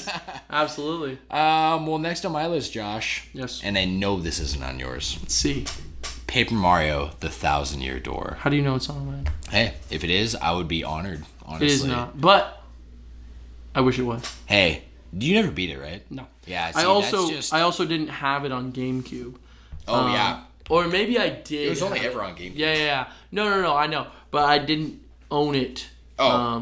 Myself. Yeah, that was that's just one of my favorite games. If I was to be completely honest with you, Paper Mario: Thousand Year Door is on my top 10 list of all-time games. It is just a masterpiece and special at the same time. Like, it's objectively good. And subjectively, I'm so drawn to it because it's so... Nintendo did so many things that were risks and brand new, and it just did it. It even had... like fun little Easter egg of Kid Yoshi is in that game as a partner you get, and you find him in an egg, and how his character design comes out depends on how long he's in the egg when you get him. So the game has an internal timer from the moment he joins your party, and then there's a time set through doing story events, and it can take you a minimum of like 15 minutes to get through the story events if you really just bum rush it. Going for it. But it had a timer built in that had like 1 or 2 minute increments that determined the color and the hairstyle of the Kid Yoshi. That's pretty crazy. And you got to name him. And you got to name him yourself. Yeah. Like, what a fucking dope concept. You know what I mean? Yeah, I really liked the Game Grumps playthrough. I watched the whole thing of that. Oh yeah. And I just loved that whole thing. Hey, then you've basically beaten it. I mean, I've watched playthroughs and I love them, and I love all the side characters. I love the story beats too. I love the way it's done. I really like the battle system. I like how cinematic they are, even though they're like the RPG style but it's with playing the for like a crowd. Yeah, I love it. Yeah. I love it so much. I definitely hope, I pray that they make a remaster one day. I pray. I would too. Actually, as excited I am for... As excited as I am for Super Mario RPG remake, I would say no to that if that meant getting a remake of this game. Absolutely. Like, absolutely. So, Josh, what's your number 10? So, this is my last one. Yep. I put, because, to be honest, I didn't play it as much as some of these other games that are on here, but I don't know if there's another GameCube game that I have more fond memories of. That's Sonic Heroes. Sonic Heroes. Did you play Sonic Heroes? Oh, yes, I did. Okay. Oh, yes. So I didn't play it ridiculous amount, but my memories for it are incredible. Yeah? I just love the teams. I love everything they set up. I love,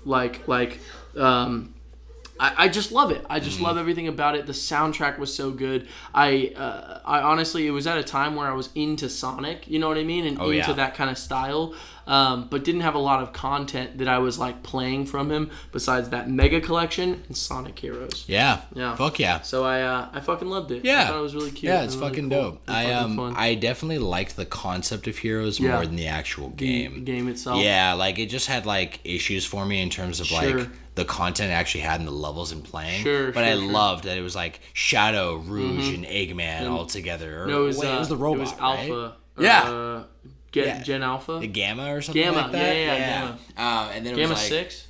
Yeah, I think so. Gamma yeah. 6. And it had, these teams. It had the Chameleon and like... It had Team, whatever they're called. The Chameleon with the Croc and the Bee. Yeah, was it Chronix? Chronix, yeah. Chronix. Nice. Yeah. Fuck yeah. Yeah, they also had on Mega Collection. Yeah. Okay, yeah. Chronix Yeah, game. dude. Fucking another guys that are like unheard of. You know what I know. mean? But that shit was so lit. I played that game with Chronix, and then, dude, I loved it. And honestly, I will say that it had a dope final boss fight where you fight this big, like, I don't even know if I in the sky. Oh, dude. Yeah. We'll like look it up again. There's a big cutscene. Really? And it's this giant mech dinosaur dragon. Yeah. And then you go Super Saiyan. So you literally Sonic, Tails, and Knuckles all like go Super Saiyan up in the sky. And they fight this thing in the sky. And it's so like, lit. Okay, yo, this is actually legit. That's so lit. Sonic does some really good final boss fights. Absolutely. And I do love the final boss fight. Yeah, dude. Every Sonic game that I've beaten, I think, has a really crazy boss fight. Yeah.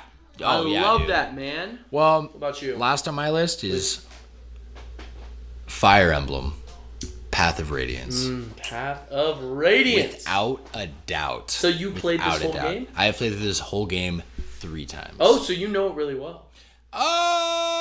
Yeah, I mean, like, enough. Like, it's very deep. It's very deep on the story. It's very deep on the lore. Absolutely. But I'd say I know it pretty well. The story is one of my favorites as far as a Fire Emblem game goes. Totally. It pretty much just has to do with mercenaries, has to do with a lot of racism, like a systemic racism. Yes. There's basically like humans, and they're called Bjork. That's like the name of their race. Right. It's not humans, it's Bjork. Kind of like Homs with Xenoblade. Yes, just like that. Yeah. And then there's Laguz, and Laguz is somebody who is a humanoid, but they have like maybe cat ears. Oh, yeah. Or they have lion ears, and it's because they have the ability to turn into a full-fledged lion or a full-fledged cat or a bird. And so there's all these different tribes. And so like the tribes kind of determine where you live, like in this big region, right? One of my favorites is the tribe of the Hawks. And the Ravens. The Hawks and the Ravens are like a tribe, and each tribe has a king, because the Laguz don't function like humans do, right? Where there's not really a king. There's a kingdom, and then there's crown princes and all these things, but all the animals function like an animal kingdom. So there's a king, and it's whoever's the strongest. You know what I mean? Yeah. Dude. Yeah. So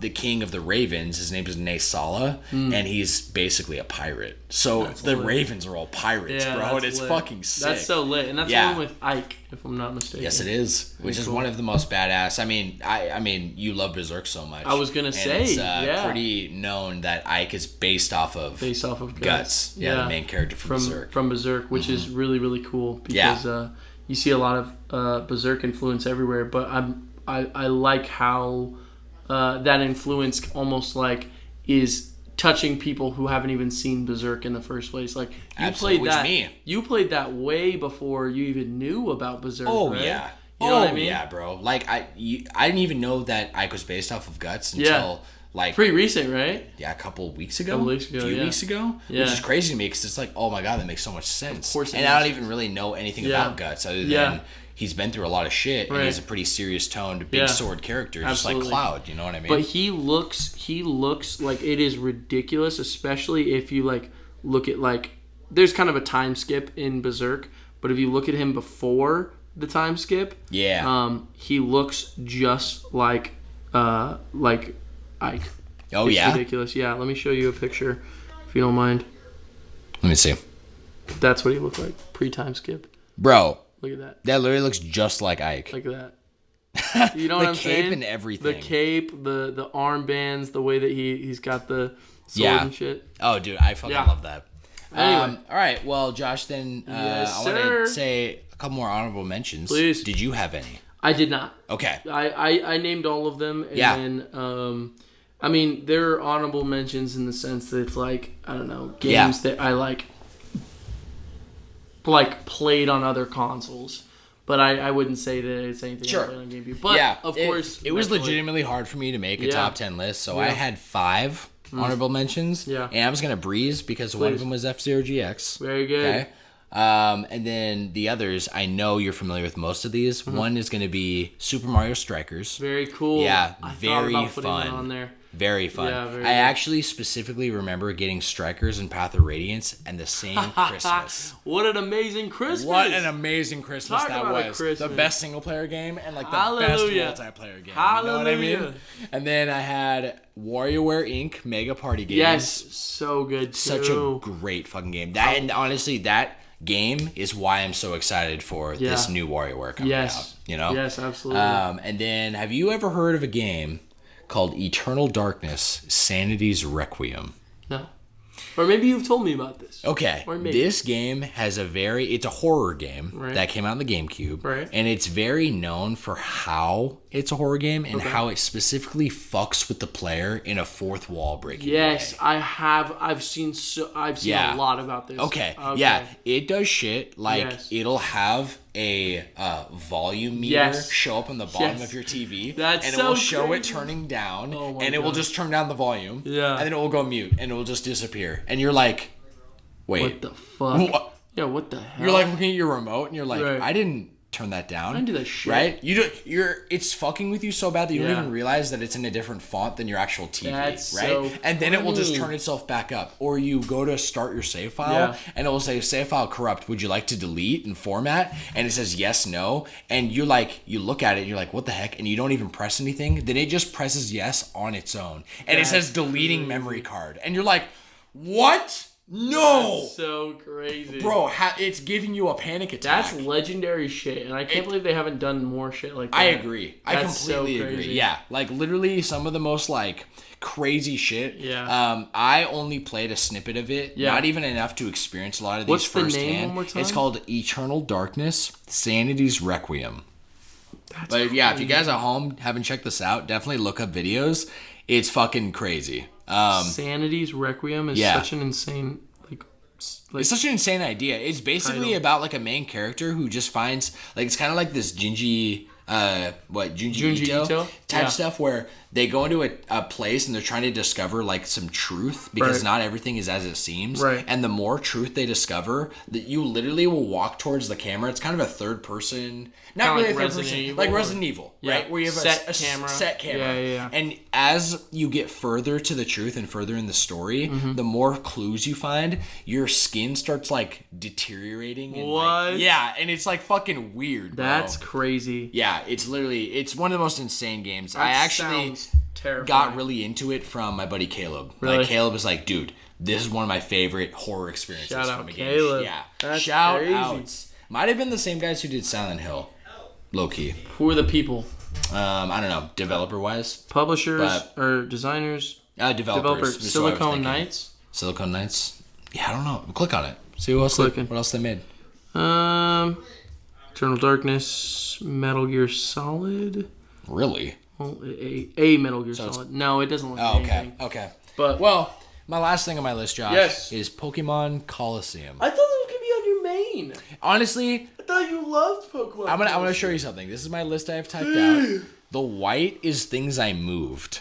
So Pokemon Coliseum was on my list. I swapped it with Luigi's Mansion last second. I actually was going to swap it with Twilight Princess because I thought maybe I should only have one Zelda title up there. Right. But honestly, like it's there. It's an honorable mention. Pokemon Coliseum is truly an amazing experience. Absolutely. I fucking loved Pokemon Coliseum. Yeah. Did you play it? I had it, but I didn't play it a lot. To be honest, I mean, since it was a family console, there were a lot of things I feel like I owned, but I missed out on. But witnessed and enjoyed, if that makes sense. All of these were all ones that I wanted to make sure were experiences I had sitting down as a kid. You know what I mean? Yeah. So like things like the Sega collection, I sat down, I wanted to play that, and I played through a majority of those games. You know? But like things like Coliseum, my older sibling owned. I never played, but I witnessed, and I thought was badass, if that makes sense. Yeah. You know what I'm saying? Yeah, dude. What's good, my friends? We're coming back because we actually had a little interruption. Today is now September 14th, Thursday. We had to cut the... I was going to say broadcast, but the recording short. Yeah, the broadcast short, man. Yeah, we had to cut the recording short because I unfortunately had work. So we are back today. Which actually leaves us with a little bonus section because of the Nintendo Direct this morning. But we will get to that after this section on the GameCube. Absolutely, we will. So jumping to the next part here, Josh, I got for us. Yes, sir. I have a list of the GameCube's rarest games as of today. That's actually, I'm so glad you brought that up. Yeah? I wanted to bring it up. If you didn't, I was going to bring up rare games. Yeah, and dude, expensive and ones I have like their price, their average. Let's go. Yeah, like That's what so. This is a list of just like I just found this website that has really good like documentation for older classic games. Sweet. And how much they go for with an average new price. So this would be like in the shrink, right, or brand new, even out of the shrink, right. But everything's intact. Brand new. Okay? Hell yeah. To start it off, this is the bottom of the list right now. Okay, so we're going up? Yeah, we're going up from here. This is also according to thegamer.com. Thegamer.com. That's where I got this info. I mean, how can you not trust that, though? That seems pretty legit to me. Just makes sense. We got Pokemon XD, Gale of Darkness. Yes, Gale of Darkness. A new copy of that game, which is so crazy because I remember seeing this at Walmart. Absolutely. Right? Just on the shelf. You could have grabbed it. Grab some. Investment for the future. Fuck me because, $415 Holy is shit. what that is going for. Oh my god. Yeah. These are like more expensive than I thought they would be. That is way more for the bottom of the list than I thought it was going to be. For sure. That's crazy. And is this, or you said it could be sealed or isn't? Yeah, it's generally, this is new condition, so it could be shrink wrapped or it could not be, but if it's not that it's just complete, it would be mint condition complete. Well, shit. Yep, so there's a mint condition copy. That's a lot of money. Next is Chibi Robo. Chibi Robo? Yeah.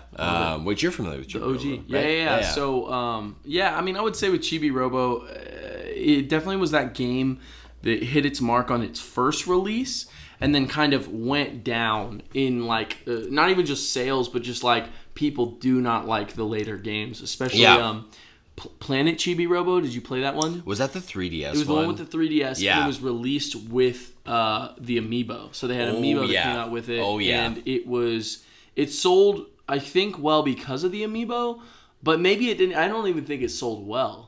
Because I got it and I played it, and it's probably one of the most bland 3D platformers I've ever played. That was like the consensus I read on it was basically I think it was the hype train for it was around Splatoon. Oh yeah, it's because it was like unveiled. Obviously not as much marketing, but I remember seeing a couple directs about it. Yeah, and the Amiibo hype was getting big. Yes, so everyone wanted it, if not just for that fucking Amiibo. Yes. But people said the game sucks. No, it sucks. It really did. Yeah. I played pretty far. Okay. I'd say probably over halfway. Shit. Because obviously I was an Amiibo guy. Yeah. And I was also into Amiibo functionality in the 3DS because I just got the new 3DS. Anytime I could use that software or use a new Amiibo, I would get a game that worked with it. Yeah, it's actually really funny too because are you familiar with the YouTuber Scott the Woz? Have you heard of him? Only from you. Oh really? Yeah. Okay. And I've seen I like how he talks. Yeah, he talks funny. He's a good guy. He's a cool guy. But he has a long running joke where he'll call that game trash and he'll throw it in the toilet. The 3DS game for that's Planet Chibi Robo. Okay. Because he's a legend. He loves the game Chibi Robo. Okay. Like the OG. Excuse me, and I don't really know a lot about Chibi Robo. Yeah. Is this the OG Chibi Robo? Yes. The GameCube one? The first one is on the GameCube. Okay. And then it was like a I want to say 3D platformer, but it wasn't really a platformer. It was like you were a tiny little robot guy who he's got a plug in his plug tail. Yeah. And he runs around like a large sized kitchen. So it's like he's tiny, right? And you run around, and the whole appeal was everything looks very realistic, but you're small, and there's little characters to talk to. It has, I would say, like a cult following. Like people love OG Planet. Shit, really? OG Chibi Robo. Yeah, man. It's weird. I mean, I get it though. Yeah, I get the idea. Yeah, for sure. I get why people it definitely was never something. I didn't even know what Chibi Robo was until that 3DS release. The Planet Chibi Robo. Yeah, Planet Chibi Robo. And people hated that. Oh my gosh, so much. Rest in peace, Chibi Robo. Rest in peace, Chibi Robo. Hopefully you'll make a comeback. So we hope to see you one day. Next up, we're reaching the $500 now. Okay. Oh my god! Wait. So how much was that last one? So that last one, Chibi Robo, is $458. $458 is yes. I don't think I would pay that much for any game. I can't think of a single game. I would have to like okay, we just talked about Paper Mario, yes. 1,000 Year Door. Yes. A sealed copy, I would not pay. $400. Wait, what was it again? 58? Yeah, $458. That's ridiculous. Like, no, dude. Ridiculous. Can't do it. I'm already like kind of struggling nowadays with spending a lot on collector's editions, dude, because I feel like there's a collector's edition for everything. Absolutely. Dude, I'm struggling with like new games. Yeah. These shits are freaking $80 for the new Spider-Man. 80. It's not 70. I thought it was 70. Nope. $80. Hold up. That's like a whole fucking conversation. You're telling me, the man, base copy the game is $80. Is $80. And if I am mistaken, I will fact check right now because I'm Please fact check. But no, it's holy game prices shit, are crazy. dude. But let's okay, so next on the list while you were fact checking that. Yes. Pure Evil, a Resident Evil 2-pack. So this was basically just like a 2-pack of a couple of Resident Evil games. I'm not sure which ones they are. It might be 3 and 4, might be 2 and 3, might be 1 and 2. Yes. I don't know, because 4 became really big on the Gamecube, you know. But this copy goes for an average price of $575. $575? $575. This is Resident Evil, you Yes, and I am going to tell you right now. Yes. The prices that this get up to on the list are astronomical. You are not going to believe what I'm going to tell you.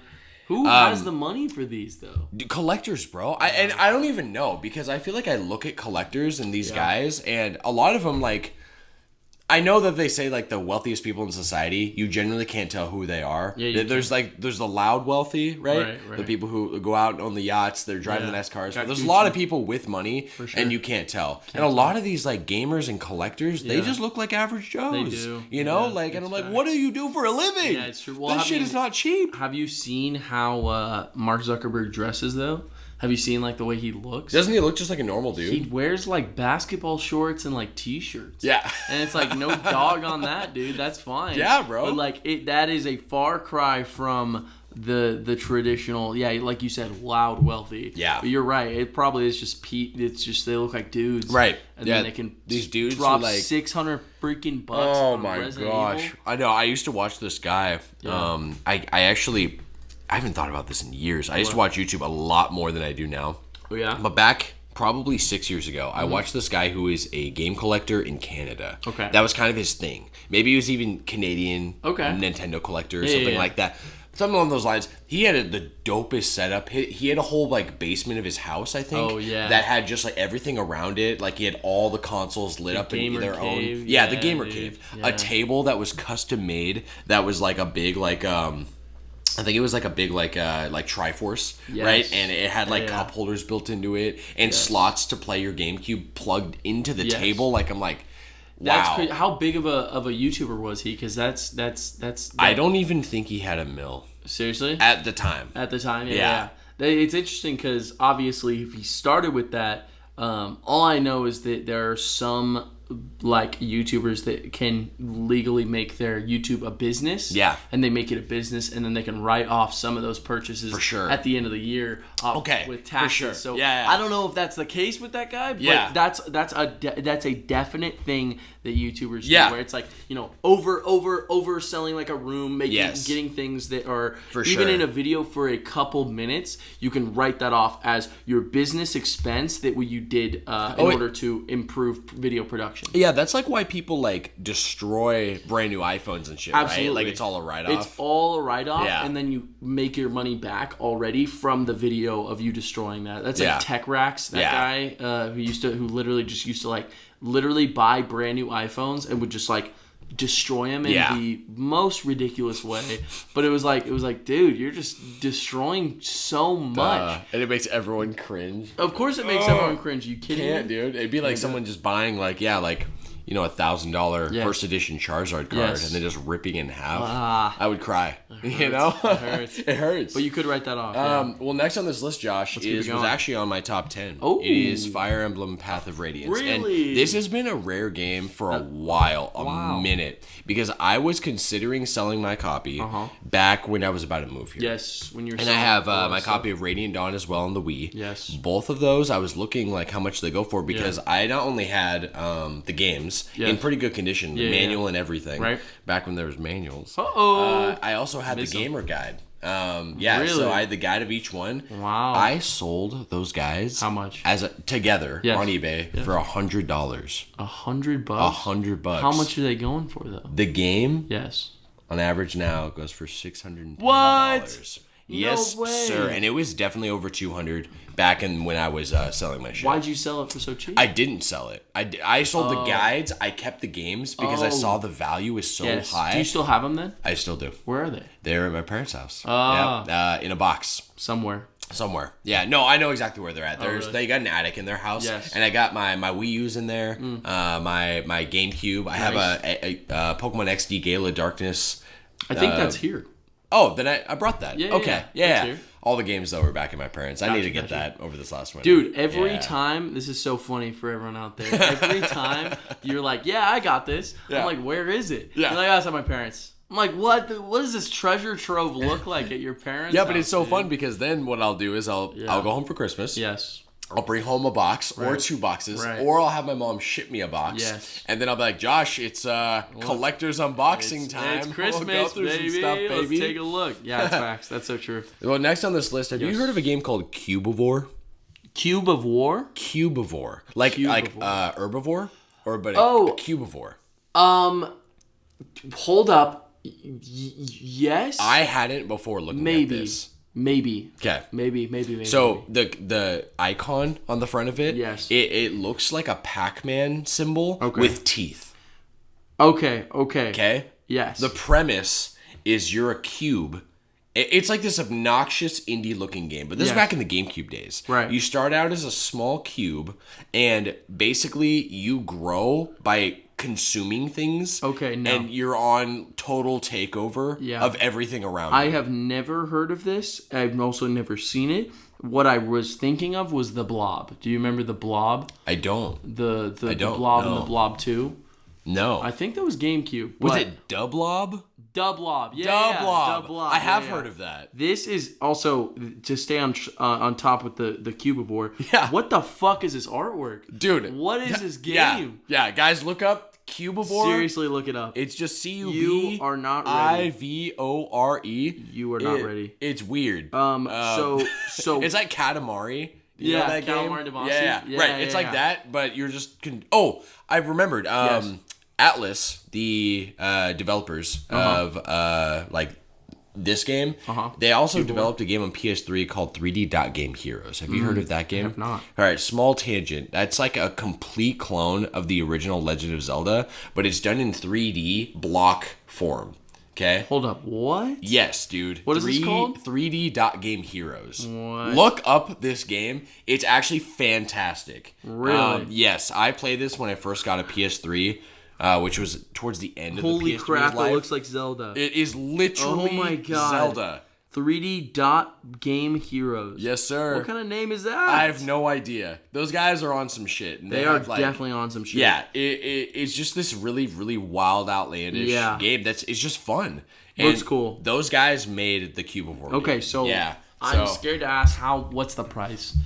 Keep it real with me. $633. $633? My guess is because it's so damn rare. I was going to say, it's just the rarity. Yeah. I mean, it's not like value. Right. I mean, it's still value. Because Fire Emblem was produced for a minute, and it was before the resurgence of Fire Emblem, because that happened with Awakening came out on the 3DS. That's when Fire Emblem was like really took off and became mainstream, I would say. Right. But they produced many copies of Path of Radiance, and I would guess that, yes, it's rare, but it's also a good game. It's also like sought after by fans. Sure. Cubivore, that's got to just be because rarity. it's just rare. Yeah, just rarity. Yeah, like. Which is understandable. For sure. Yeah, I mean, if there's less of something, all right, higher value. We're getting into some funky shit here, my friend. The next one is, you ever play Wario World?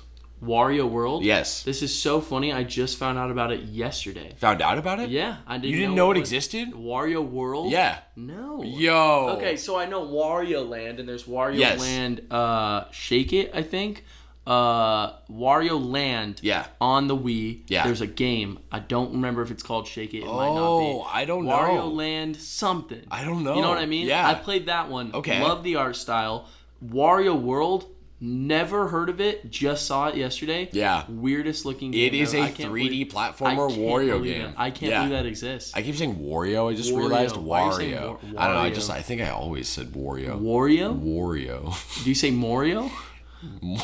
Mario? Super Mario Sunshine.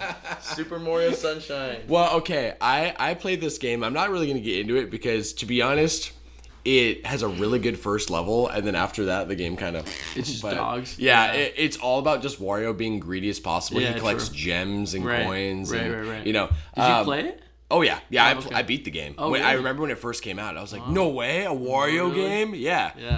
And it was okay. But For sure. Apparently, there was a Kmart edition of this game. What? Yeah. What does that mean? So this version was... it included an official Nintendo Power Player's Guide. Okay. In the game. So to have that whole sealed copy with the Player's Guide, $723. What? Yeah. Probably. My guess is because it's so rare, and Kmart is such a archaic thing now. Right. Yeah, Kmart, Toys R Us, that shit kind of goes in this Blockbuster. Yeah, if you can get kind of paraphernalia from here, like it's like, yo, that's like worth some shit. Absolutely. You know? Real quick, do you mind if we bookmark? Can we turn the fan on? I'm like sweating. Oh, please. Just do it. I got you. I was like, turn on the switch, my guy. I'm literally like getting hot. Wait, turn that switch. Wait, what the... Oh, is it because that switch is on? What do you mean? Well, the fan wasn't on. But you turned the switch. The fan wasn't on? No. Turn that switch back off. And now it's on. But it's in the off position. You know what I mean? Oh, yeah, it's because that one. Yeah. Do you mind if we leave the light on? Is that cool? Do you want it off? Sure. I like a little light. A little bit of lighting? I like more light. Yeah, I see. It's because those are connected. Gotta be. We're back. Sorry about that. All right. No, dude. Gotta be cool. Have to be. Yeah, I am fucking with it. All right. Next on this list, Josh, I'd never heard of this game. Okay. It's called Gotcha Force. Gotcha Force. Yes. Never heard of it. Okay. Nope. Well, I just briefly did 2 minutes of research to see what this game is. Okay. Apparently, and this is crazy to me because we've talked about on the show even gotcha games. Yes, we have. Okay? We definitely have. This is a gotcha game. What? But the GameCube? There's no microtransactions. Yeah, but it's on the GameCube. But it's a system that has random chance to get things, and you use those to fight. What? It's a gotcha game without the money. Okay, it's like a free-to-play gotcha game. So what's the appeal then? I'm confused. Like, why would you make one, and why would you want to play it? My guess is to compete with like a different kind of idea of Pokemon, because there's so much. Pokemon had kind of this gotcha-like system. It kind of did. You know what I mean? Like Totally.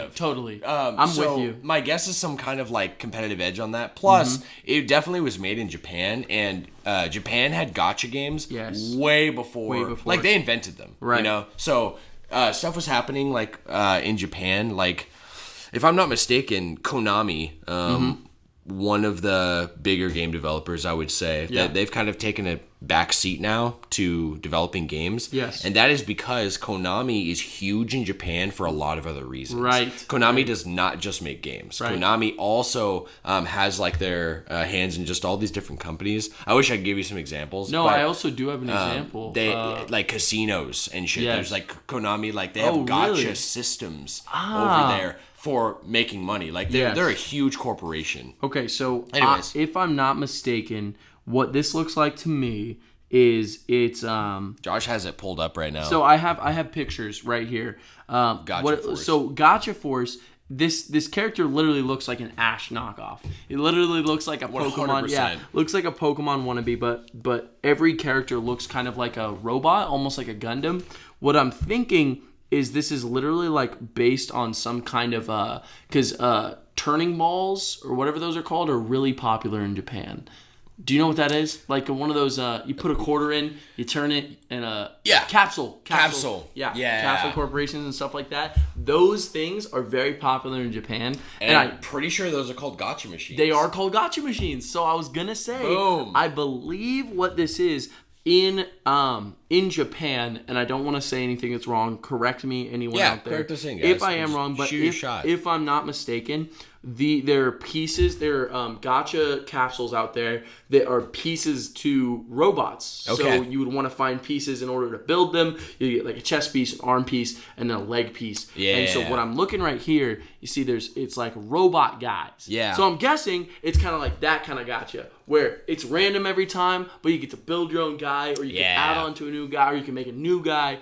I don't know. Cool. Guessing, but... Yeah. No, cool. You're probably spot on, honestly. Could be. So We'll see. this Gacha Force game goes for $760. $760? Yes, it does, bro. Isn't that fucking Jeez, crazy? Man.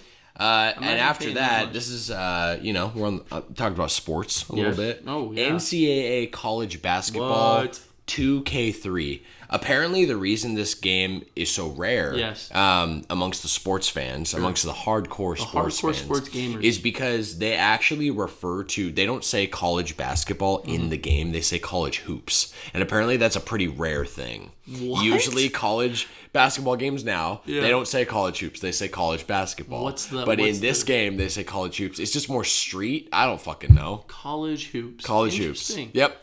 So it's not in the title, but apparently in the game they refer to it as college hoops. College hoops. And that's hip. Oh, that's very hip. I love that. It's so hip that it's $792. Wow. Yeah. I'm almost hoping, at $800. I'm hoping hoops pays for itself. Yeah, bro. And then just at the cusp at $799 what is Go Hypergrind. Go Hypergrind. I have no idea. I have no idea what it is. I didn't even look into it, but I do like the name. I do love that name. Yeah, that's a cool name. Right? It's like a Pokemon thing. Yeah, Go Gadget Hypergrind. Go Hypergrind. Dude, already I just looked up a picture. Everyone else should at home as well. This game looks badass. Look at that shit, man. Oh, yeah. Yeah. Everyone look up a picture. Go Hypergrind. You got a Chester Cheetah knockoff who's skateboarding. Honestly, it does look it like looks so much like Chester Cheetah. That's kind of badass. So next up on this list, you probably are aware of this, especially because you're a Pokemon fan. I am a huge Pokemon fan. This is the pre-order disc for Pokemon Coliseum. Yes. Yeah? Yes. And are you familiar with what it did? No. But I am aware that is a rare item. The guy, Scott the Waz, he has it. Really? So, he's got the one. I'm pretty sure the only functionality is it's a one-time. Well, it's not even a one-time use. It's unlimited use, but it's one time per save file. You connect your Ruby or Sapphire or Emerald, maybe. Yes. You connect that game. Remember, there was that little attachment to connect to your Game Boy Advance, right on the GameCube. What was that called? Like the connector cable. Yeah, something like that. Some GameCube adapter for Game Boy Advance. Could be. Mach 3, X2. X25. So you connect your Ruby or Sapphire or Emerald, and it would transfer a copy of Celebi. What? Or no, I'm sorry, Jirachi. It was Jirachi. Hold up. For sure. Yeah. Mm-hmm. Yeah, because Celebi was Gen 2. Yeah. Jirachi was basically the Celebi of Gen 3. Basically. Yeah. Psychic Steel, I think. Jirachi? Oh, maybe. Yeah. Maybe. Very weird Psychic type. something. Yeah, that's very strange. Definitely crazy. And so it was like its way of like kind of bringing... Because Jirachi at the time was event only. Yes. And they only had like a couple events basically in Japan. Right. So this is their way of kind of making it more accessible. Right. You know? It was it's not a legendary, it's a mystical? Mythical. Yeah. Yeah. So the price of this is $1,270. $1,200. We broke 1,000. We broke 1,000. We skipped plus 8 and 900, bro. Yeah, dude. Isn't that nuts? That's insane. And it's only going up from here. We're like, I'm not kidding. Like we're gonna be soaring. That's insane to me. Apparently, yes, there was a Super Monkey Ball. You're familiar? Of course. Who isn't, bro? Like even if you haven't played it, you know what Super Monkey Ball is. Didn't they make a remaster just recently? Yeah, it's on Switch. Pretty cool. Yeah, it's tough. Those games are hard, bro. Are you kidding me? I can't. I don't know if I got the patience. It's kind of like Rocket League meets a collectathon challenge. You say Rocket League? Yeah. Why Rocket League? Because it's like physics. Sure, like you're using like this tilt physics, and sometimes it just fucks with your head. And you're like, your head so bad. It's so tough. Probably a bad example, but you know. I get the idea though. I was gonna say it's like I don't know who the fuck are fans of it. I know there's so many. Yeah. There's like people love it, but it's like what are we loving here? For sure. I feel like no dog on it. Was there ever like commercials kind of like showing Super Monkey Ball and Sambo the monkey? The monkey? Yeah, the sombrero. Of course. Well, weren't they like together? Yeah. Okay. But also there were a bunch of things for Super Monkey Ball. When I was younger, they had a McDonald's toy release. So they had like the little monkey guy. Yeah. In a ball, but also not in a ball. Yeah. But that shit was pretty epic. Oh yeah, I would. That just reminded me of those capsule machines you talked about. Yeah. Like that's where I would just see. You get little monkey. It just makes sense, bro. Yeah. Well, apparently there's a super rare 2-pack of 1 and 2 Super Monkey Ball 1 and 2 on the GameCube, and this 2-pack, I guess they didn't make very many copies, or I don't know what the vibe was. Right. Because a new copy goes for $1,500. $1,500. Way too much. That is literally insane, bro. Like absurd. If the GameCube discontinued in 2007. Yep. Right. That's what 20. Like not quite 20 years ago. Yeah. Right. Like 17 years ago. Yeah. 16 years ago. I forgot. Quick we said math, it earlier. Quick Yeah. Math, Sammy. Yeah, something like that, bro. I just feel like for that amount of time of a discontinued something like that is a huge markup. Absolutely. If that was say $60 totally retail, that's absurd. Yes, I agree. And you know what? We're jumping from $1,500, my friend. Oh God. To $2,537. An entire $1,000. Yes, $1,000, bro. It's Cubix Robots for Everyone Showdown DVD bundle. What the fuck does that even mean? I feel like it is like Cubix Robots for Everyone. Cubix? I kind of remember seeing commercials for Cubix. Maybe it's Roblox is like a spiritual successor to Cubix. Robots for Everyone. No, I don't think so. No? No. Okay. Okay, so this is weird because what I'm looking up right now, this was a TV show, Cubix Robot for Everyone. I remember seeing shit on this. So there's a game. So what's it called? It's called Cubix Robots for Everyone. And this is it's called Showdown. Okay. Showdown. Cubix. Yeah. Wow, this is like a tongue twister. Guys, try it with me. Cubix Robots for Everyone Showdown. Okay, and then this is the DVD bundle. DVD bundle. That's crazy. It even matches up. And that's $2,500. Yes, sir.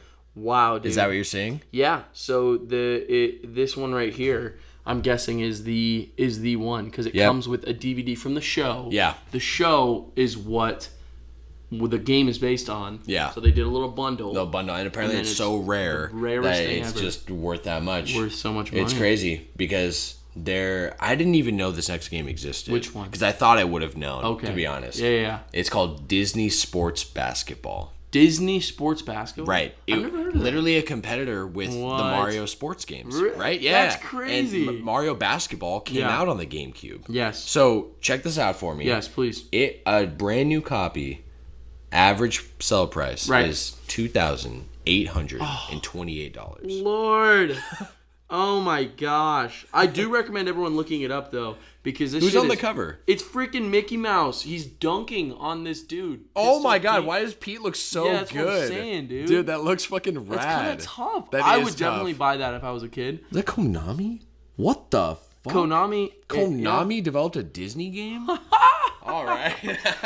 That is hilarious. That's wild. That is absolutely wild. My friend, we are jumping another grand. Oh god. Because I'm scared. This is something that you've probably I'm very curious if you've heard of it. Okay. It's called Pokemon Box. Pokemon Box? Pokemon Box. I have not heard of it. I'm a bad maybe Pokemon have fan. seen what it looks like on the cover. Okay. Look up Pokemon I'm Box. I'm going to look up Pokemon Box. Everyone follow me along. So this is a Pokemon organizer. That's literally, I'm putting in quotes. Quote, Pokemon organizer for Ruby and Sapphire. Okay, dude. Do you see it? It doesn't come up. All that's coming up is literal boxes of Pokemon. Oh, what the fuck? Like Pokemon cards and shit. No, wait. I'll do GC. Pokemon, right. I should have written that right. That right there. Yeah. So it's got Kyogre and Groudon on it. Oh, I see. Yeah. It is literally just an extension of your Pokemon boxes because you could only hold so many Pokemon. So many in the original? Right. Because so it was like an extended storage? Yes. Oh, it was like the that's first crazy. Pokemon bank of its kind. That's crazy. Okay? That you used your actual GameCube to connect it to. Yeah. It also included a memory card 59. Do you know what a memory card 59 is? No, I don't. Memory card 59 was the GameCube's version of their smallest memory card, I'm pretty sure. Yes. It had 59 blocks. Remember how they used Yes, blocks? it was blocks the way they did games. It actually was only 4 megabytes. That's how big it was. Shit. 4 fucking megabytes. Well, what did that hold? So this was Nothing? in America. Yes. This was only available at Pokemon Center in New York. Wow. Before they went online. They only went online in the last decade. So you had to get this copy directly from New York. Otherwise, it was only sold in a bundle with Pokemon Coliseum in Europe. So that was the only two ways to get it. North America and Europe. Never came out in Japan. Never came out anywhere else. What? Yeah. This Isn't is that fucking crazy. silly? Yes, that's silly as fuck. A brand new copy. Yes. Sealed. Yes. Goes for $3,850. What the fuck? Yeah, bro. Dude, this game is blowing my mind right now. Actually nuts, right? It's not even a game, really. No, I mean, it's just storage. That's crazy, dog. I love how, like, in the quotes on the top of it says Pokemon Organizer. Yes, it does say that. It does say that. Pokemon Organizer, Pokemon Box, Ruby and Sapphire.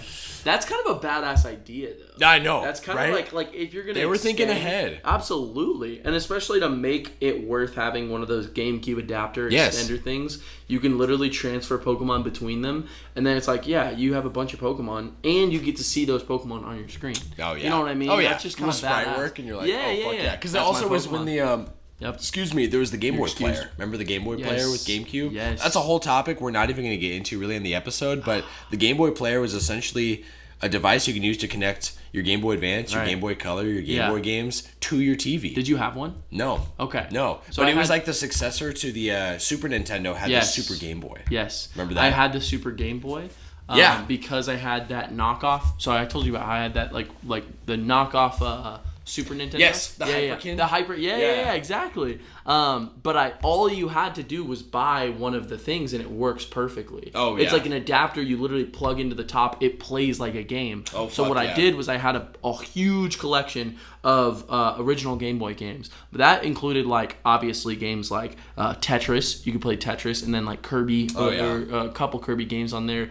Really, really cool. And I remember thinking how badass it was that I could play those on the TV. Yes, sir. That was pretty cool. It honestly was cool. I remember playing. I remember my really only good memories, fond memories, I guess I should say. Yeah, my only ones. Oh, no, man. but my fondest of putting Game Boy games on the TV was literally Pokemon Stadium and Pokemon Stadium 2. Yeah, because you can connect to your Pokemon games. Right, yeah. You know? Yeah, and just playing on the TV was like, yo, this is so dope. Yeah, dude. What the fuck? I love it. So there's always been, you know what's so crazy? There's always been that yearn that Nintendo has had to connect the system and the handheld. You know what I mean? They've been making the Switch since the beginning. They have been it's inching closer and closer and closer, and they've always been so partnered that the Switch is almost like a beautiful love song to what Nintendo. Oh my god, you're always so wanted. right. You know what I mean? didn't even think about that. Just think about that. Yeah, it's and even with the Wii U and the 3DS, they both used Miiverse. There was that connection there, and there was so many things you could connect. Oh yeah. We just talked about Super Smash Bros. 4 on the 3DS and the Wii U, having those coincide and also being able to connect your 3DS and all those. That's another great point. Isn't that incredible? Yeah, no, I love that. You're on it, bro. I'm not kidding. No, you're fucking right. They've been thinking about this since the beginning. A way to connect. They've been wanting and kind of seamlessly make this thing, and they literally did it. I can't believe Nintendo of all companies. Yes. Look at the PlayStation Portal. That is not the Switch. No, it's not. At not all. Even close. Yeah. Not even close. It's incredible. You're right. Josh, it's incredible. I'm going to jump to this last game on the list. So this is now above Pokemon Box. Okay. Which, by the way, for reference, that was 3,800, right? 3,800, which is a ridiculous amount. So yeah, this we are jumping to approximately 4 times the value. 4 times? Dude! This goes for $12,615. I think you missed a decimal, right? It's 1,200. I don't actually see any decimals in there. So, that's crazy. Josh, it's kind of a combination of games we've already talked about. Really? What is it? one of your favorites. Really? Sonic Heroes. What? And Super Monkey Ball. Turbo. Like, it was a collection? It was a twin pack. Duo pack. Dude. Okay? That's they had both of crazy. these. I didn't know this existed. Wow. But look it up. So there's looking Sonic up right Heroes and Super Monkey Ball Duo pack. And that sealed copy, I guess, is so fucking rare that it goes for $12,000. $12,000. Isn't that Would you look disgusting? at that? Would you look at that? Bright yellow, huh? Well, no, I think that's the player's choice one. But maybe that is the one that sells the most. Maybe that's but what they're talking about. Yeah, it could be. But also, I see this one right here. But also... Oh, no, that's Xbox. Is that... Oh, my God, you're so right. Dude. So it's got to be the player's choice. Player's choice. Which is crazy.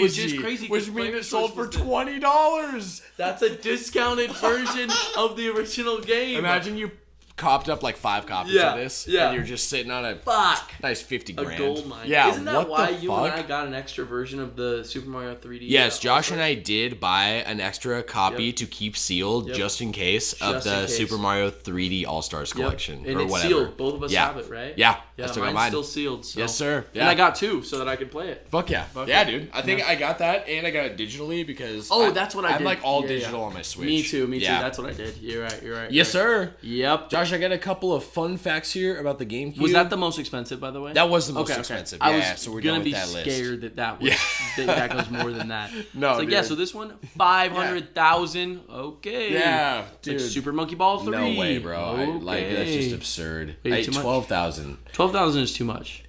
And honestly, like if I was gonna think any game was gonna be 12,000, it would be like an NES game sealed, right? Yeah, like, absolutely. Or N64, or like a really old one. Yeah, like Atari something.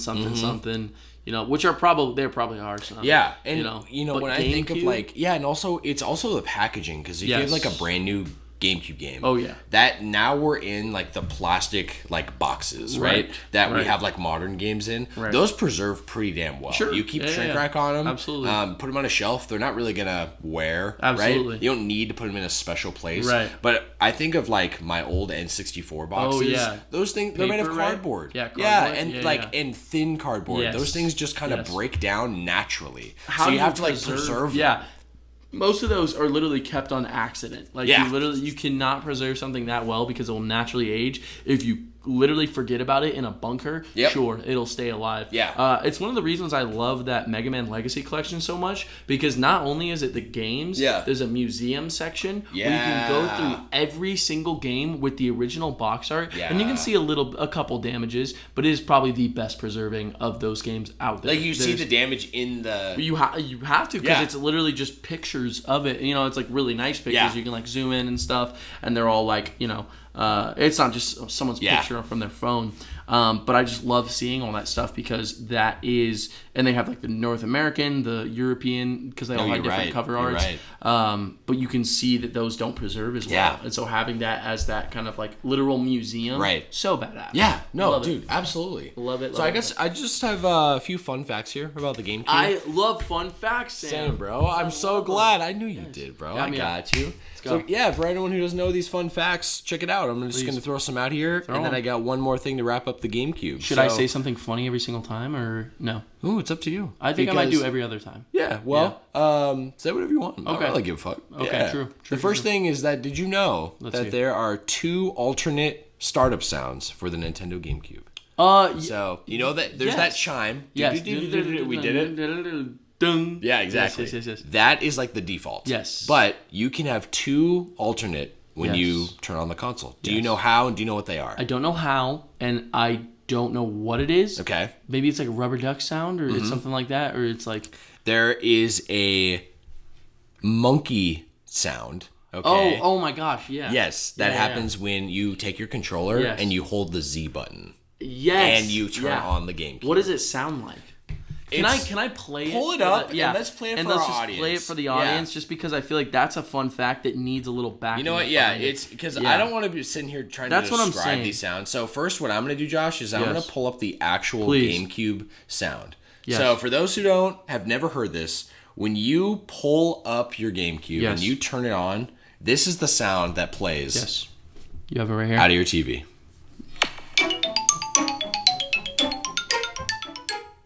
Love it. So it's classic. So good. It's so good. But if you hold the Z button. Yes. So this is, hold up.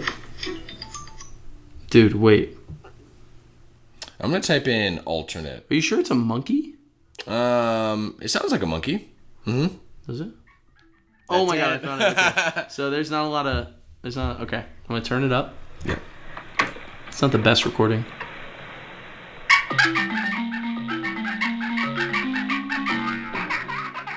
That's so crazy. Plays. Yeah. Yeah. That's Here, wild. I actually found. Did you find a higher quality? Yeah, I think so. Please do.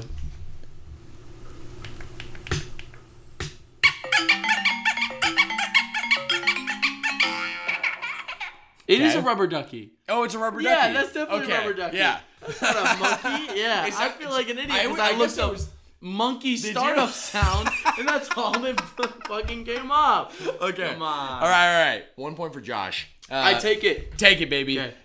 There is a second one. Yes. Where you have to take 4 controllers. What? And you hold Z on all of them. What? And then it makes this sound. Let's hear it.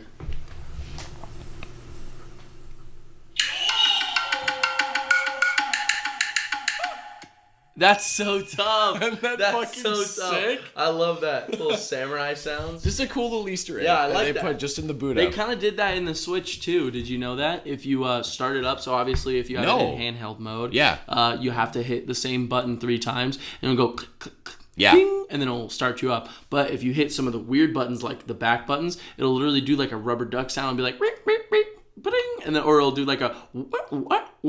Yeah, I swear. I didn't know that. Yeah, I figured that out. Or it's like the start button is a weird one too. It'll be like guam, guam, guam.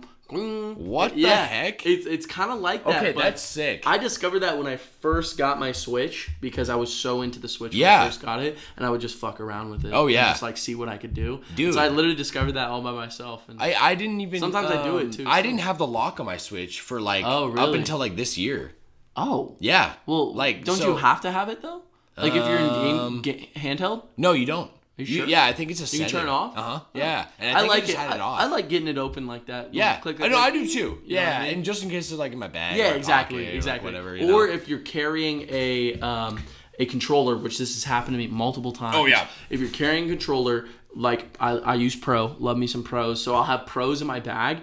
It'll turn on the Switch because that controller has the ability to turn on your Switch, and then if it hits, it'll hit that button. Oh yeah. So I rarely will it do it 3 times where it opens up my entire Switch, but that is there for a reason. Yeah, bro. So the next fun fact I got for you is the GameCube version of Twilight Princess is a literal mirrored version of the Wii version. Yes. So, which we briefly talked about. I was gonna say, yeah, because you talked about like the hand switching. Yes. But the whole game itself is completely mirrored. Yes. I did know this, and also if you hadn't forgotten, when I first played it, I got like halfway through the original GameCube game. And then I switched to the Wii one. Oh, and it was the fucking craziest thing for me because I was like, what? Like, am I tripping? Like, this doesn't feel like the same game. It feels completely different. And it was. Are you sure that one is mirrored or is the Wii a mirror of the GameCube version? Because that's what I always, on how you look at it. I was going to say, that's how I always looked at it. Like, the Wii mirrored it. Yeah. Because Link is legendarily left-handed. 100%. But until Skyward Sword. That's how I take it. Right. I also played it when it launched on the GameCube. I think I got it like that Christmas. Oh, yeah. And that was like, just such a peak experience when I was a kid. Yeah. And then I remember eventually getting the Wii version, and I'm playing it, and I'm like, I noticed that it's mirrored, and I'm like, oh my god, it's almost like more fun to play because of the fact that it's mirrored. It's not exactly the same. It's not the exact same, and it feels different. And that's one of the reasons why legendarily, and this is so funny, I think our human brains just try to connect things to be new if they're different. You ever like hung your head upside down in your room when you were a kid and you looked at the ceiling, you're like, if I was walking on the ceiling, it looks like a completely different room. Oh yeah. Have you ever thought like that? No, I haven't. So I always thought about that because of the fact that, well, I obviously did that when I was a kid, but I thought about that because in Mario Kart, walked into your ceiling? Well, obviously, because I'm Spider-Man. Fuck! You gotta cut that out, Sam. I can't reveal that.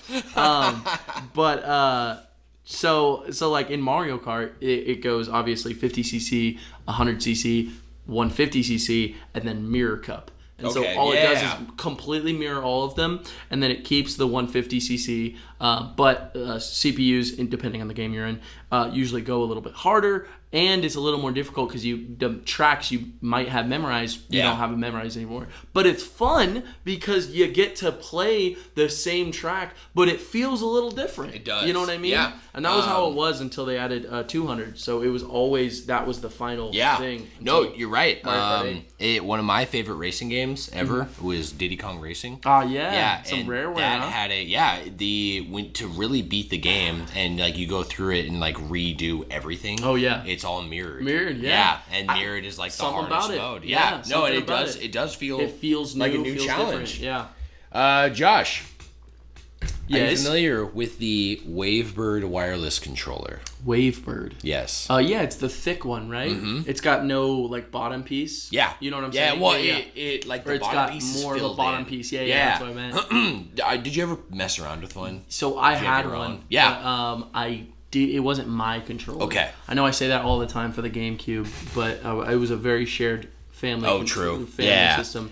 So it was my older sibling. I got my own copy of that controller for Christmas one year from my dad. Shout out to my dad because he didn't always give me the best presents. What I mean that in a way, my gosh. I mean that in a way of like gaming. He would just give me like some random game he saw. Like a game. Yeah, and like it would just kind of be like something random, like okay, yeah, for sure, or like some third party, something that just he didn't know anything about gaming, so they'd often be a miss. So yeah, right? I mean, totally. But he nailed it with the Wavebird controller because I mean it's just one of the best controllers ever made. Yeah. A fun fact I have for you is that was the first ever first party wireless controller ever from Nintendo. No, Nintendo made the first ever.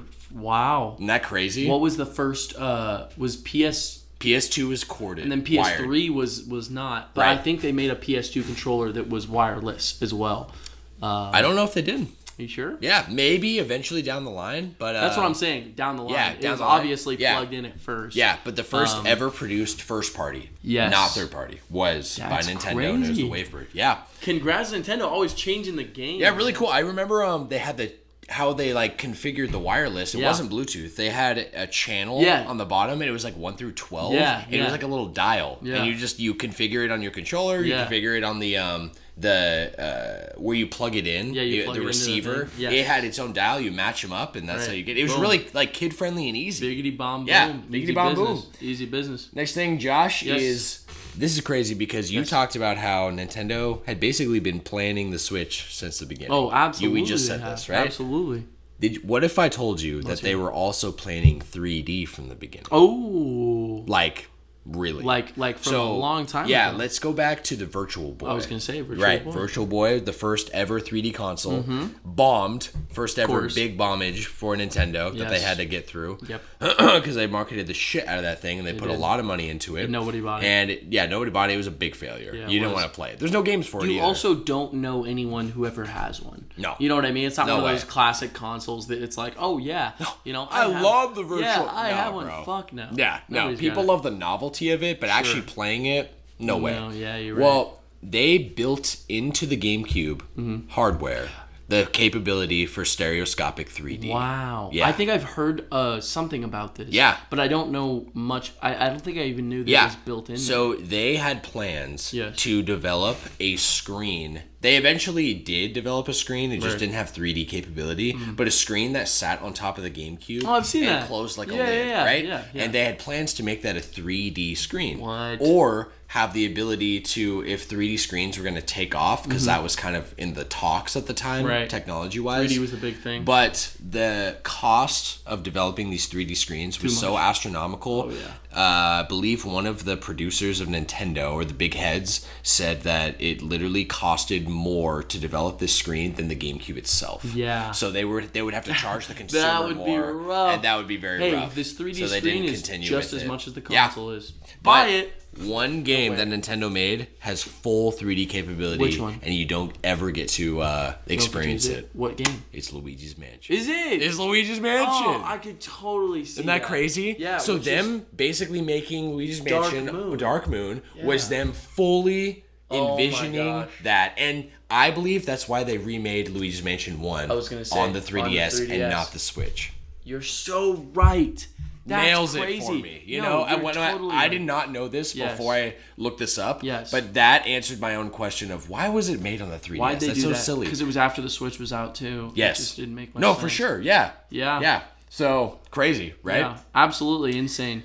I'm guessing you've heard of the Panasonic Q, right? I have. Yeah. So Panasonic. have you seen what it looks like? I don't think I have in a while. Okay. Should I look up a picture? Yeah, you should. Yeah. Okay. It looks very interesting. So basically the Panasonic Q, the fact I have for you is it launched in Japan only in 2001 along with the Gamecube, and it only was on the market for 2 years. It only made it 2 years. Yeah. But this was Nintendo's answer for they got a lot of backlash that this was the only console of this gen to not have DVD and CD capability. Yes. So the Xbox had CD and DVD capability. The PlayStation 2 had CD and DVD capability.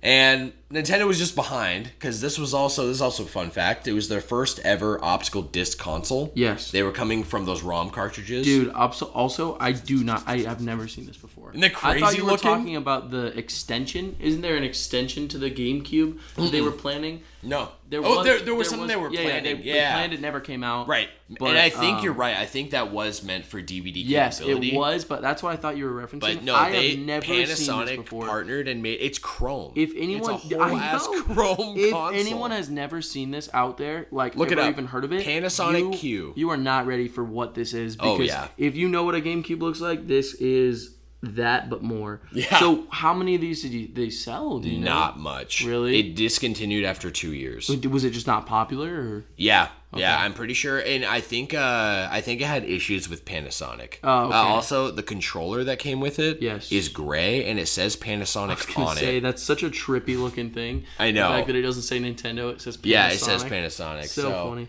I don't know what happened really there, but yeah definitely it bombed. Absolutely. Very cool though. Yeah, and then the last thing I got, Josh, is the GameCube. Not really well known, was Nintendo's first console to officially support internet play. I did not know that. They didn't. I never played internet. I never played internet, what? But that was one of like the those little like expansions you just mentioned on the bottom of the console. Because what he's talking about is you can flip over the GameCube, and there's these plastic slot covers, and you take them off, and there's a bunch of slots that are all very interesting. They look like what's in like an old computer, and you're like, what do I even plug into this? Are these here? Yeah, the only thing I ever plugged into it was the Game Boy player, right, and that just went in one of the slots. Yeah, but there's other slots that don't even get used ever. Yeah, crazy. So nuts. Josh, that wraps up the topic of the GameCube, brother. Let's go. One of the best consoles we love for our childhood. I was gonna say, I just wanted to say some closing thoughts on the GameCube. Yeah, please. Truthfully, I think the GameCube was probably one of the most influential consoles for me, if not the most. It's hard to say the most, but I will say definitely one of, because not only was it clearly there when I was a child, it was not only just the first console I had, but when I think back to how gaming has affected me in my childhood, I think back to the GameCube, and I think back to the way that it made me feel when I first plugged it in and played with that beautiful controller and played Melee like it was the newest, greatest thing that it ever was. And honestly, it is what sparked my love for Nintendo. And I think, I don't think that spark will ever be put out, so I think it's really special that we get to finally, talk exclusively on the GameCube, because it is a huge piece of me. You know what I mean? I think so too. Yeah, and I think it to me it even feels more special because it didn't do that great. Yeah, because it universally wasn't well received. Absolutely, it was very personally well received. Absolutely, you know what I mean? Oh, absolutely. Yeah, I agree. And I think some of the best things in our lifetimes aren't cult classics at first. Oh yeah, you know what I mean? It's true artistry, and I know it's silly to freaking compare it to Da Vinci, but I mean, maybe it wasn't Da Vinci. I don't know artists very well, but you know how some artists are hated at the time. Oh yeah, and then it takes time for them to become literally like the known artist for their times. It's just the way it was. You know what I mean? I think it was like that with Scott Pilgrim the movie too.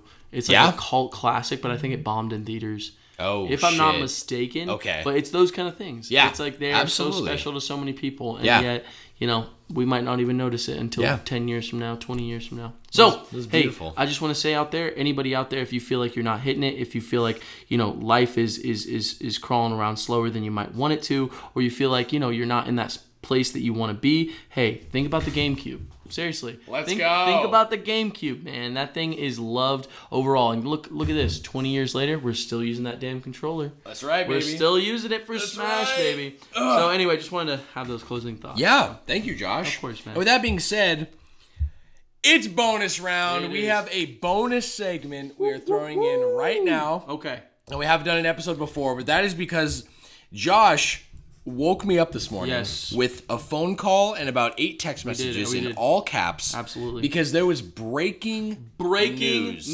Breaking news. Honestly, is only possible because we had a delayed episode today. True. Yeah. But the Nintendo Direct dropped this morning. I wasn't even aware that a Direct was dropping. I didn't know at all. I didn't know either. Did you watch the Direct in full? So I haven't watched the full Direct. Okay. I've done the basic skimming when you miss a Direct. For sure. You go on the account, you check all the trailers that have dropped afterwards. Yes. Because for those who don't know, Nintendo does these things. Most people do, but Nintendo, when it announces its games, it releases it all in one big showcase. So it's an online event. It's live streamed to YouTube.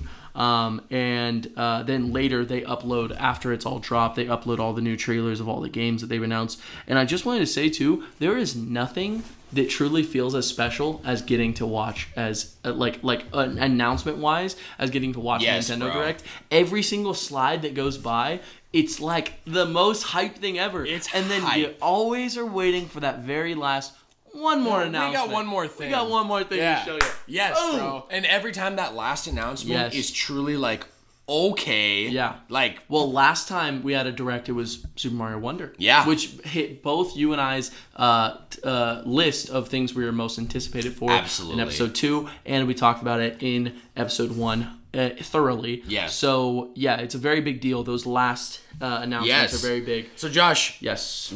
You found this news this morning. I did. What did they announce in that last trailer? Do you want me to say it? Do you want me to? Okay, I will say it right now. So obviously everyone probably knows about it now by the time this gets released, but this is brand new to me and Sam. They just announced as their final game, as their final announcement of the Direct, they are making a completely HD remaster of Paper Mario: The Thousand-Year Door. I literally cannot believe this is real. Saying that out loud didn't feel real. Dude. They are making a complete remaster of Thousand Year Door. The fact that we stopped this podcast in the mid because Sam had to go to work, because of those reasons, we had to record today, which is when that dropped. We were just talking about how much... In this episode.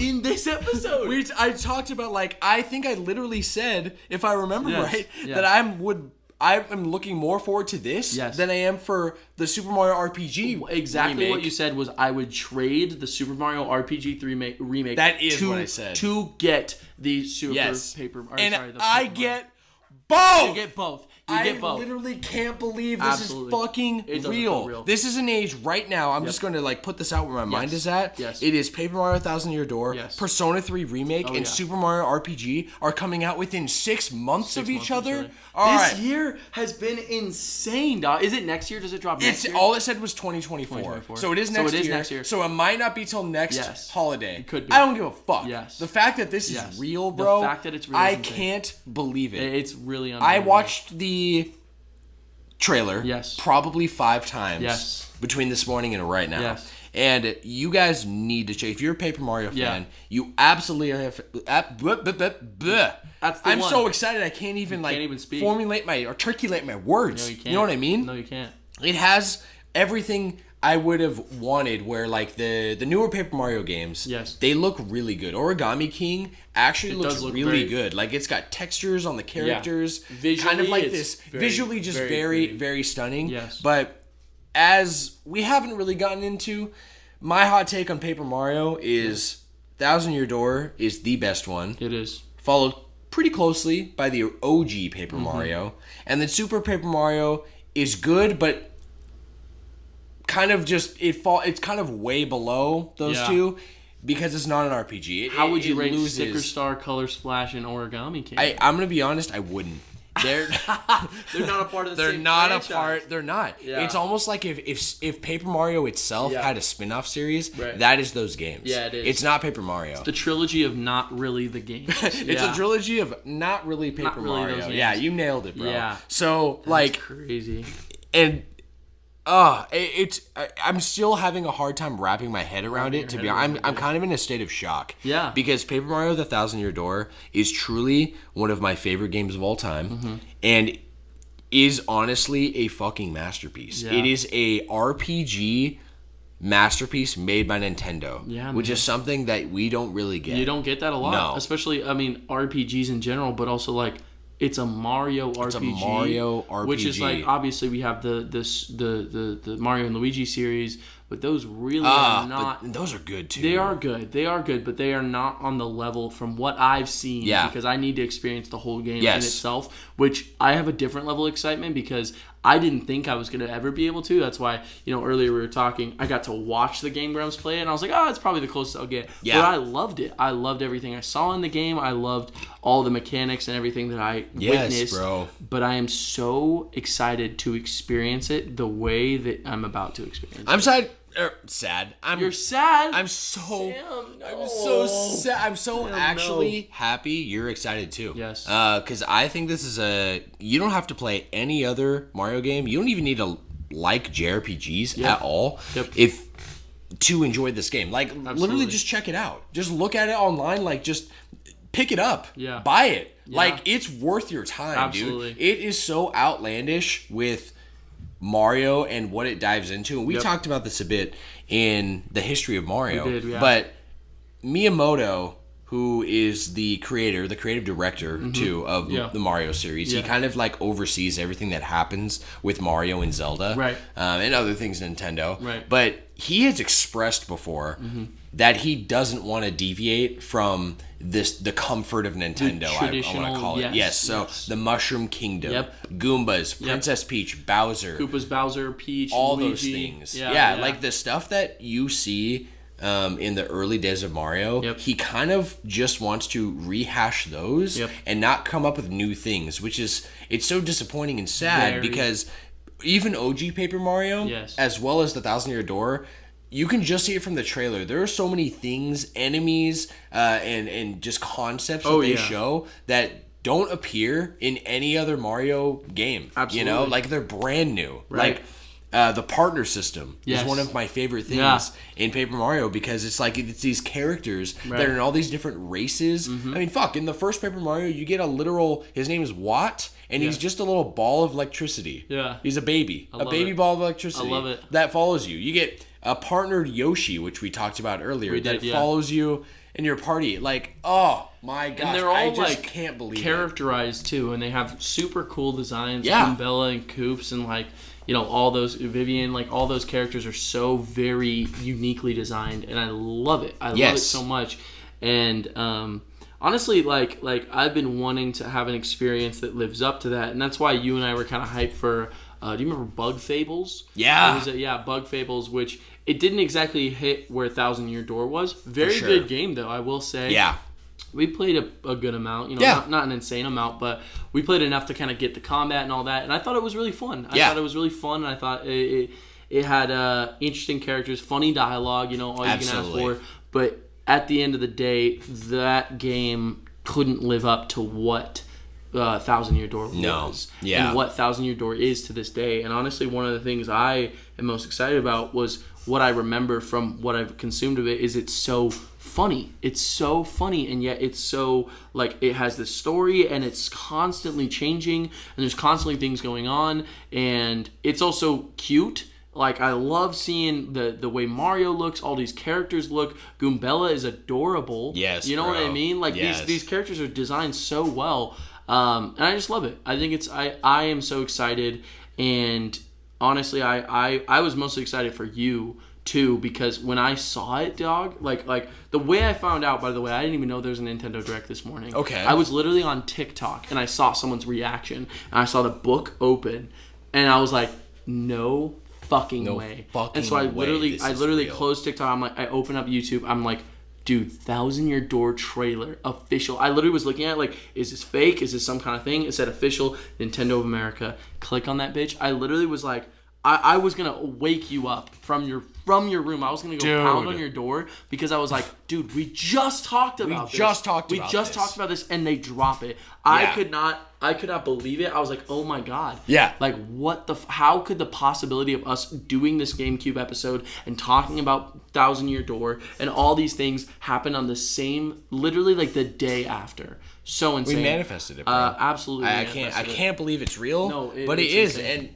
yeah, to like even continue the story, I wake up and I just see these texts. I see the missed call. Yeah. My girlfriend's about to leave for work, and I'm like, we actually had a little fade last night. We had like some friends over. Had some buddies over. Yeah. And so I was like, honestly, just feeling a little hungover. Yeah, absolutely. Me too. Like I'm like, oh, okay, I'll get up. My girlfriend's leaving, so I kind of wake up a little bit. I go to Josh's room, and I see him, and I'm like, Josh, what's up? And he's like, you didn't see? You didn't see? I thought you were coming in to tell me. No. I'm still like, Josh, no. We're like, what's the call? You okay? What's happening? He's like, and then he just drops it. 1,000 Year Door. I literally couldn't believe what I was hearing. What you were hearing? Yeah. Like, it felt like a dream. Yeah. Like a fever dream. Like I'm literally like, oh, dude, I'm not awake yet. Yeah, absolutely. Yeah, what? No, you're lying, bro. No. You're lying. Pull up and basically going through what you just described, I see it immediately on the first thing I Google search, and I'm like, no way. Fucking no way. I can't believe this. And, you know, I follow a lot of...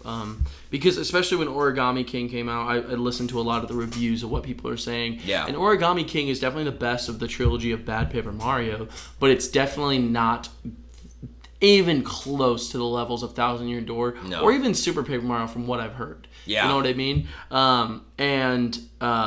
So one of the biggest things that actually most people were saying was that, like, there is a possibility that Paper Mario 1,000 Year Door will not only never get remastered, but the Paper Mario franchise is the way that it is. Yep. Like, it's the Origami King, forever. It's the Color Splash, it's the freaking Sticker Star. You know what I mean? It feels illegal to say that fucking name out loud. I know, dude. You know what I mean? I fucking know. Yeah. It's just incredible that it is even happening. And I wanted to say also, like, it's also a testament to how much Mario is changing. Yeah. And we talked about this a little bit earlier in my room when we kind of got to chatting, but Mario is in the current stages of kind of metamorphosizing for the better, I would say. Yeah, and you're so right. Yeah. Miyamoto has had that tight grip on him because it's the traditional Mario values. It is so clear that games like Wonder, games like Odyssey, and games especially like RPG and 1,000 Year Door, the fact that those are brought to light while Wonder is about to come out, it is only a testament. And the Mario movie, they completely gave their entire IP to a studio, freaking Illumination, to create an entire movie, which obviously is successful. Wonder's going to be successful. This 1,000 Year Door going to sell so good. I just know it. And it's this renaissance of let's let Mario flourish the way he once did when it was the GameCube era. Yes, when Mario was trying things. Luigi's Mansion, Super Mario Sunshine. You got fucking 1,000 Year... I almost said 1,000 Year Blood War. That is absolutely not what it is. That's a Paper Mario, the 1,000 Year Blood War. Blood War. Oh my god. Shit. No, the 1,000 Year Door, which those are weirdly similar the way they sound. Yeah, that's very strange. For sure. Shout out my Bleach fans out there. But I just think it's a testament to what's happening in the literal like Nintendo Mario world. Dude, I mirror everything you're saying, and where my mind's kind of going with it all too is the Switch is truly the greatest console of all time. It is the best Nintendo console, if not the best console out there, because I literally was just thinking about this the other day. Can you name a single large name, big IP that Nintendo has not gone full fucking throttle a game? I can't think of a single one. They just did Pikmin. Yeah. They've done Kirby, Metroid. They did a new 2D Metroid, and they have a Metroid Prime on the way. Yes. Zelda is getting the beauty treatment. Mario, freaking Animal Crossing, Pokemon has 3 brand new games on this console. Yes. 2 main lines. Yes. 2 main lines and a fucking Arceus, incredible spin-off. Like one of the best spin-offs Pokemon ever. experiences I've ever Feels had. like a generation of itself. Yeah, dude. No, honestly, this just where my mind goes. It's so good if you can flip thinking to being like, what, I can only name a handful of things that it doesn't have, and I can be specific with it. If it had these, I feel like Nintendo would have, the most complete, perfect console ever created. Are you talking a game, or are you talking features? What are you thinking? Both. Okay. They're missing F-Zero. So if they had a big F-Zero game, okay. Waiting for it, by the way. If they had basically like a next line, well, I don't know. It's even time. Link's Awakening. Yeah, that's still like a Zelda experience that's new, right? Yeah. Like even though it's a remake, that's still a 2D Zelda for the Switch. Or you know what I mean? Yes. God, you're right. my mind was going in a different direction. Maybe a new 2D Zelda. And you're right about F-Zero, and I did want to mention from the Direct as well, we did get the free F-Zero 99, which is done with Tetris and Pac-Man. For sure. So, I mean... Which is funny, because we also mentioned F-Zero yesterday. We did, which is so wild. So here's what I'm thinking also, is that obviously Nintendo hasn't abandoned F-Zero completely. Yeah. If anything, that gives me so much hope that maybe we can see F-Zero ZXR or whatever the next one's going to be called. You know what I mean? Yeah, I have my complete thought. Let's hear it. If Nintendo came out with a new or even a remade, like a remastered GX, okay? Yes. If they actually dropped Metroid Prime 4. Oh, yeah. And if they brought Wind Waker and Twilight Princess, which already have remasters. HD remasters. Yes. If those all came to the Switch, you think it'd be perfect? It would be perfect. I think. I don't think it would be missing anything in my.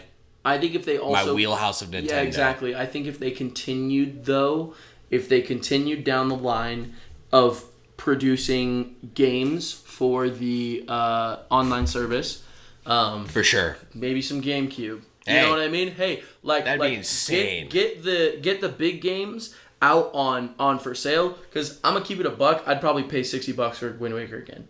I'd probably pay $60 for Twilight Princess. I'd probably pay $60 for Thousand Year Door. Oh yeah. All these games are all GameCube. Yeah. So just get the other ones out on what was that wave racing game that you had? Wave Race? Get that. You don't need a remaster. Get that out, on the online store. Well, Wave Race 64 is on the online store. Oh, perfect. Yeah. So there you go. Yeah, great. So all I'm saying is that there is, you know what, you are totally right. There are a couple things that it is missing, but for the most part, this console is the best we've ever seen of Nintendo. There are always something lacking, even from our beloved GameCube. Absolutely. You know what I mean? Like those big level console things. But the fact that we have that merging, Pokemon, the new generations are on the console. Imagine your young self hearing that you would be playing the Pokemon mainline games on your TV. Imagine you're like telling yourself that when you're a kid.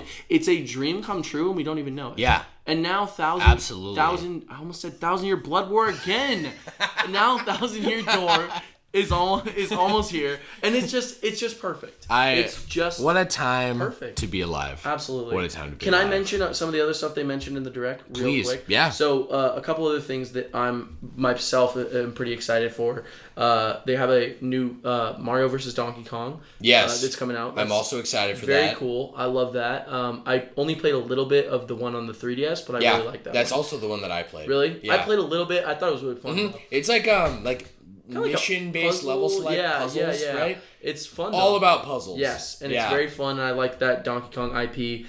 They announced the final wave of the DLC for Mario Kart, which, by the way, I have been so blown away with. The levels are not as polished and beautiful as they are as the other deluxe levels are. Yeah. But they announced. Can I announce the characters? Do you mind if I say? Sure. Yeah. I don't know if you mind or even care about Mario Kart. Diddy Kong is coming back. Diddy Kong. He hasn't been in since Double Dash, I think, if I'm not mistaken. No, Diddy wasn't in Double Dash. Yeah, he was. Was he? Yeah, because that's what they said in the trailer, was that he's from Double Dash. So Diddy Kong. Maybe he was. Check it out. Funky Kong's coming. Yeah. So and then Pauline, which is pretty nuts. That's pretty nuts. Yeah, they're doing a little Donkey Kong update. Yeah. And then the final one is Peachette. So Peachette? kind of a Peach clone, but apparently she's from Mario Kart Tour, so she has her own unique animations. I didn't even know that was a fucking character. Tour is full of so many characters in Mario Kart. It's crazy. I don't know if anyone knows this. I'm a huge Mario Kart fan. I don't even know if you know that.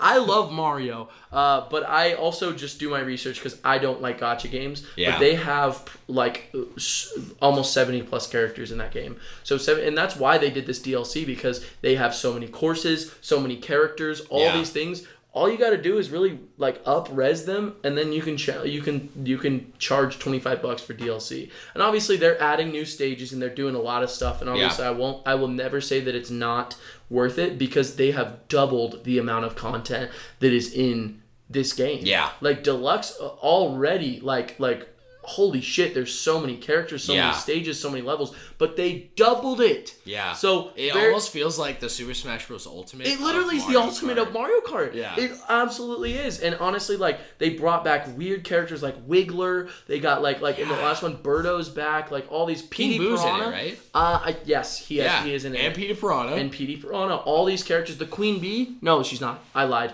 That's not true. Is the bomb guy? No. Bomb. That'd be badass, though. I thought he was. No, for a second. I wish he was too. That'd be so cool. I think he was in the new He's in Mario something. Party. I'm pretty sure though.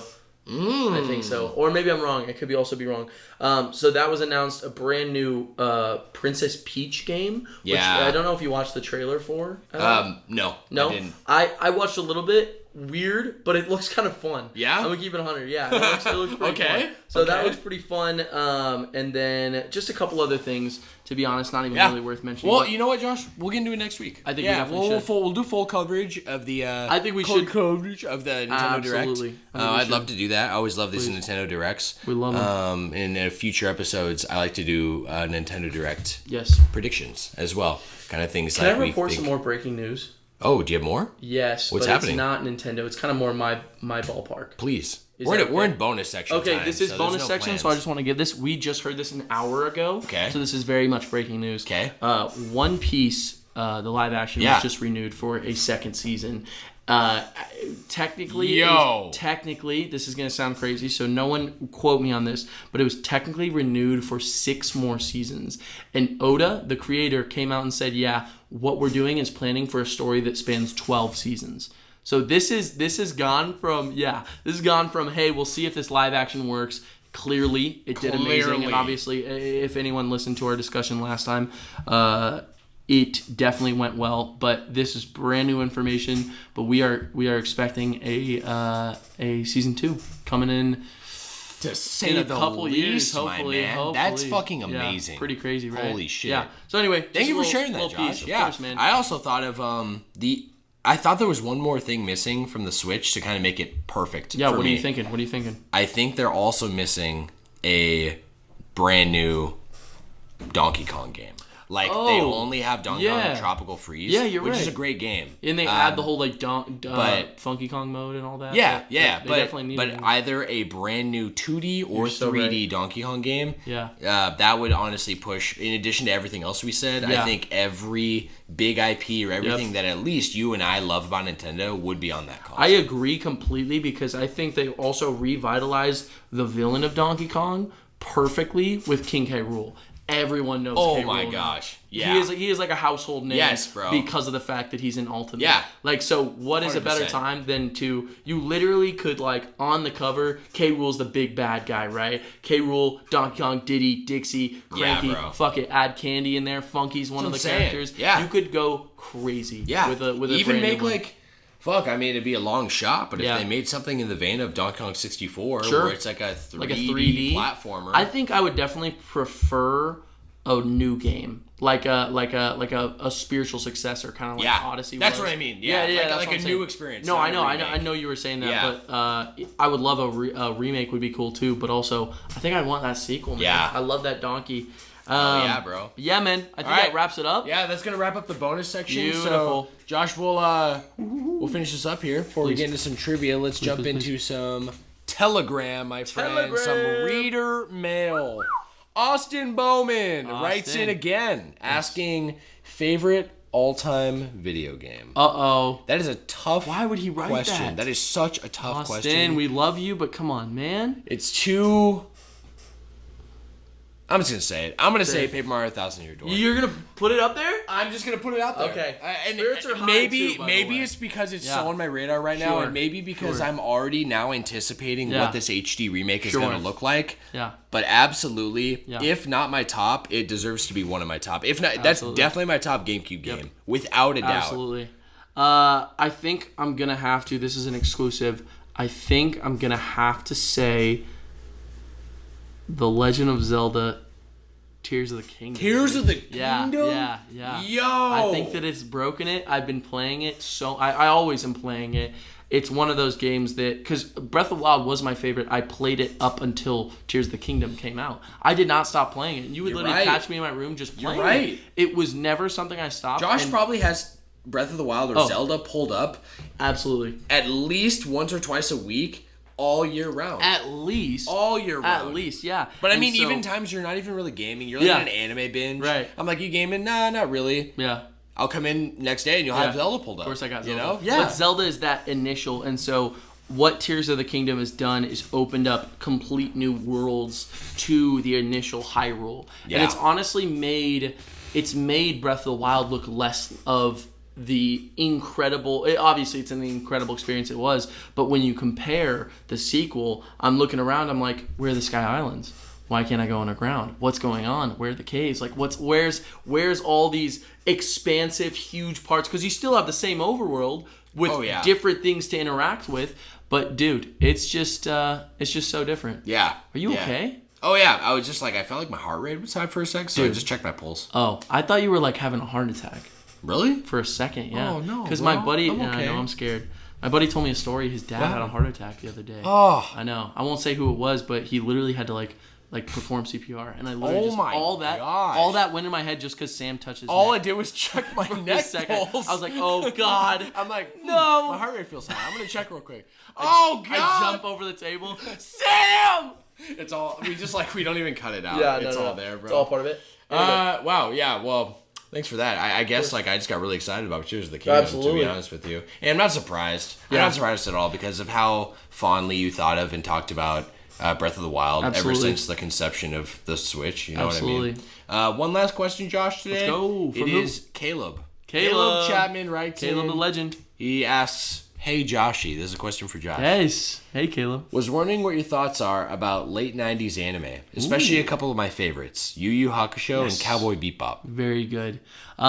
So, obviously, I mentioned earlier Yu Yu Hakusho. I think we talked about both of these in this show, right? I don't think we talked about Cowboy Bebop yet. I will say, absolutely, I will say, Caleb, there is a style to 90s anime that is you cannot replicate it. There's nothing to be done to be able to replicate it.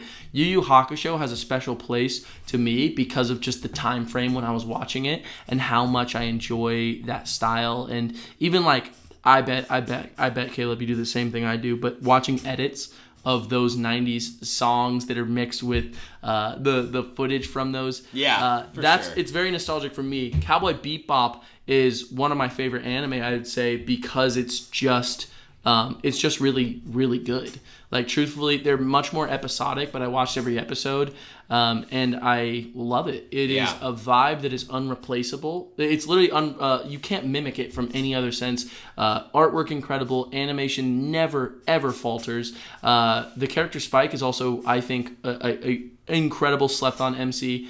Just so good, so incredible. Made me cry multiple times, and some of the most beautiful sequences from anime that I know are from Cowboy Bebop. And Caleb, you know which scene I'm thinking of. The scene in the church with that music playing and the gunshots that go off and Spike falling out of it. It's seriously incredible. Fuck yeah. Thanks for that question, though, Caleb. I really appreciate it. Thank you, Caleb. Yeah, thank you, Caleb. You're a real one.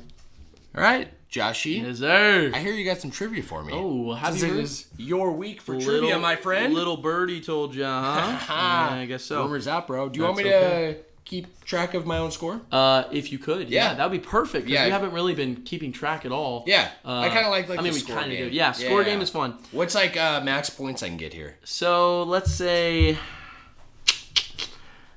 I don't have max points written down because I to be honest, when I do my trivia, I write them down, and depending on how our conversations go, I determine which ones I should use. Okay. If that makes sense. Yeah. Sure. So I've been finding out this entire episode what games that you know. So, first off, this is not called the trivia section. This is the quiz thwomp. Quiz thwomp? Yes. Do you know the quiz thwomp? No. It's a enemy or a boss in Paper Mario 1000. Shut up, bro. It is. The quiz thwomp. The quiz thwomp. So he's like at the beginning area. Every time you get an answer wrong, there's an attack that happens. If I'm not mistaken. Yeah. Right? Yep. Okay, so you can go through the whole thing, and if you answer every question right, you have full health. You beat the boss. Okay. Otherwise, you could just seriously die. So I get to flick you every time you get one wrong. Okay. So not only well, I don't want to get started with that. I almost flicked them. All right. We're going to start off with probably the easiest one because you did a lot more research than I expected. Do thwomps make a sound? Like that, right? Yeah. Yeah, that's probably exactly like it. All right, so check us out. What was the code name for the Nintendo GameCube? The code name? Yeah, when it was Dolphin. in production. It was called Project Dolphin. Let's go. True. Yeah, you can write that down. Alrighty.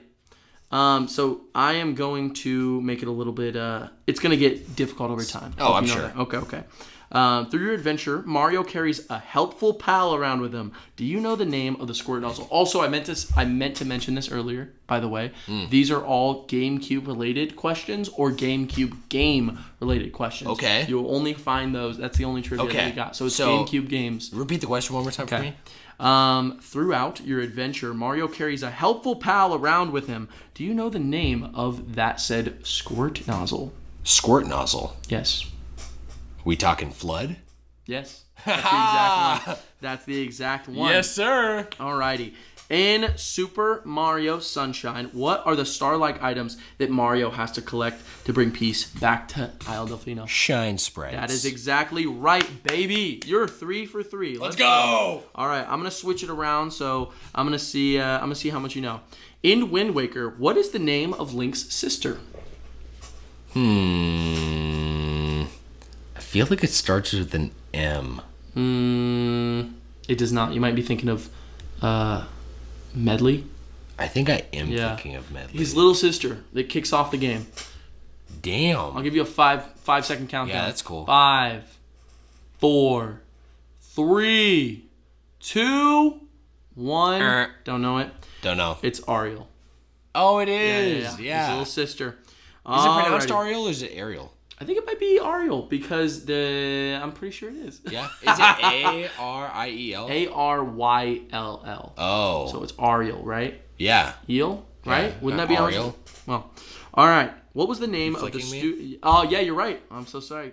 Ah! Yeah, how'd that feel? I lost health, You lost health, dude. All right, still rocking 3. What in Paper Mario 1000 Year Door, what was the name of the student at the University of Goom that became your first party member?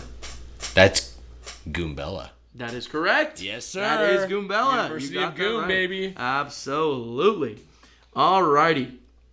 I am going to keep switching around. It's gonna get a little difficult, but it's gonna mix a difficulty. Bring it on, buddy. Alrighty. Alrighty. In Path of Radiance. Okay. Alrighty. There are 2 definitely known branded in Path of Radiance. One is the Mercenaries Dower. What? These names are hard. I'm gonna pick another one. Hold on. Okay. In Path of Radiance, Toronto had a son who was crippled in a fight. What was his name? What the fuck? God damn it! What's his name? It's like Toronio. Yes. He had a son who was crippled. Okay. Toronio was a general, I think. Is this too difficult of a question? This is tough. Okay, then I'm gonna take this one off. Tough. I'm gonna take. Wait, this hold one on. Give me some kind of hint. You don't know the game, so it's hard. What's don't the first know letter? It's a J. Actually, I'll give you a perfect hint. You hear this name often. Was it Josh? Yeah. Yes. I thought you know that because I was right in front of you. Yeah. Okay, no. I'll do an easier one because this one will be multiple choice, but it's from Path of Radiance. Okay. Titania, you know who that is, was secretly in love with what character? Grail. You knew that. Nice. I was going to give you a little list. Nice. Grail is Ike's dad. Yes. Yeah, and Titania joins you from the beginning. Gotcha. She's honestly a babe. She's red hair Bitty? and she rides a horse. Write that point down. I'm going to get rid of that first one. Okay. I'll give you Josh too. I don't know. Nah, we'll just just get rid of that one. Point. I have another question from almost said Until Dawn, Path of Radiance. Okay. Alrighty. What is the name of Leith's sister? Do you know that? Lethe? Leith? Yeah, Leith. Leith's sister. Yeah. Do you remember? Boom, boom, boom. You want me to give you a countdown? Give me a sec. I can't remember. I think Leith is one of those, is Lagoos. I think she's like half cat. Who's she?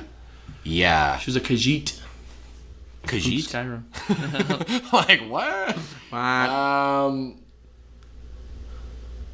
Do you want a little bit more time? Or should I just go? I'm probably not going to get it. Tell me. It's Lyre. Lyre. Did you remember that? No. I'm sorry, man. No, it's cool. Alrighty. I'm going to switch it up. Yeah. Path of Radiance is no longer what's on the table. Okay. Shadow Mario is the real reason for all the graffiti, but Mario is getting framed for it. Who really is Shadow Mario? I think it's Junior Donkey. Oh. Bowser Jr. That's right, That's absolutely right. You got that right, but also you deserve a flick. I'm a thwomp. Come on, man. Oh! My gosh. I don't have much health left. You're gonna die soon. You better get these right. All right. Oh no! I'll go a little easy, and then I'll do a hard one. Okay. Okay. You ready? All right. The first world that Mario goes to has a tall windmill. You know the one, right? A tall windmill. It's spinning around. You gotta go around, and there's like. We talking Thousand Year Door? No. I'm so sorry. I meant to say Sunshine. Oh yeah. Yeah. You know the one? Okay. Yeah. But on top of the windmill is a giant beast that Mario fights inside the windmill. What was the name of that said menace? Petey Piranha. That is actually right. Actually, you know what? Technically, it's not. It's not Petey Piranha? It's not Petey Piranha. Technically, it's Gooey Piranha. Gooey Piranha. Mm-hmm. Flick me, bro. I'm sorry, bro. I know, dude. I had no idea. That's tough. Wait, you later fall in, though. Yes. And you fight Petey Piranha. You fight Petey Piranha later. But You're right. You're it's absolutely gooey piranha. right. It's that gooey thing that spits out the stuff. Right. I could let you have that though. No. Are you sure? Yeah, I'm sure. Man, but you do fight what Petey integrity. Piranha up there, but technically you are right. Yeah, Yeah. you're right. I'll take all it. Right, That's all right. a good question. Yes, this one is going to be tough. Actually, you want some easy ones? No, bro. Are you sure? Yeah, bring them all. Alrighty. I love trivia. You sure? Yes. Because this is all of Gamecube, so I need you to work your brain. I'm ready? working it, bro. Okay. What type of Phazon are you not protected against at any point in Metroid Prime, the original? Yo, that is such a good question. I can give you multiple choice answers. I would love multiple choice. Here's your first choice. Yellow Phazon. It's red. It is. Nice. Nice, dude. I'm like, what's the direction he's going with this? Yeah. Because you get the suit to protect you from blue Phazon. Yes. Yeah. Yep. But red Phazon, even if you have the Phazon no matter suit, what, it still hurts you. Yeah. Did you remember that? Did you play Metroid Prime? No. Okay. I don't remember that fact. Okay. But I played it a little bit when I was younger. One of the dopest things of Metroid Prime is getting to the end of the game and you get the Phazon suit. I played it on Wii. Remember? Oh, yeah. But we didn't talk about it today because oh my gosh, just so cool. So you're going around, you can now walk on this like blue Phazon, which you haven't been able to touch all game, right? And it just feels so badass. Yeah. Yes, sir. Alrighty. How would you cause Jigglypuff to sing in Super Smash Bros. Melee? The input. What would you do? The input would be up B. That is correct. Yes, sir. Got Up that special. Correct. Yes. All right, here's a tough one for Melee. These questions are gas. Do you like these? Yes. All right, let's go. These. Peach uses her down B to pull items out of the ground. How many different item variants can she obtain this way? I believe it's 4. You are absolutely correct. Yes! Yeah, you are absolutely correct. It is Mr. What's his called? Mr. I was going to say Mr. Pibb. Olimar. Yeah, Mr. I almost said Mr. Plunkett. Olimar, what the hell is his name? It's Dr. Pibb, bro. No, it's not Dr. Pibb. It's freaking Is it from it's from Earthbound? Yes, it's. Dude, why am I forgetting this? Yeah, you're the Smash guy. All right. Well, while we're thinking of that, it's a bomb, and there's a turnip, and then there's a what is it? An angry turnip, or like the X marked turnip. Yes. And those are the you said bomb, turnip, angry turnip, and then Mr. something, Mr. Saturn. Saturn. God damn it. Got it, baby. Alrighty. This one's easy. How many variations does Mr. Game & Watch's judgment technique have? 9. Does. That is the truth. That is the truth. Alrighty. I didn't know the name of it. Judgment. Yeah, judgment. Because he's judging you. Because it's like he's holding up it's like how a judge would hold up a sign. Flag. Yeah, exactly. Yeah, I love that. Alrighty. What year did Wind Waker come out?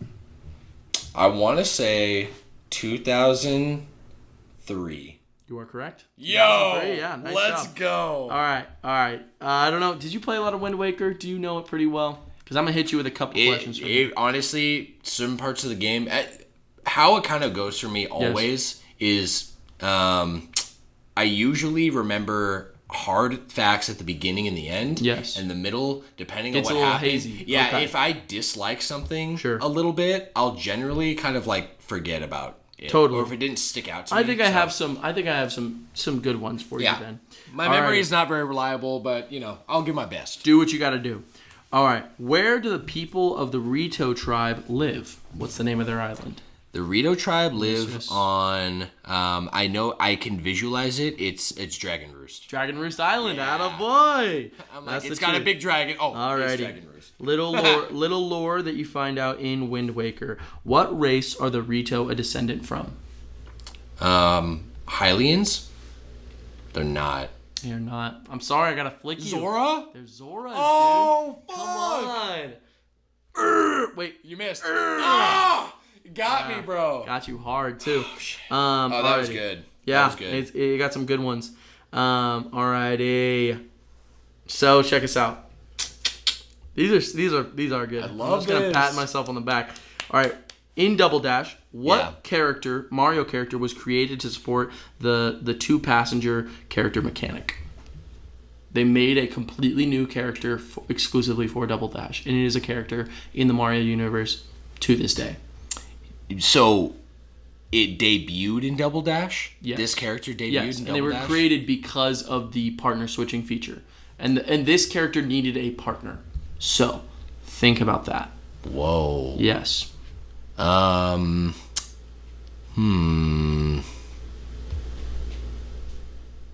gonna give you a little countdown though, please. Because we can't go silent for too long. No, we can't. I'm gonna give you a 5. Think while I'm thinking. 4. I'll answer at 0. Yes. 3, 2, 1. Is it Baby Luigi? No, it's not. It's Toadette. Toadette! Yeah, dude. You're so right. I deserve that. Ooh, that was a good one. Yeah, I got you nice. Yes, sir. Alrighty. What was the name of the first chapter in Thousand Year Door? Chapter 1. Something Hooktail.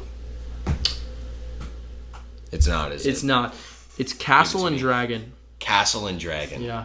Damn. Sorry, good. bro. No, it's good. So Hooktail's the boss. Hooktail's the boss. Yeah. And I thought it would because they do their chapter names like kind of a play on words with whatever's happening. Right. Yeah. I believe it. It's good. All right. In Thousand Year Door, what did the computer known as Tech XX want Princess Peach to help him comprehend?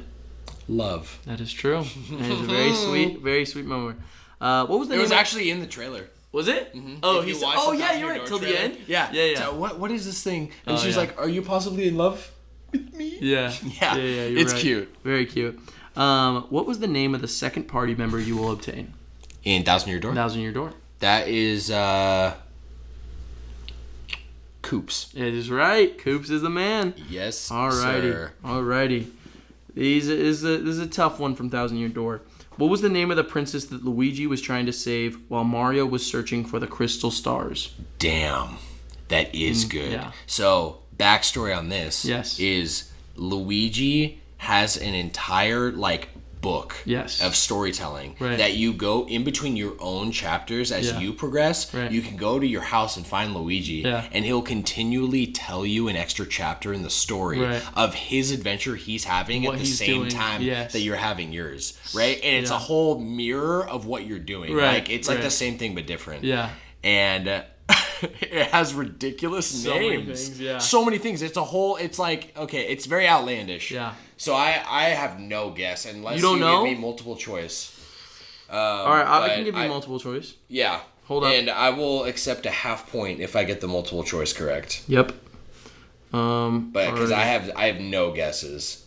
Here's the thing. I just need to put down some answers. Oh yeah. And that's come cool. up with them. Yeah. Do you want to give me a different question while you're working on that, or do you want to just focus? Well, here, pause it right here, and then we'll just say that there's a.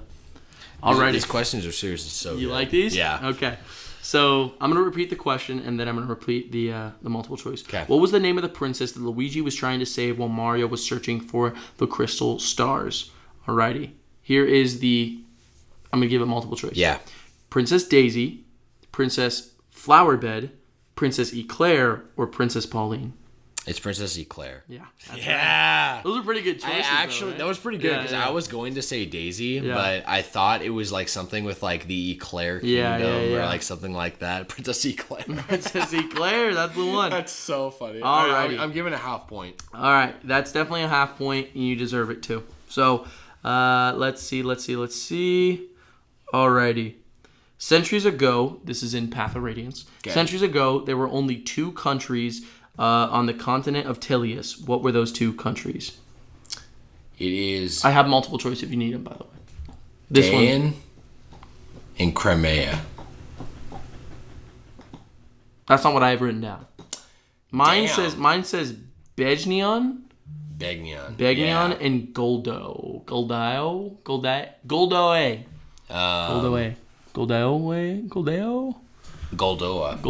Yeah, that's so. You're right. That's the ones. Yeah, no, that's 100% right because that is in the past and in present time they have divided extra regions. But basically, the Begnion Empire was like the Bjork. Okay. So humans. Oh, Goldoa was like. He has his hand out, and I was like, "What are you describing the tail?" The Triforce. Oh. All right. We're rolling. All right. How are you feeling? Because I have about 3 more. I'm feeling like I need 3 more. You need 3 more? Yeah. Cool. 100%. All righty. The audience is in on this, bro. Yes, they are. You know what I mean? And if they haven't played anything on GameCube, they have no idea what we're talking about. So it's perfect. So this I'm gonna try this question one more time, but I need your help. There are 2 definitively known branded quote unquote in Path of Radiance. Okay. One is the Mercenaries Duer Pragmatist Soren, and the other is who? Do you understand what I'm asking? Yes. Because I don't. Yeah. I have no idea what I just said. So, Soren. Soren is branded, and I'm pretty sure his brand is in the middle of his forehead. Yes. I also have multiple choice for this if you want me to do multiple choice. I would love multiple choice. We have Grail, Okay.